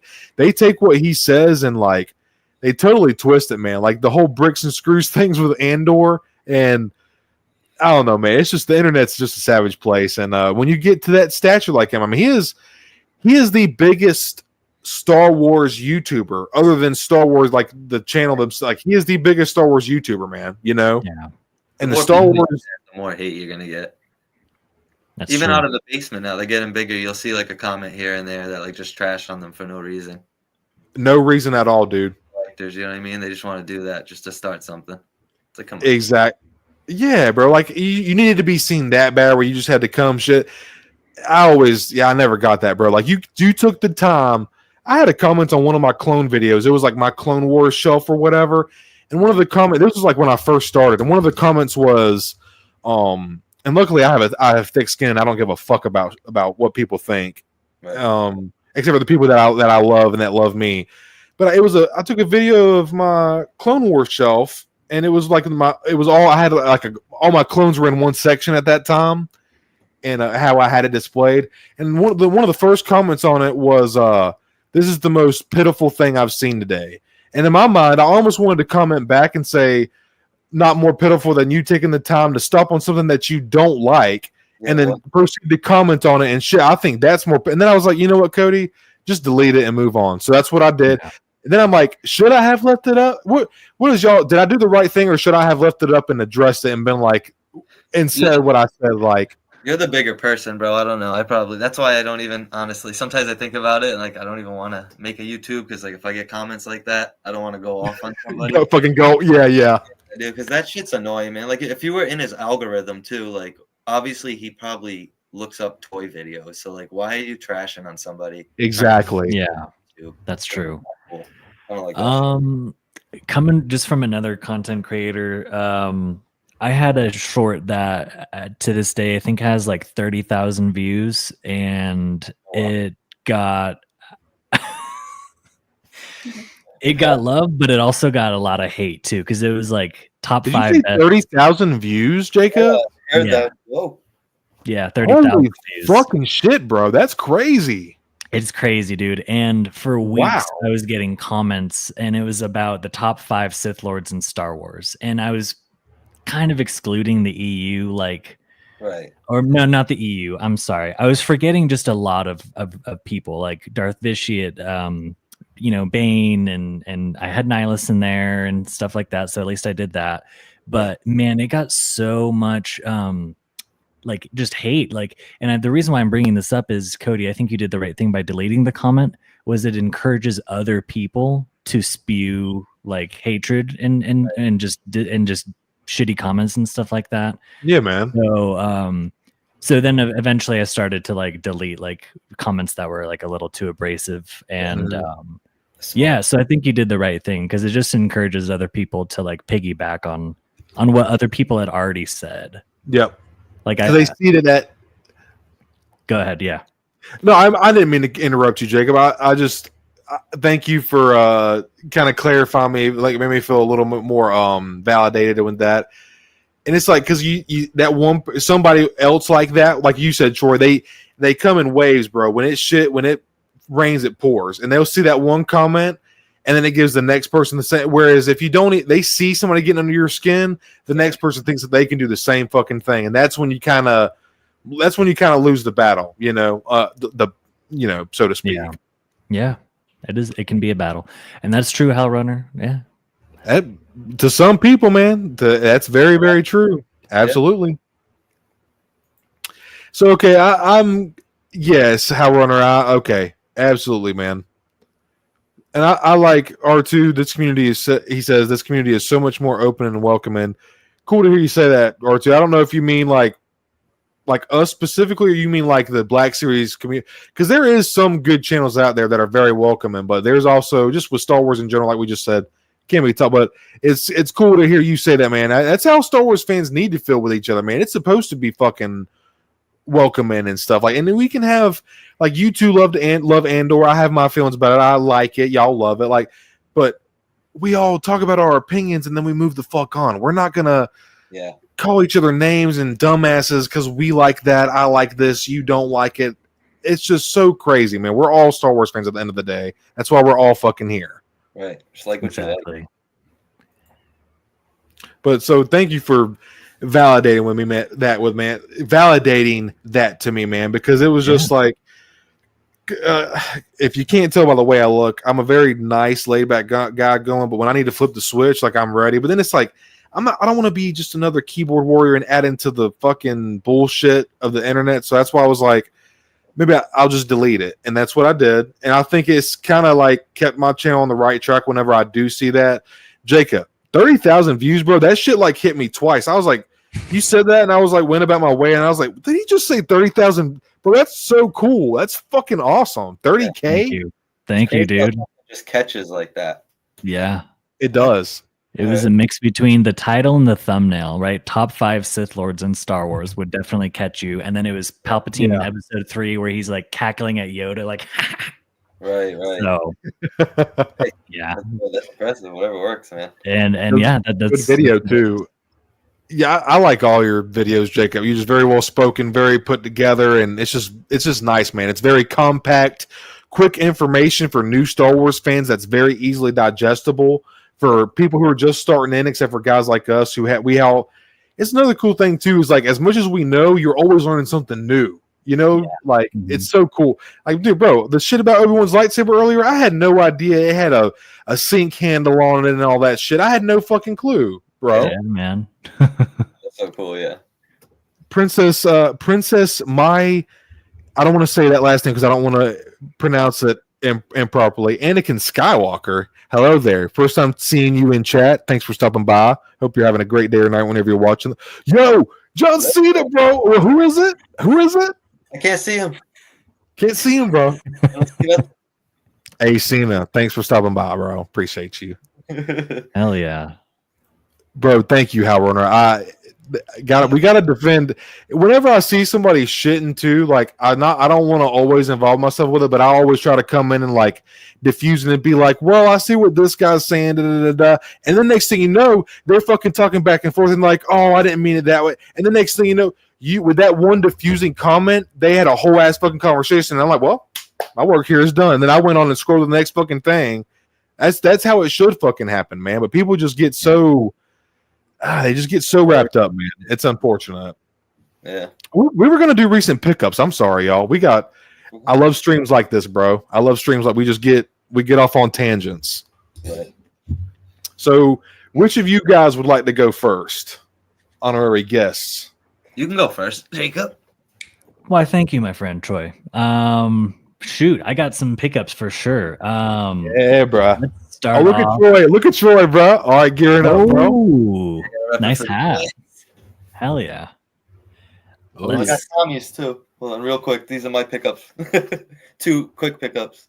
Nice. That looks good. That's Blitz stuff. Yeah, they're both really pretty much the same style and quality. I feel like they're both really good. They're both like netted in the back, like trucker hats. Yeah, man. Real quick shout out, man.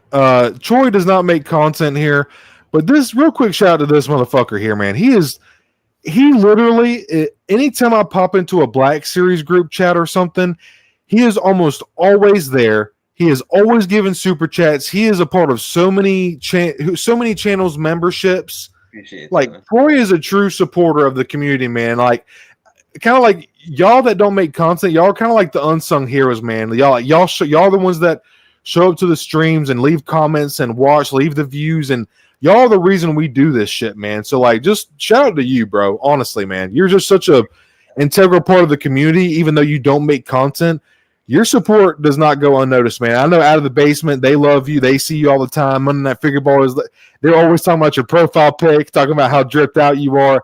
You are just super integral. You might not feel like it, man, but everybody sees you in chat, dude. And I just thank you so much for your support. Thank you for being my first channel member ever, as well as you, Jacob. Thank you for being a channel member. I appreciate both of you guys, man, so much. So much. Dude, absolutely. And yeah, shout out to Troy, dude. Your support, man, is like, that's why we do this stuff is for like people just like you that do it. So Yep.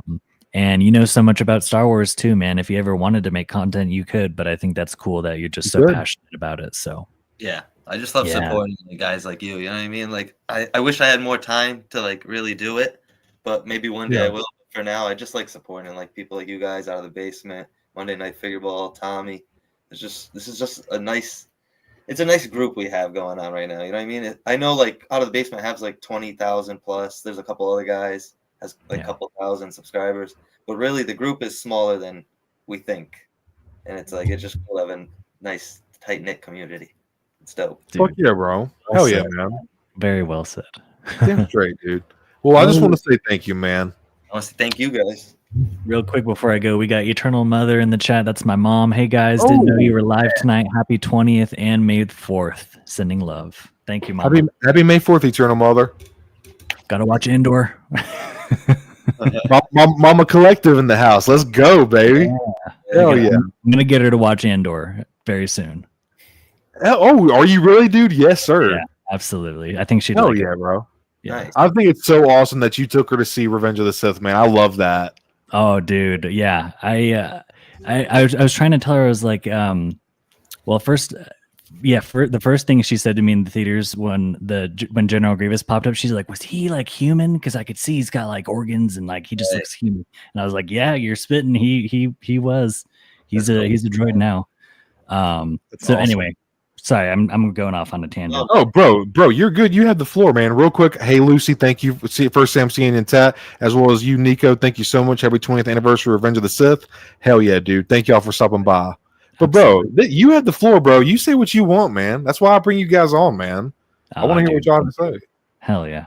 So shout out to Eternal Mother. But let's get into some recent pickups here. First off, we got the OG Stoned Mando sticker with Moman Nadon. This is Stone's original logo, for those of you that didn't know. I'm sure everyone does. And then we got also the Stoned and Hyper show sticker, the very show that we are on right now. Hell yeah. Oh, yeah. Such a cool logo. I was wanting to ask Stoned, who designed this? Because this is really cool. So, dude, believe it or not, and I hate to admit it, this was actually made by one of Hyper's buddies. This is when, guys, we didn't know that this was going to turn into this at all, and y'all just fucking took us to the next level. One of Hyper's buddies just did like one of those AI things, and he sent us that, and I was like, okay, cool, it'll work. And then it's literally just some random AI made from one of Hyper's buddies, and we've just kind of stuck with it, man. I know, I love that. It came out looking really clean, man. You're the drinker. Yeah, dude, Troy, you're the fucking man, dude. You just know, bro. That's exactly right. I don't even need to say anything, literally. Oh, by the way, Troy, you will be getting hooked up with stickers too, my brother. Don't you worry. I got some stuff in the works for quite a few people. I'm trying to get everything together. Yeah, take your time, brother. No rush. Oh yeah, man. You're the man, Cody. Oh, thank you, dude. Stop it. Stop it. Stop it. Stop it. And then next up on the docket, I know that it's been a popular one so far, is Bully McGuire. Put some dirt in your eye. Put some dirt in your eye. Had to grab it, dude. I'm a huge Sam Raimi Spider-Man fan and Tobey Maguire Spider-Man fan. It was my Spider-Man of my youth, and had to grab it. If they came out with a red suit version, which they did, I would definitely grab, but this will do for now. I mean, the black suit is just so cool. The sculpted web lines. Mine is pretty. That's what at first I thought the articulation wasn't very good, and then I was messing around with it, and I was like, you know what? This has really stiff joints. I'm gonna have to give this a spa treatment. So Spider-Man's gonna be going into some hot water to loosen up those joints so I can pose him better. But I think that's a pretty cool Spider-Man pose for the most part. Yeah, dude. I got the heat gun. Nice, Troy. Troy's got that within arm's reach, man. He's always using that. Yeah, for sure. That's heavy duty, man. Tight joints. Yes, sir. No, definitely recommend to anyone who is a Spider-Man fan and who doesn't have, or you're trying to build out like a little Spider-Man collection. Mm-hmm. So next up is some stuff that I found at Target, and I told the boys earlier before you were on, Troy, I paid the iron price for the Jet Patrol Stormtrooper, and that just means I overpaid. I paid the online price, which was $35. I just had to have it. I was like, you know what? I'm not going to order it from Big Bad. I'm going to pay a little bit of extra money and just go pick it up in the store. Right. So it's so freaking cool, man. I'm really, really stoked. I know we just got the Sand Trooper. And I know that's coming on the 3.0 mold body, but still this one is super awesome and just a really cool one to have in the collection. So finally got the Jet Patrol Stormtrooper. Damn straight, bro. Very nice. Very nice. And that's true. Eternal Mother. Love how you guys support and send it stuff to each other. That's got to do it for the homies. Another Target find would be the Range Trooper from Andor Season 2. And this figure is freaking awesome. I actually grabbed two because I'm going to give one of these away for a giveaway. And I think I might do that next stream. I hit 500 subs a very long time ago, and I never did a giveaway for the subscriber milestone. And so another one of the recent pickups was Ki-Adi Monday, so I snagged a Ki-Adi. This is one of the Jedi's in the line. Yeah, sir. You guys already know. So I'm going to add a couple more things to the pile of the giveaways to make it a fun and worthwhile stream.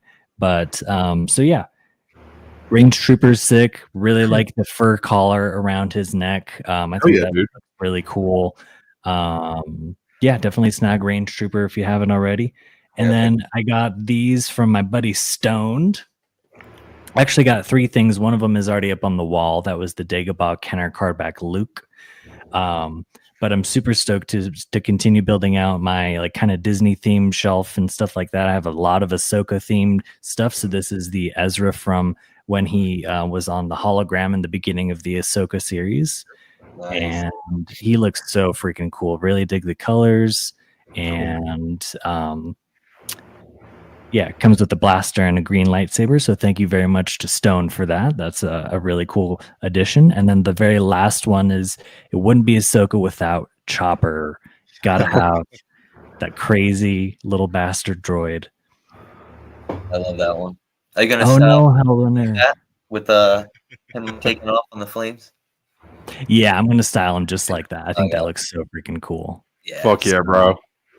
So yeah, dude, those are my my recent pickups. Thank you very much to Stone for these two and for the stickers. This is just so freaking cool. You already know I'm going to do a review on both of them, so stay tuned for that in the future. And Howlrunner, that sucks that there's another podcast that you watch on Wednesdays. You can always catch the replay, homie. No worries at all. So, hell yeah. Oh, and yes, R2-D2 is spitting. Listen to Jacob and watch Andrew. You're going to love it. Mrs. R2 is asking each night to watch the next one. She's not really into okay. You're gonna make me That's awesome, man. I think it's great when other people's significant others or friends, brothers, siblings, whatever, get into it. I think that's really cool, man. That's awesome. For sure. Yeah, man. Star Wars is meant to be enjoyed with others, as we all know. Absolutely. 100%. Yeah, those are my recent pickups. Super cool to snag. And yeah, thanks for letting me show off some new toys. Absolutely, dude. You're going to get the new Ezra, Jacob? You getting the new one? What? I am going to grab it. I didn't pre-order it. I think I'm just going to like pull a stone and wait for it to drop. But yeah, I gotta have that one because I grabbed the Death Trooper as well. So yeah, I have way more Ahsoka figures than I thought. I finally started to gather them together, and I was like, okay, cool. I got a decent amount of like the light side, and then Thrawn with his like Night Trooper and Captain Enoch, and the Death Troopers coming and all that stuff. So yeah, man. They all look hey, happy May 4th to you guys. Officially, not quite for you yet, Jacob, but yeah, us. Yeah, happy May 4th, guys. Hell yeah, man. I know, right? Damn it. It's only 9:03 over here. Damn, that's crazy. That's so wild. I know. The US is so freaking large. Dude, it's insane, man. You can see like all of Britain and just about Europe if you wanted to. And well, maybe not Europe, but you get what I'm saying. Like all of Britain in like a day. It's kind of crazy. Yeah. But Troy, you showed off everything, right? Nothing else? Oh, the only other thing I got is Savage. Oh, bro, yeah, show it off, brother. Show it off, man. Whatever you got, bro. It don't matter when you got it, even if it's recent or not recent. Look at that figure, man. Dude, I still can't believe we even got this figure in the line, to be honest. Hell yeah, bro. Like when we were doing like the polls on, I think, Monday Night Figure Bowl, and everybody voted. I'm like #1, and like he came so quick, I feel like, after that. And yeah. Dude, they nailed it, to be honest. I know people have their little gripes, like with the lightsaber not being painted. Yeah. Like the shoulders. I don't know. The shoulders thing, like the armors don't bother me. So I think that's good. And the lightsaber, if you really want to, I guess you could paint it. But, dude, he's so badass. Hell yeah, bro. And he's so menacing. He's so tall. Like, I love, like, big, like, guys like this. Absolutely. Yeah, I think that kind of took the cake. Yeah, I was going to say, I think that kind of took the cake of Malgus from Jacob, and that's because I know Jacob is an absolute Malgus shill, dude. Yeah. Get the Hot Toys Malgus coming. Exactly. Oh, my gosh. There's just something about Savage, man. I don't know if I can even put my finger on it. He's just a bigger Maul that's like yellow, pretty much. Yeah, that's exactly. Exactly. Sick armor. Oh, and Illuminara I got too, and I forgot. I haven't got Shakti yet. I'm like so souped to get her in, but Illuminara looks great too. I'm so happy with her. Nice. And Troy, I don't mean to cut you off. You totally got me looking at that figure a different way. Like I thought it was a little bit paler than I thought, but then you said something to me about the movie stills, and I went back and looked at the movie, and she does have a little bit of a lighter green. She's not quite as dark as Vernestra. Right. Good point. Yeah, I think it's actually pretty close. Like, it maybe could have been the tiniest hint more green, but it's really not off that much. Yeah. Yeah. And like what you said earlier about the shoulder pads, not that big of a deal. It's definitely, I see what people were saying about them being too low compared to what they looked like in the show, but it doesn't bother me at all. I don't even notice it, to be honest. Yeah. Unless I look for it. Yeah. What else did I get? Oh, I got these two bad boys. Oh shit! Nice. Oh yeah, bro. I don't know. When I saw these on the Hasbro Pulse stream, dude, I had to. Like, they made it look so sick together with like Moff and everybody. Yeah. Fighting. Is that whip sword movable or wired, or is it all one piece, Troy? So it's like a bendy kind of like rubber almost. Cool. So, like, unfortunately, like if you turn it like one way, it's kind of gonna like bend back the other way. Oh, okay, I got you. If you hit it with some heat and then like cooled it off, and you wanted it to be in a different pose, you could definitely do that. Yeah. Like, or something, or like switch it up. Yeah. But regardless, like they could have did this with Finestra too. I don't know why they didn't do that with her lightsaber. Yeah. Dude, good point, bro. I didn't even think about that. Yeah. Basically the same thing, so I don't know why they just gave her a basic lightsaber. Bro, you're spitting. That's a very, very good fucking point, Troy. That's like a lightsaber whip. They could have Yeah. So out of all that, what do you think is your favorite so far out of the year that we've gotten? Ooh, good question. I don't have Shock yet, but I feel like it's gonna be Shock, maybe. Okay. So good. I never thought. I think you're right, bro. But Savage right now, though, since I have him in hand already, I think he's my number one right now. Fuck yeah, dude. Good pick. He's too badass.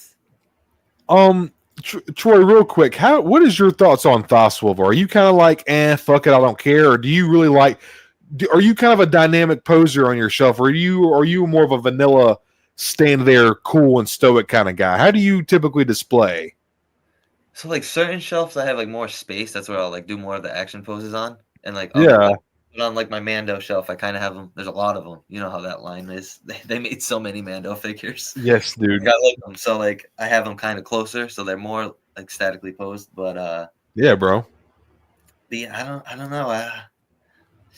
Damn, I lost my train of thought now. What was the question? Dude, I feel so. I hate when I do that shit. I feel so much better. Someone finally fucking did it other than me, bro. I like completely lost it. Do you pose them more vanilla, or do you like to pose them in more dynamic action stances? Okay, yeah. So it's a mix of both, I guess.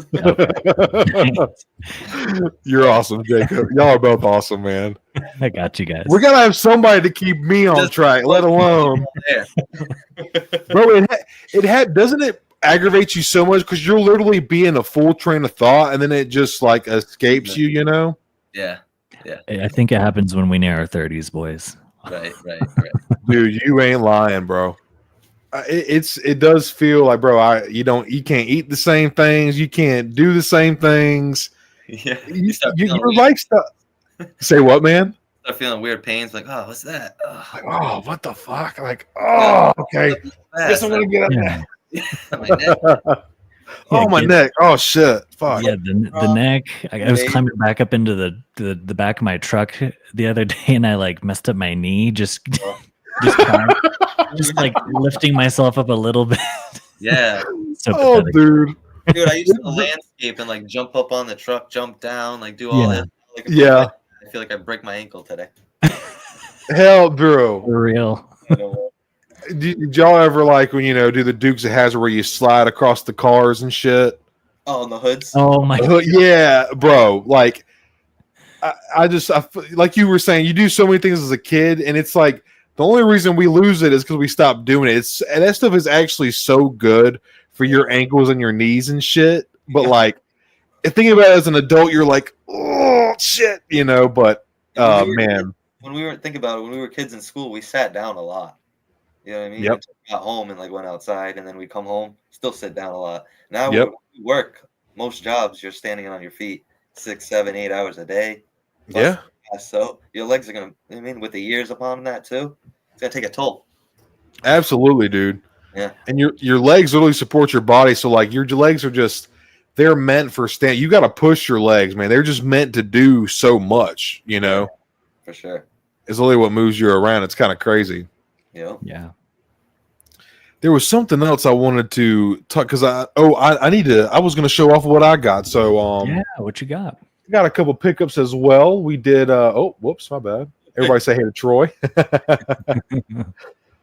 So I did get a couple of the same pickups as Jacob here. I'm just going to start off. Got Bully McGuire here. Oh, dude, that pose is so much better. Oh, bro, it's not. Your pose is cool too, bro. Everybody, no, man, it's not cool. It's just different, bro. That looks sick on the flight stand. Thanks, man. It does look good. Does it come with any like web effects or no? It does not, Troy. It comes with Jacob, isn't it? It's like a force crawl hand. That is probably the coolest accessory right there. Is the fucking symbiote, the Venom. Yeah.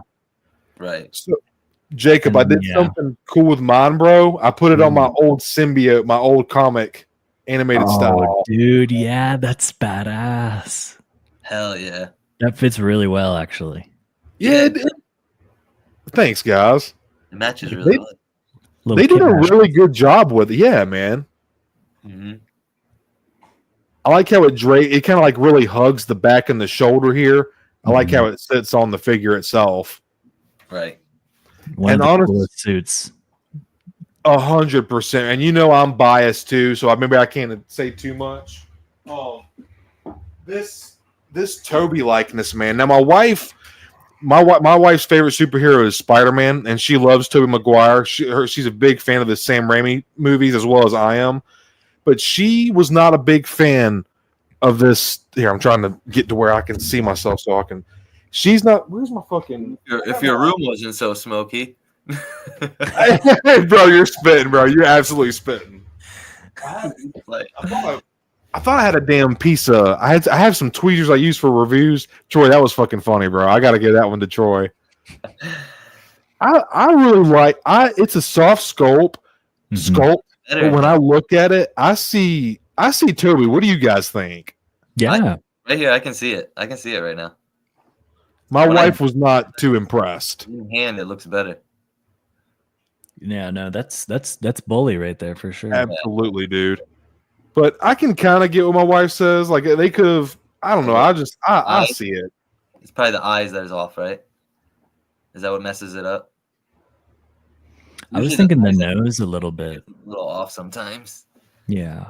It's so hard to say, man, because like I feel like sometimes I'm really easy to please because I'm just so happy with figures. I don't know, man. I see what. That's all that matters. Yeah, absolutely. I think it could go either way. And it's all subjective at the end of the day. To some person, that might be the eyebrows, it might be the eyes or the nose. It really just depends. Yeah, look at the Revenge of the Sith. With the SHF Anakin, half the people say it doesn't look anything like him, and half the people love it. Just the way it's going. Yeah, dude, it's a very it's very divided, and the people who are against it, they are firm, and the people who love it, they are firm. There is they both have their opinions, you know. Right. I'm right in the middle. I think it's it's there, but it's there still. Yeah. Yeah. I think it's. And they're Japanese figures. Like it's got a little more of an animated likeness than anything. But it's not I'm not gonna say it's I don't see Hayden, but I know it's Anakin. Like that's clearly Anakin Skywalker, But whether or not Han, sorry to cut you off. The Han. No, you're good, bro. The Han looks exactly like Han though. It doesn't look anime, so it's weird how they got him spot on. Dude, it's so funny you say that because it was an episode of Monday Night Figure Ball, and we were looking at promo pics of the SHF Han, and I was like, damn, that's he kind of got a really square Captain Crimson chin jaw. Like it looks weird in the promo pics, but then Coffee sent a picture. He showed a picture up on stream, like an in-hand picture. Looked so much better, dude. Like that is Harrison Ford, absolutely. I don't know if my camera's gonna pick it up, but look at that, dude. Oh, I'm gonna make you big, Troy. See if it works. Oh yeah. I mean, you can see it. And this is the smiley face. Like, they nailed both sculpts. Like, usually sometimes the second one will be off if they do, a expression. Yeah. They I don't know, man. They did so good with this figure. Fuck yeah, dude. That is a good-looking figure, man. Yeah, they killed it. And, even the details, on the jacket and the way they do, I don't know, the sculpting on everything, it just feels so premium, And there's a reason. It's obviously more expensive than a Black Series. Yeah. You know what I mean? Absolutely, yeah. More premium quality materials and stuff like that. Absolutely, it's a different quality plastic. People think like, oh, sorry, Chad, I've totally left y'all in the dust. Sorry about that, y'all. My bad, y'all. But I think that was when you forgot. See, it happens to the best of us, bro. It happens to everybody. Everybody's geeking. Okay, sorry, Chad. We got you know how it is here. We get sidetracked. We do sometimes. It happens. Dusty Trooper. Oh, Troy, bro, you're good, bro. You ain't no need to apologize, man.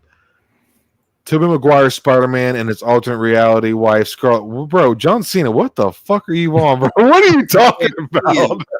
What? What did I just read? What did I just read? Isn't Scarlet Witch from Mortal Kombat? Oh. I think no. Or am I wrong? So sorry, Elizabeth. Oh, bro, no, you're good. Right, Elizabeth Olsen's character, right? Is that what it is, Troy? What is it? So, if you're familiar with the show WandaVision, that is Scarlet Witch, Troy. Okay. I'm sorry, Jacob. Yeah, she's the one who she's like with Vision, I believe. Okay, gotcha. Oh, your Mama Collective says she wasn't a big fan of the Toby face either. Yeah, I showed her. I always show her what I grab for pickups and collection stuff, and so. Yeah, and then HowlrunnerBase says that's definitely Toby. So it really just my wife's gaslighting me, bro. Damn it, man. Damn it. Han looks so off. See, HowlrunnerBase, it's fun because I thought that way with the promo pics, bro. But then when I seen in-hand pics of it, I was like, okay, I kind of. And then looking at bro, yours looks good. Like I would buy that shit. Yeah, I wish my camera was as good as Jacob so I could actually pick up how good the face is. I'm in the same boat, Troy. Same. I gotta update my camera, man. And it's the lighting in here. If I turn off the lights, it doesn't look as good. You can see everything. Like when you put up your Spider-Man, it was like I was crisp, dude. Yes. Yeah. Oh, thank you guys. Looks nice. I got my Fortnite skin to see. Oh yeah. So y'all ever see that too? The Tales of the Underworld. They premiered the first 2 episodes on Fortnite. Oh no. No way. Yeah, bro. Supposedly if you get the bat, yeah, I was just random as fuck, but it's a cool way to build hype and promote the show. You know, I think it's really smart and cool. I just thought it was interesting. Y'all know how Fortnite is too. They're all over the place with shit. Yeah. I used to play it when it first came out, like everybody probably, but Oh, yeah, my brother loved that shit, dude. I'd be watching him. I would hide, get a gun and hide, and just them builders, bro. When they start building, I'm like, all right, I'm out, bro. I'm out. Yeah, it was getting too much, bro. It was getting crazy. It's now I like watching it. Just personally playing it, I was like, okay, I just can't keep up. This isn't my game. But watching it, I'm just like, how are these guys fucking? Because bro, my brother, he would like build a thing around him in like fucking 3 seconds, and I'm like, god damn, bro, holy shit, yeah. Fortnite's fun, but did pick this up from my buddy Hyper. This is the Tim Drake Batman. So in the alternate universe, Bruce gets stuck in time and doing some mission or fighting some villain. So Tim Drake, Nightwing, aka Nightwing, has to leave Bloodhaven and go to Gotham, and he takes over the mantle for Bruce while he's gone. So that way Gotham doesn't go to shit. And because dude, if Gotham found out Batman was gone, bad news, bro, bad news. So Tim Drake put on the suit to keep the image that Batman was still around, you know? I didn't know that. That's awesome. I loved do you guys play the Arkham games? Fuck yeah. Yeah. I remember my friend did. I watched him play. I never played him. Oh, there's like parts where you get to go on like little missions as Nightwing, like tracking down like the Penguin. Yeah, dude. And those were always my favorite because Nightwing was just a badass. Fuck yeah, bro. Those were some fun missions too, man. Yeah. Troy, if you ever have some free time, bro, obviously me and Jacob highly recommend. Dude, you get so well. You watched it, but man, it's just that Rocksteady. Was it Rock? Yeah, Rocksteady, man. Those games were ahead of those times, man. That game is over 10 years old. It's which still is kind of crazy. It still holds up beautifully. I just beat it last month. It still holds up. It's great. Hell yeah, dude. Which Arkham City or Knight or I played Arkham Knight. Yeah, fire. When did this come out? Like 2010ish, 12, around there. I think so. Right? 16 or 12. Okay, yeah. Because I remember 22. Might have been 10, Troy, to be honest with you, bro. Yeah, that's true. When the first one came out, I was still in high school. Yeah, it's like when Assassin's Creed came out. That was ahead of its time too. Oh, which one? The first Assassin's Creed original. When it first, oh my God, yes. Everybody was so hyped on that. Yeah, bro. With the Altair storyline, the very first Assassins, that shit was wild, bro. Yeah. Yeah, bro. It's been a long time since I thought about the first Assassin's Creed. That game was like, I mean, it's there, dude. How many is there now? Assassin's Creed is just hot, bro. So many. Yeah, there's. I don't even know now. Too many. Crazy. Yeah. Honestly, kind of too many. Yeah, they've just taken it and dude, this is getting a lot of new names in here. Right. I don't want to say your name wrong, but thank you so much for stopping by. Toshiyuki Morikawa. Oh, he's good. Holy fucking shit! Wow. Thank you so much. Yeah. He said konnichiwa. It's like hello. Hello. Konnichiwa. Oh, that's how you spell konnichiwa? Dude, you said his name so well. Awesome. You read it like a second. Like, I got it. Konnichiwa. Thank you so much for coming by. Thank you. Hell yeah. That's awesome. That is awesome. Thank you, dude. That is a very awesome name, man. Mm-hmm. Keeping things moving along. I did pick up my first Joker. Hey. That's comic. Hell yeah. Hell yeah. That's fire. I just figured, like, this is Batman's main rival. I don't have any Joker in my collection at all. He is, amongst Darth Vader, probably one of the most iconic, as far as maybe I should say comic villains, he's the ultimate. Joker is the ultimate comic villain, dude. Oh, yeah. Try to really classic look here. I got that AR Batman coming in, so I hope one day they make that Joker. Dude, to go with them. Imagine they make an in-art Joker that scale. Oh, dude. God, dude. Troy. Praying. So I got him coming. I had to get him. He looks so sick. It's like a hot toy, bro. It's like a shrunken down hot toy for real. It's close. Mm-hmm. When I found I was talking to Jacob about this because I know Bale is his favorite Batman. When I found out that was a 1/12 scale figure, bro, I thought it was a Hot Toys, Troy. Dude, honestly. Same, dude. I was blown away. In-art is coming in hot, bro, because I had never even heard of that brand, but supposedly they're trying to they're kind of upping their game with, I forget the other line that they're kind of like pushing. But I'll tell you what, Hot Toys has been pretty, from what I understand, I'm not very super knowledgeable, but over the past 3 or 4 years, Hot Toys has also kind of enhanced quite a bit as well. Yeah, they sure have, man. Yep. What were you going to say, Troy? I'm sorry, man. It sounded like you were about to say something. I was going to say, oh, no. What was I going to say? Oh, the in-art Batman? Yeah, dude. It's just crazy. Like, the articulation even on it is like, the way like the abs crunch and everything. Like, they're getting so crazy with this kind of stuff. Yeah. Oh, yeah, dude. Like, we're collecting at such a good time. I feel like it's just going to go to a new level soon. If in-art's doing that, like, I feel like SHF and Mayfec's going to have to try to compete too. Bro, they're gonna have to up their game. If you're getting quality and detail like that in a 1/12 scale figure, bro, it's insane, man. When you get that, we're gonna be so hyped for you, dude. Yeah. Oh yeah, dude. I can't wait. That's gonna be insane. Yeah, I can't wait. Me and Jake were talking about this, and we were trying to figure out, because I know you could RSVP for a pre-order on the website, and me and Jake were talking back and forth about it. And honestly, the value, bro, like. What was it, Troy? Like $60, $70, something like that? I believe so. Yeah. We put it on that. Dude, that's crazy for that amount of detail, and just like, that's really not bad. If you had showed me that, I would have been like, oh, I'm gonna guess 120. Yeah. No, bro, half that. That's crazy. I know, dude. I had it. In the mini hot. Yeah.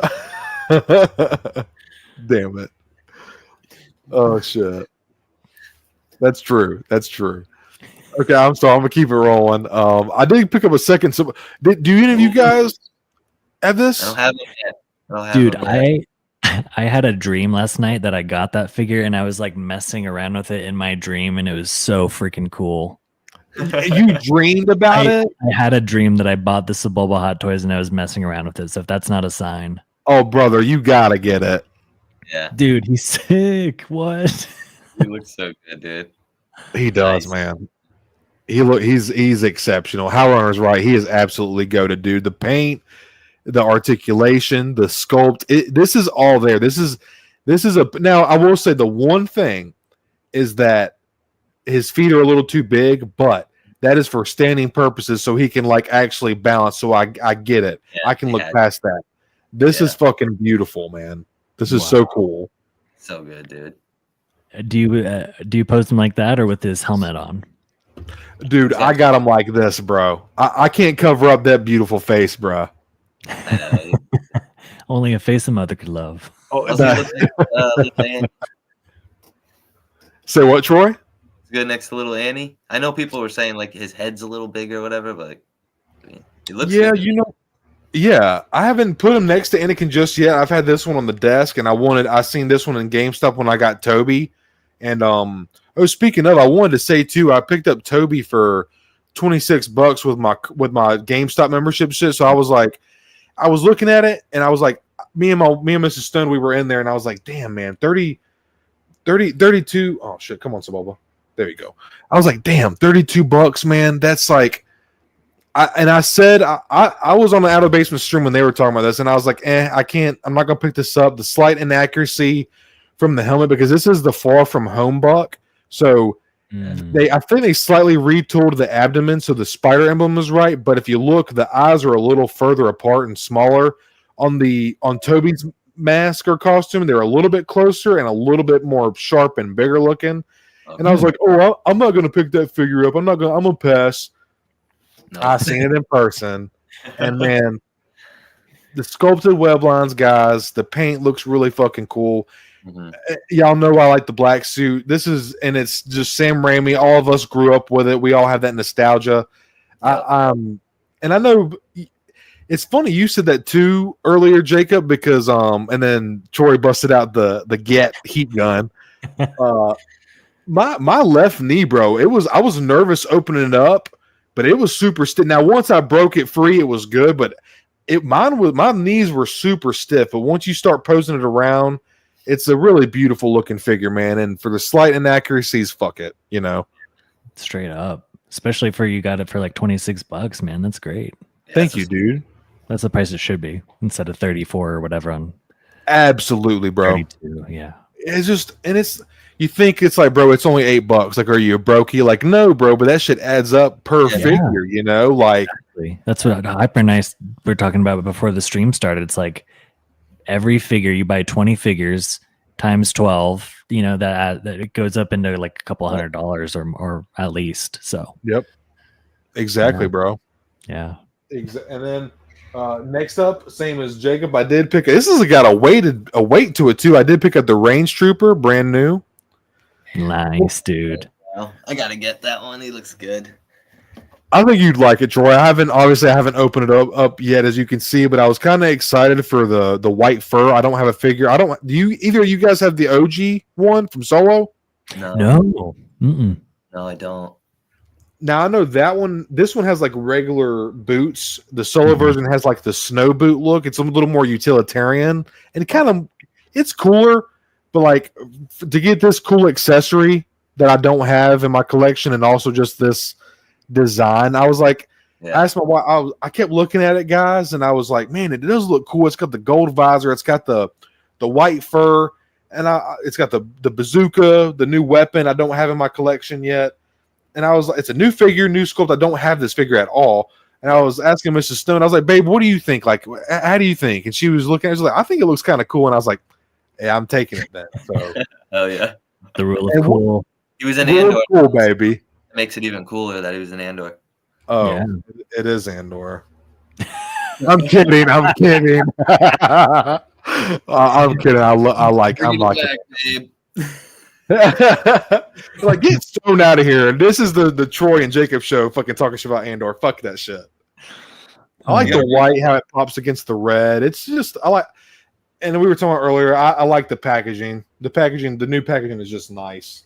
And the helmet is so sick, man, with those like flared out mandibles on the sides and the sharp cut design. It's kind of like a mix between a Death Trooper and like the Transport Trooper almost. Oh, good point. You know what I mean? Yeah. And he's not as big or tall as Malgus or Savage, but he's like a thicker, bigger, stock. Yes, thank you, Troy. Stocky figure.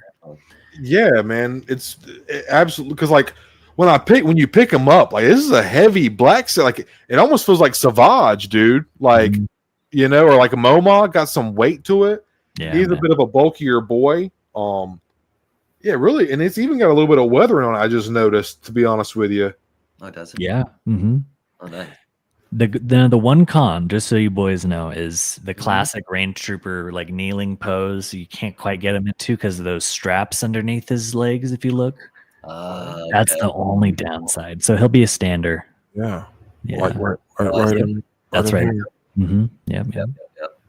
I guess if you really wanted to, you could cut them, but I don't know how it would look after you cut it with like scissors. Just do a quick. Yeah. Oh yeah. Yeah. I think the way it looks, I don't know if you can see, Troy, but you kind of got a point. It kind of attaches to the inside of the comma there. If you clip it close enough, it would hide. Exactly. Yeah, and still have the range, maybe. Yeah, that's a good point, bro. Might be something some people are willing to try. You know. He looks good though. Yeah, I agree, man. Really, and the art is pretty wicked as well. Yeah, and you said right? Jacob was telling me it was soft goods on it, on the top and stuff. Yeah, and it feels nice too. It feels like it could come off like a real fur coat or like a faux fur coat or something. That's cool, man. Yeah. That's kind of like the material that they use on the Gamorrean Guard for the skirt, you know? Oh yeah. Oh yeah. That kind of like furry, like polyester, what the fuck ever, like felt, not felt, but yeah. It almost reminds me of like a rug or something. Yeah. Yeah, exactly, bro. Really good execution of that. Nice pickup, dude. Thank you, bro. And then I showed this earlier. We shout out to Target and Hasbro for reissuing these. So Jedi Patrol, awesome figure. Troy, I know you got some of these, bro. Of course. I only got one, but I have them. Okay, cool, man. I just got two. They are so cool, and like you can take off the backpack, and he's a regular just stormtrooper. So that's pretty. Sure cool. Can, bro. You can even army build that one. Fuck yeah, absolute armor builder, bro. And if you wanted to, you can even take one of your extra E11s and take up the back. Like it just adds more variety, you know. You can customize it if you want. Exactly, man. I actually lost the antenna, but then I ended up finding it in the carpet. The carpet monster took it, but then I got it back. The carpet, which one was it? The antenna on that one. You know how it has that? Oh. I lost it in the carpet, and mine's like a furry carpet. I was stupid. I should have got like one of those flat carpets in my room, but it's like a furry one, and now all my shelves are on top of it, so I can't. I'd have to like take all my shit down to like get it. Oh, and that thing is so thick. The little antenna is so small, bro. Yeah. God damn. It's like the hairy carpet. So when dropped in there, I was like, "Fuck." Like an hour. I'm like, yes, dude. Where is it? Fucking wading through the carpet. Yeah. Hey, sorry. Are you okay? I thought I thought I was trying to catch up with y'all. Doug, the Jedi Patrol was already on target pegs, man. Already on target pegs, which was kind of crazy to see Toby too, because people were asking like, "Damn, Toby's here," and he was the one on the game. Where'd you pick yours up, Jacob? I meant to ask you, bro. I snagged mine off of Big Bad. Nice. They're there too. Nice, man. So for anybody that wants one, they're also if you don't see them in stock online for GameStop, definitely go check out Big Bad as well. Nice, bro. I picked up this 1/12 scale couch from Hobby Lobby. That's so cool. It is cool. And me and my wife were like, I think she wanted me to put Deadpool on it, and I had Deadpool and Wolverine on it. Then I was like, this just feels right. Got the Amazing Spider-Man on here. That's awesome. I love that. He's going like this. Hell yeah, dude. Reminds me of like the rock out sign or something. Yes, sir. You gotta love it.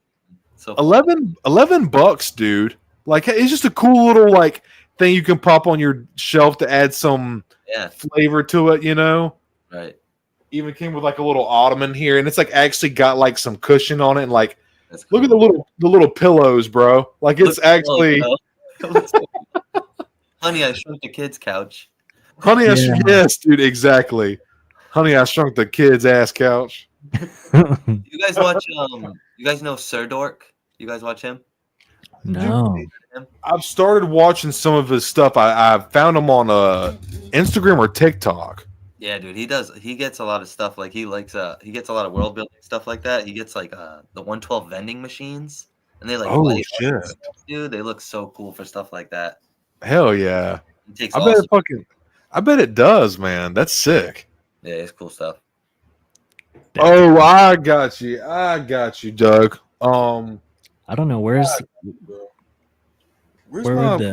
would it be on the box? I'm looking at my box right now. Oh, it's on the legalese, bro. If you look on the back towards the bottom near the barcode, or look on the I'm sorry, not the bottom, on the back of the box, Jacob, it'll be like down towards the bottom at the beginning of the legalese. Probably 2021, right? 2021. Oh wow. 2021. So it's the same exact packaging too. There's no difference at all, unless it's like a slight like barcode difference or something like that. Wow. Interesting. And then I know it's getting late, everybody. Thank you all. We still got 4.5 hours into the stream. We still got 18 people in here. Shout out to everybody who's still watching. Thank you all so much for hanging out, man. And another, just I don't want to be a broken record, but just shout out again to my good buddies Troy and Jacob. Thank you guys so much for joining me tonight, man. This has been a lot of fun, man. We're not ending yet. We're not ending yet. Hours. That's crazy. It is, bro. It honestly is. And it just flies by, bro, every fucking time, dude. And Troy, we got to get you on one a little earlier. Right. Wait, how long did you say? Did you break the record? Oh, dude, good point, bro. Good point, dude. I'm going to check it now, bro. And it was like 4:30 something. The last time I went I think it was when I had Hybrid Tool Reviews and Skywalker Hendrix on. They barely broke the episode. That means the first episode, y'all, our first guest when we had y'all on, which is kind of crazy. I know. And then y'all are back doing it again. That's kind of wild. I'm at a check now, dude. That's kind of crazy. Yeah, good. I'm gonna say we've been over it for 5 minutes. Not very much. It was like 4:35 or something. It was like the longest. Wow. I think congrats to Troy and Jacob for being the part of the longest ever Stone and Hyper, longest Stone Mando ever stream. So the last one with my good buddies Hybrid Tool Reviews and Skywalker Hendrix was 4 hours and 34 minutes. Ooh, that was so close. 4 hours and 34. You were close, bro. Oh, yeah. Let's go, guys. You even said something about that on stream because my good buddy Troy here, as well as y'all are both watching that stream. But Troy, you even said, you were like, yo, y'all just beat the record. Da, da, da, da. And I was like, Troy's just, y'all are real ones, man. Y'all are just good ones. Keep it going. Jesus. Hey, happy to be here, man. This is so fun. Oh, I'm glad, man. Thank you guys so much. Mm-hmm. And yeah, dude, I have a feeling. I know we were really highly anticipating. I'm gonna end off I did get this cool ass Born Again. It was $11, just a graphic novel of the Born Again comic series run. I'm obsessed with Daredevil lately, so this was Mrs. Stone bought this for me. 20% off at Target. Had to snag that. So that is everything now. Oh, and nice. Real quick. Sorry guys. ICC stuff, super stoked. If anybody is there and wants to come say hey to me and Hyper, please do so. I look like a mean dickhead, but I promise I'm super friendly and I like people. And I'm gonna be giving out some stickers if y'all would like some. Gonna be giving out some one of these. And Jacob and Troy, I'm gonna hook you guys up again anytime I send you guys something. Got the OG Stone Mando logo. I will not be doing these anymore, so these will be very limited. So I'm not that will be very, very limited. Only certain people will have those. And then of course got my logo in the Stone and Hyper. So please don't be shy. Come say hey. And yeah. I'll wrap that up. Awesome. Hell yeah. Thank you guys. That is awesome. So do y'all want to jump in? Do y'all want to? I know it's late. We don't have to go for much longer. I know it's almost 1 here. Almost 5 hours, but do y'all want to kind of end off the night with some Tales of the Underworld, or what do you guys feel like doing, man? What do you and Troy, we got to get you on again. I know it was kind of shout out to Troy too, because kind of like last minute. I know Hyper's, Boomer Hyper, love Unc Hyper. He doesn't. 3 hours is kind of his limit, and I totally understand. He's got a lot going on with his nurse job right now. But y'all, us younger fellas, we like to go a little longer, a little later. So us night owls. That's So right. I appreciate all of y'all in chat. Appreciate you guys, man. But what do y'all feel like doing, man? Shoot, man. Tales of the Underworld chit chat. I know you were kind of on the fence about it earlier, Jacob, because you want to kind of keep it mystery. We were kind of seeing like Cad Bane's early start, and then we're finally gonna get to see fucking. Because, dude, let's be. I'll just jump into Asajj Ventress here. And did you guys watch season 3 Bad Batch? I haven't. I did. Okay. I kind of had it like on in the background for certain things, but I did watch it, and I concluded it. And it wasn't my favorite Star Wars animated show, but it had its moments. I thought season 1 was the best for sure. A Bad Batch. Yeah, that's the only one I've seen.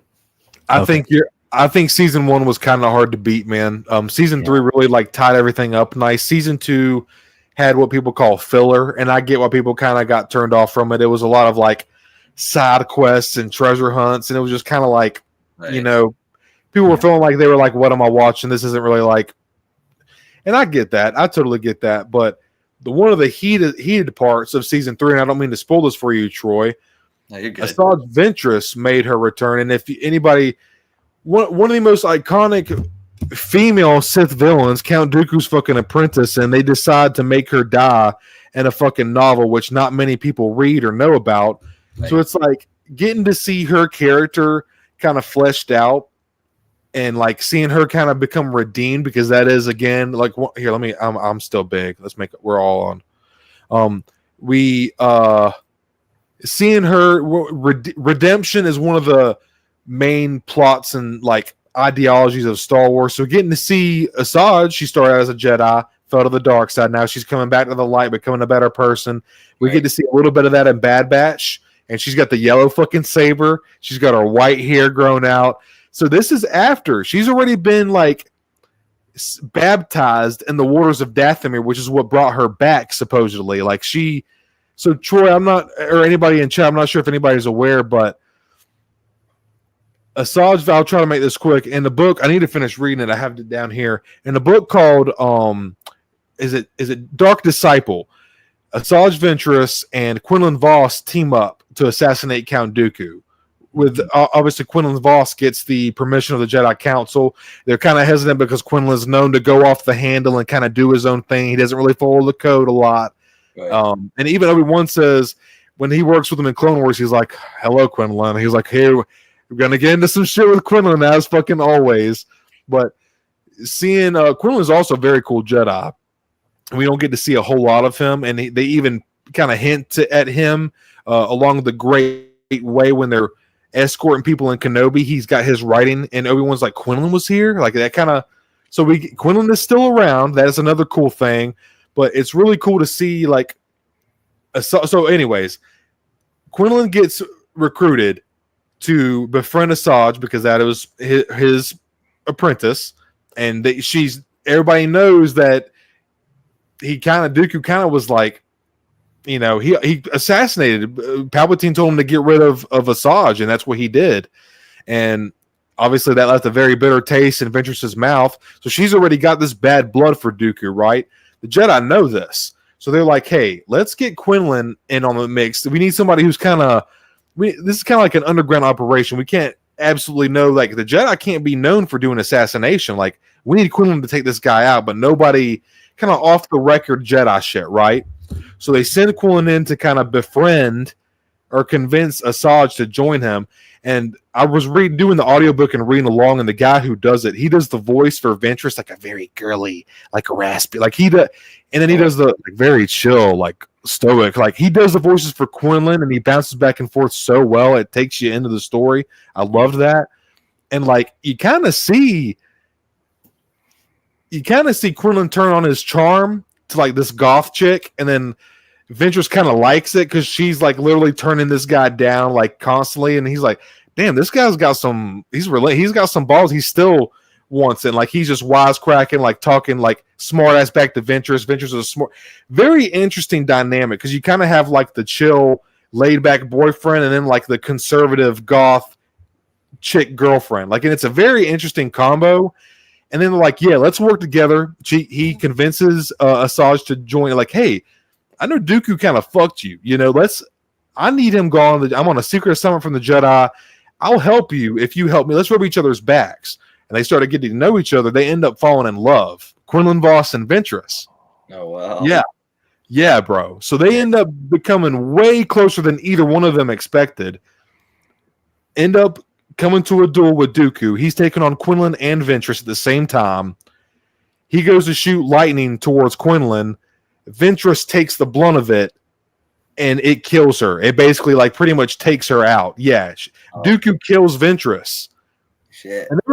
Yeah, it's fucking... So, Quinlan gets very... And honestly, Ventress kind of persuades Quinlan, like, hey, you might need to kind of tap into the dark side. Dooku is not to trifle with. But, of course, Quinlan, cocky and, confident, he's like, man, we got this shit.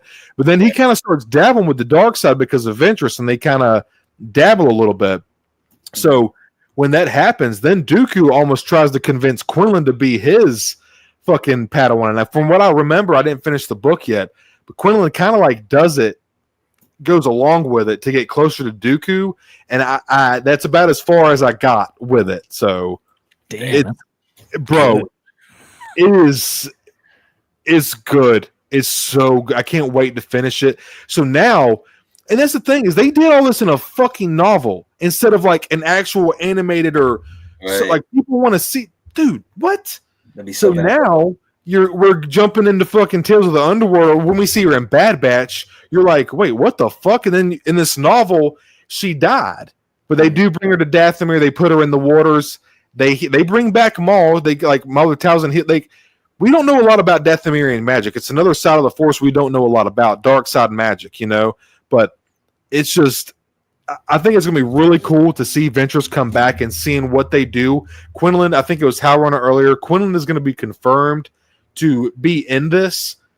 I just think it's a really interesting direction to go, and I'm all about Ventress, man. We need more strong female lead characters. Not saying that Star Wars has them, but we have one in front of our fucking face. Let's fucking use her, bro. And she's such an interesting, dynamic character. Like, dude, they're in parts of the Clone Wars, her and Ahsoka team up when she's being a bounty hunter. Like, there's so much of Asajj we haven't seen, and I'm super fucking stoked. But let me quit yapping. What do you guys think? Hell yeah. Troy? Dude, I don't know, because I haven't really been watching the what is it? The Tales? What's it called? The Tales of Tales of. It's like they have Tales of the Jedi, Tales of the Empire, and then this one is Tales of the Underworld. So they're like they're basically like quick shorts, bro. They're like less than 15 minutes, bro. They're really quick. Yeah, I gotta like catch up and watch all that, because that sounds badass, dude. Troy, you haven't seen the Dooku ones? Dooku ones, bro. You're in for a treat, my man. I didn't even know, to be honest. Yeah. They're good. It is. I wish they were longer than 15 minutes. Let's just put it like that. I wish they were an hour long. Dude, fuck yeah. Right now, so I'm like so into that, like trying to pay attention like heavily. So yeah. But what season are you in of Clone Wars? I'm in 3 right now. I've watched it once fully, but it was like a while ago when it first came out, so I didn't remember. Oh man, there's nothing like a rewatch, man. Even for a movie you've seen a bunch of times, sometimes you always catch something new, especially for an animated show like Star Wars or for the Clone Wars. There's so much lore throughout it, dude, and it really helps. Like, Clone Wars is awesome, dude. Clone Wars is so much fun. It's so fun, dude. Everything's new much to me because I don't remember like a lot of it. So like I'm like drawn in. Fuck, and see, now it's like really fresh to you. That's the best, because I watched it on Cartoon Network growing up. Yes. And when me and my brother moved into our first apartment together with our girlfriends, Mrs. Stoned at the time, or I guess it was girlfriend Stoned at the time. We were living in our first apartment together, and just started streaming. I would get off early. I was working like early, so I would get off early, and my wife wouldn't be home I'd have like 4 or 5 hours to myself. And I was like, now Disney Plus was a thing. I could stream and stuff or whatever. Had internet. Me and my brother were paying for, et cetera, et cetera. I started catching up on Clone Wars, and I had not watched it since I was a kid on Cartoon Network. And it was like like you, Troy, it was my first time rewatching it as like an adult, and I was like, yo, holy fuck, bro. Like, what? As a kid, you're like, Anakin and Obi-Wan lightsabers, you know, like you're just, it's Star Wars. But then as a kid, as an adult now, like, you're like, dude, as a kid, I did not. It's so many people see the animation aspect. I spit this all the time, and they think, oh, it's a kid show. I'm not watching it. There's so much politics, religion, philosophy, genocide, relationship advice. There's so much in Clone Wars for not only kids, but for the adult side of things. People just miss out because they see animation. They can't get past it. Yeah. Man, it's so fucking good. I love Star Wars animation. I feel like it's a great way to explore the extra in-betweens, and it really cuts down on budgeting, man. Instead of like getting all these actors and extras, we got to feed them and clothe them and do this, have the sets ready, pay the people to do the camera. Animation, it's like this set of studios, and they're doing all that. And it's like, I still like the art of movies, of course. We were talking about that earlier. That's how Star Wars was meant to be viewed, as like cinema as a movie, but I just love the animation we get, man. Season 7 of Clone Wars is some of the most beautiful, not even Star Wars animation, but in animation in general. It's just beautiful, and it's like, it's just so good, man. Dante's Displays, what's up, man? Sorry to cut y'all off. Facts, some of the best shows I've seen. Yeah, thank you for stopping by, dude. First time seeing you in chat tonight. Not seeing you here at the stream, but seeing you in chat tonight. Thank you for stopping by, brother. Thank you, man. Dude, yeah. The Umbara arc was my favorite out of the Clone Wars, I think. With Pong Krell and all that. Hell yeah. I can't wait to get there. What's the most y'all would pay for a Pong Krell in the Black Series? What's like, tariffs aside, don't even think about tariff. Like, what's the most you would be willing to pay for a Pong Krell? Fully articulated, Black Series scale, accurate, well done to the nines, perfect. Be a big boy. Be a big boy. I want to say 35 to 45. 3201. No more. No more, no less. Man, see, I buy a lot of SHF, so I guess I'd pay a little bit more. I'd be up there. I mean, if it dropped for like 70, 80, I'd probably be willing to pay for it still. Hell yeah, dude. Nice. I think, honestly, if we could get it for 35 to 40, it would be amazing. Yeah, Knowing Hasbro and like Star Wars and shit, I feel like 55, 60 would be more around the realm, but which is definitely up there because, like Dante said, kind of like he would be a good size. Odin from the Marvel Legends was a bigger figure, $60 for the amount of paint and the new sculpting. I feel like $60 wouldn't be too. But then Doug Smith also great, but McFarlane is a lot different from Star Wars, of course, and Hasbro. 40 because of McFarlane. We've gotten a lot of big, bulky figure, but some of the bigger figures from McFarlane have some limited articulation, Doug. Whereas like the Marvel Legends, and which some of them also have a limited articulation, but a little bit more engineering goes into the bigger figures of Black Series. I gotta admit, like being able to have a figure like Kelnaka and Savage and Malgus, big old bulky guys, that still be able to move like they do is super impressive in my opinion. Oh, 100%.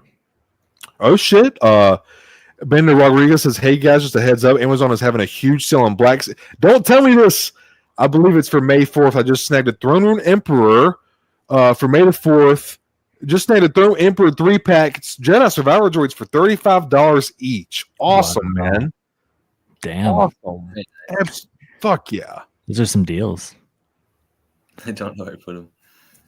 He would be a spacer. Dante's kind of got a point. I think it's Pong's one of those characters that you really got to be a diehard Clone Wars or like Alien Jedi fan. Yeah. For sure. Definitely a space eater. Absolutely. Kind of like Jabba, man. But like, you got to have Jabba. That's different. You sacrifice the space for that. It's Jabba, bro. Sure. I still need to get a Jabba. Never. You smart ass HowlrunnerBase. You're a trip, bro. Jesus. Are y'all cool with making this a 5-hour stream? Because I hear it's like really been like storming here in South Carolina today. I hear the thunder starting to pick up. So just think my internet was being a little weird a second ago. So in case something happens, stuff is storming. But do y'all want to call it around like 5 hours? Yeah, we can go another like 6 minutes. Awesome, man. By the way, I kind of want to have both you guys on a stream again, even if it's not a Stone and Hyper. I think I kind of like the dynamic. It's fun here. Yeah, dude, this is the vibe. Yeah, hell yeah, dude. I'm glad you're all having a good time, man. I kind of want to fit in a couple more streams before ICC because me and Hyper are going to try to go live at the con, but I just have a good time with you guys, man. And it's just fun, dude. And I want to give Troy a good long. He came in last minute. You're good, bro. You've been in about an hour and a half now, Troy. Something like that. Yeah. Yeah. I've been in about 2 hours. Don't worry about it, brother. I appreciate you for even inviting me, dude. Of course, man. Dude, you're just, I said it earlier, man. You're just a great supporter and part of the community, dude. I just appreciate you, man. There's nothing else for me. I don't want to repeat myself or say anything I already said. Just greatly appreciate both you guys, man. Seriously. Of course, man. It's so awesome to be here. We love what you do, as you know. Thank you, dude. I can't. I'm gonna talk. I've been talking with Mrs. Stone about I was just like, hey, baby, I'm probably gonna try to do a couple more streams or one or two before ICC. And shout out to my wife. She's just super understandable, and all this happened so fast. And she's been so understanding with me. I've been in here 5 hours on a Saturday night away from her, and she's my best friend. So just shout out to her for putting up with my ass in general and just letting me do this and hang out with my buddies and make friends. And I just appreciate not only the people, all you guys in chat and my good friends here, but also my wife for just the support that she gives me and allowing me to have a safe space and a home to do this in, man. I'm just a very fortunate fucking guy, man. Yeah. Dude, absolutely. I hope I find a lady like Mrs. Stone one day. I hope you do too, bro. Hell yeah, man. Yes, sir. Thank you, Doug. Love you, buddy. Love you too, Doug. Absolutely, man. We love you too, man. I love it. I see our chat, and I'm as well as with Troy and Jake. I feel like we're kind of all over the place. There's a lot of Black Series and YouTube creators and stuff like that. I just really feel like what me and Hyper and just our circle in general have going here is just, it's a little bit special and it's a little bit more niche than some of the other chats and communities that I see. I feel like we get people in here and we bust each other's balls and we talk our shit, but we're always so respectful, man, and everybody's always so green and friendly. I just feel like we have something really fucking special here, and I just fucking love it, man. For sure, we do. Couldn't have said it better, man. Mm-hmm. But yeah, man, 5 hours, man, and we still have 18 people watching. Absolutely great stream tonight. We got a lot coming, dude. We got some. It was kind of crazy because we were thinking May 4th fan stream, May 2nd, we're gonna get some heat, and we just got that last fan stream in fucking March, so close to May the 4th, and we're getting Sabol with Shock T Lumen. It's a lot of going on right here, so I felt like what we got was just expecting Anakin and Obi-Wan, and Yakface even posted something. He posted a picture of Anakin and from Revenge of the Sith. It's when they get stuck in the ray shields, and Obi-Wan's like, what's he say? He's like, we should have seen this coming. Da-da-da-da. And Anakin's like, I say patience. Oh, nice. Okay. That means he's coming. Dude, Yak post, yes. I think that's we got to hold out a little bit longer, guys. And honestly, at this point, bro, I'm just going to, I'm going to quit, bitch. I'm going to talk about it, the 2013 legs. But I'm just going to quit. I'm so fucking ready for a Revenge of the Sith Anakin, guys. I just don't even fucking care anymore. I don't fucking care about the 2013 legs. I just want it, man. Yeah. I'm done, bitch. I'm going to complain about it. We all do. But I'm just so ready to have it. I'm about to just be done bitching about it. I'm just going to be like, no, Cody, stop it. I want it so bad, guys. We need him. It's, let's just take a second. Imagine somebody coming into your collection room, right? And they're like, oh, dude, that's a 6 Star Wars collection. Oh, he looks great. And then it's like, oh, where's Anakin? And you're like, oh, you got Anakin. Bro, what are you talking about, dude? Where's Anakin? That's the dude, because everybody loves, and it's just a glaring omission. Yeah. The Revenge of the Sith one, dude. It's like, whoa, you don't have him in your collection with all these figures? Yeah. No, they didn't make a good one for some reason. They're the main character, though. Yeah. I'm just sitting here looking at my shelf, man. And I'm just like, I'm so thankful for what we have. And the Black Series is just, it's on and popping right now, boys. It is fucking hot. We are getting awesome character selection, great paint on these figures. We're starting to see some really great paint. I know there's been a couple figures where we're like lightsaber hell's not, but we're starting to see some really good paint apps again, getting crazy character selection. I just feel like it's a really good time to collect the line, man. Yeah, we're right now. We're eating. Absolutely, dude. We're eating good, man. Yeah, we are. Is there anything you guys want to sound off with? I see we're about at that 5-hour mark. Is there anything you guys want to end the night with or say before we call it? Check out Star Wars Collective. I'll be back making videos very soon. Trying to get back into the swing of things, trying to find the groove and like how I want to, make my content and make it more fun and appealing to a wider audience if possible. So keep an eye out for that. That's all I got to say. Star Wars Collective. Check out, the channel for Star Wars lore and shorts and figure reviews and everything Star Wars. Sure. Absolutely, man. Be on the lookout for new content from Collective. He may have slowed down a little bit, but he's not done. He's not done at all, man. Absolutely not. But guys, I just want to thank you again, man. 5 hours, longest Stone and Hyper, longest stream on my channel in general, man. So thank you guys so much, man. Absolute pleasure to have you guys on. Like I said, I'm gonna reach out to you guys soon, and everybody be on the lookout. Gonna have these guys on again, maybe next weekend sometime. I'll see what you guys are. I know you're starting a new schedule, Jacob. Troy, I know you also have a different work schedule. We'll work out all the details. I really want to have you guys back on. I love talking with you guys. Maybe we can even see what Hyper's doing and just fit another Stone and Hyper. It'll be episode 17. Fuck it, Hey, fuck it. Let's go. I'm down, dude. But just thank you everybody so much. We got 15 people still watching here at the end of the stream. 5 fucking hours, man. That's amazing. Oh, I don't want to get caught up, Bender. I don't want to get caught up, bro. Love you so much. Thank you for still being here, man. I want to wrap it up, bro. You know what? Fuck it. God damn it. Fuck it, man. Y'all the reason we're fucking here. God damn it. I think I got it last minute because I said 95% claimed. Then I went to check it out and refresh before I checked it out. And then it was paid at 35. Okay, you were talking about the Jedi. Okay, I gotta read y'all's shit, man. Y'all are here and y'all support. Just appreciate all of y'all, man, so much. Great stream, R2. Thank you so much, buddy. Appreciate all of my channel members, man. I usually go through and read everybody. It's 5 hours. Fuck, I feel like I gotta do it, man. I gotta just do it. I'm sorry, guys. Do it. Do it. Do it. Yo, shout out to these real motherfuckers, man. Troy and Jacob. Thank you guys so much. Shout out to all my channel members. Troy Wars here, Star Wars Collective, Monday Night Figure Ball, GenXBrian, HowlrunnerBase, Galactic Artisan Customs, Commander Cook, Carbonites, Doug Smith, RebelScum420, Hunter-212 Hunter, Hybrid Tool Reviews, Matt Bryant, R2 Drew 2, and Sam Cobra. 15 members of Clan Stone. Thank you guys all so much for making this so special for me, man. Hey, Doug, I think I got your address from last time, man. I'm gonna send I'm gonna try to get all this stuff sent out before I go to ICC. I will let y'all know. Y'all will get y'all stuff. I promise you. You always do. Bender, thank you so much, man. I'm glad you had a good time. Love having these awesome guys on. Hey, Howard, this just means next time we got to go for 6 hours, brother. That's right.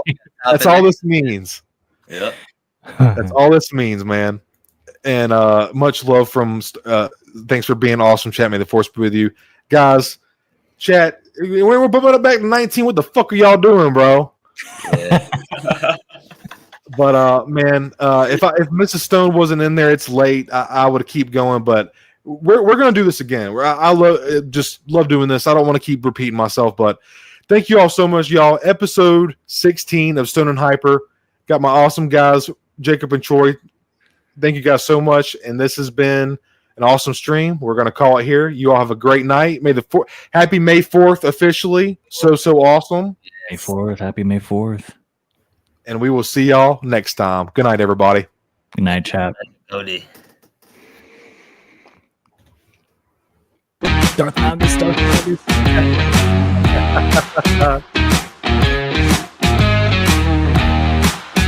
Oh yeah. Thank you, guys. Might need to do that one day, bro. I need to do that. Oh hell yeah! Thank you, guys. Thank you, Cody. I hope y'all enjoy everything. I'm working on merch. I'm working on stickers. I'm gonna try to get everything to y'all. Got a lot of stuff in the works, and thank you all so much, man. Have a great night, everybody.